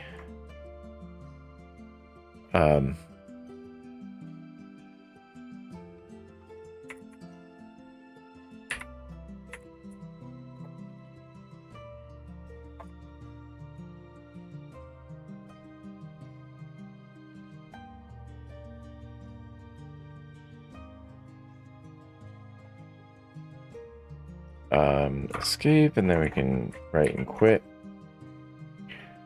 And then I can take a look at the git log. It's going to show finish that. I can go git log one line, and that's going to have this really nice finish day 6, squash commits, finish day 7, finish day 6, day 5, react silent. I just have so many different messages. It's not the best. I could change the messages, I think. I could go back and just change the messages. I can't remember how to do that, but that's okay.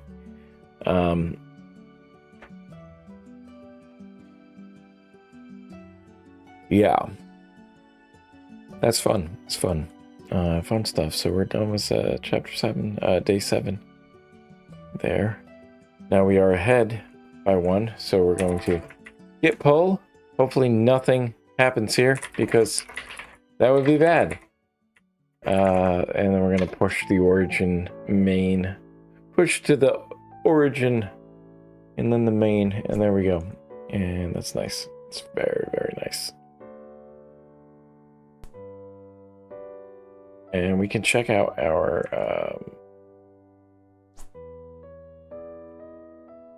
check out the progress so far. If you'd like, you can go to this website and see what we've been working on here. Worked on React TS the other day. It says a week ago, even though that wasn't a week ago. Alert? Yeah, that was, but this was 3 days ago. Okay. And then responsive web design, we worked on that. We worked on that guy there. Media's query syntax there. Fun stuff. Ignore the README. That's not right. 9 is... I don't know why it says 9. What is that? Oh, because that's the... Can I, like, change what that shows up as?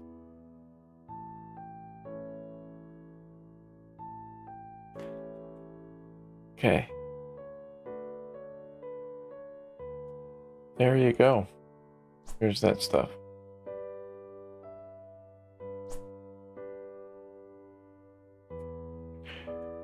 Okay, we can close down our live server, dispose of that server. So we have this like caniuse.com is nice. That's a nice thing. We should save that, but I wonder if there's a because there was a let me go back. Yes, let's use this. We want to add this to our ability to, what is that again? Doesn't seem to be using React. Okay, so settings here.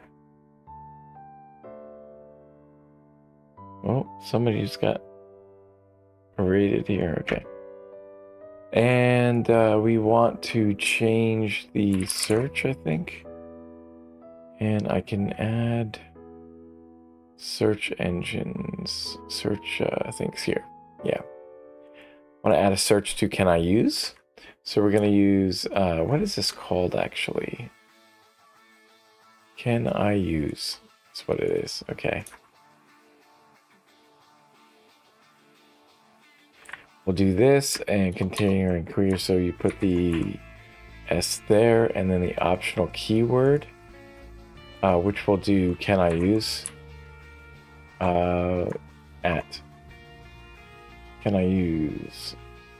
Add the engine. Not there. And we can move this one up as well. Move it up there. So now when I do this, like if I go can I use, I can go at can I use, and I can tab over, and I can take a look at container queries and see if they are there.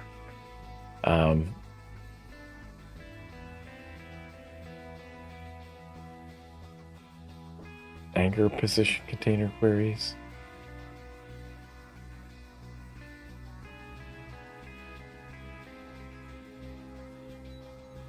There we go. Media queries. We can look up there.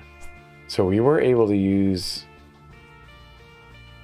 media queries, and there's range syntax that's available to us, I think.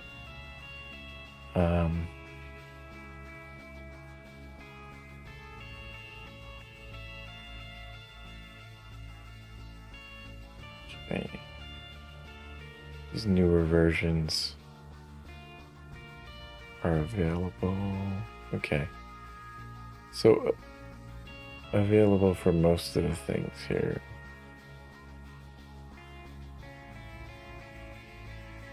Okay, that's a cool thing. Norm ipsum. Fun. And MDN docs. So we have our we have this all set up. That's all good. That's all cool. We can close that down. We can exit out of this here. And that's it. We left off at using media queries to alter a design. And let's just update this. We are on page 77. Just make sure that we have that synced up there. And we'll come on Thursday, or today's Monday. Today's Monday. Tomorrow we're gonna do pseudo classes and whatnot. So we did some of this stuff. What did we do? So we looked at percentages. Let me go over to chatting here. The new chatting. This is the new chatting. We can do this. I can get rid of that pomodoro. Get rid of that pomodoro thing. Should go over to the other side when it's over here. I gotta figure out a way to do that. The natural way to do that. Okay, so what did we do today? Zoom in on this. Percentages in CSS are relative units that allow you to define sizes, dimensions, and other properties as a proportion of the parent element. EM units are relative to the font size of the element, right? If you are using EMs for the font size property, the size of the text will be relative to the font size of the parent element. And if you don't say a font size, and you use the EM element, and you use the EM in something else within that selected, that block, then you're referring to the parent's font size. And then a rem unit is relative to the font size of the root element, which is the HTML element in the current form here. Media queries allow us to target specific CSS styles depending on the capabilities of the device, and use the media at rule to communicate a media query and then write the media test in parentheses.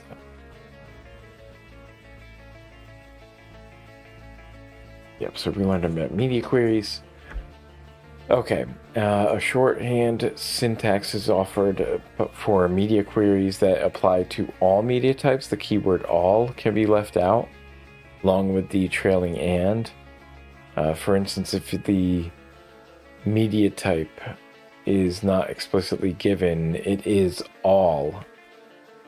So yes, in other words, that's what's happening. I can zoom back down to here. Zoom back down to that one. Let's do this. Let's do that. Okay. Cool. Okay, so that was good. Good day. It's Monday. Tomorrow's Tuesday. And you know what? Here we are. You can't get it done in all the... Yeah, right? Wait. Signing off here. This is Kevin reminding you that you can't get it done all in one day. You can't get everything done in one day. But give yourself a little bit of time, and you'll be surprised what you can accomplish. Perhaps you'll do it in 90 days. So I'll catch you back here tomorrow for day number 8. And ta-ta for now. Have a great day.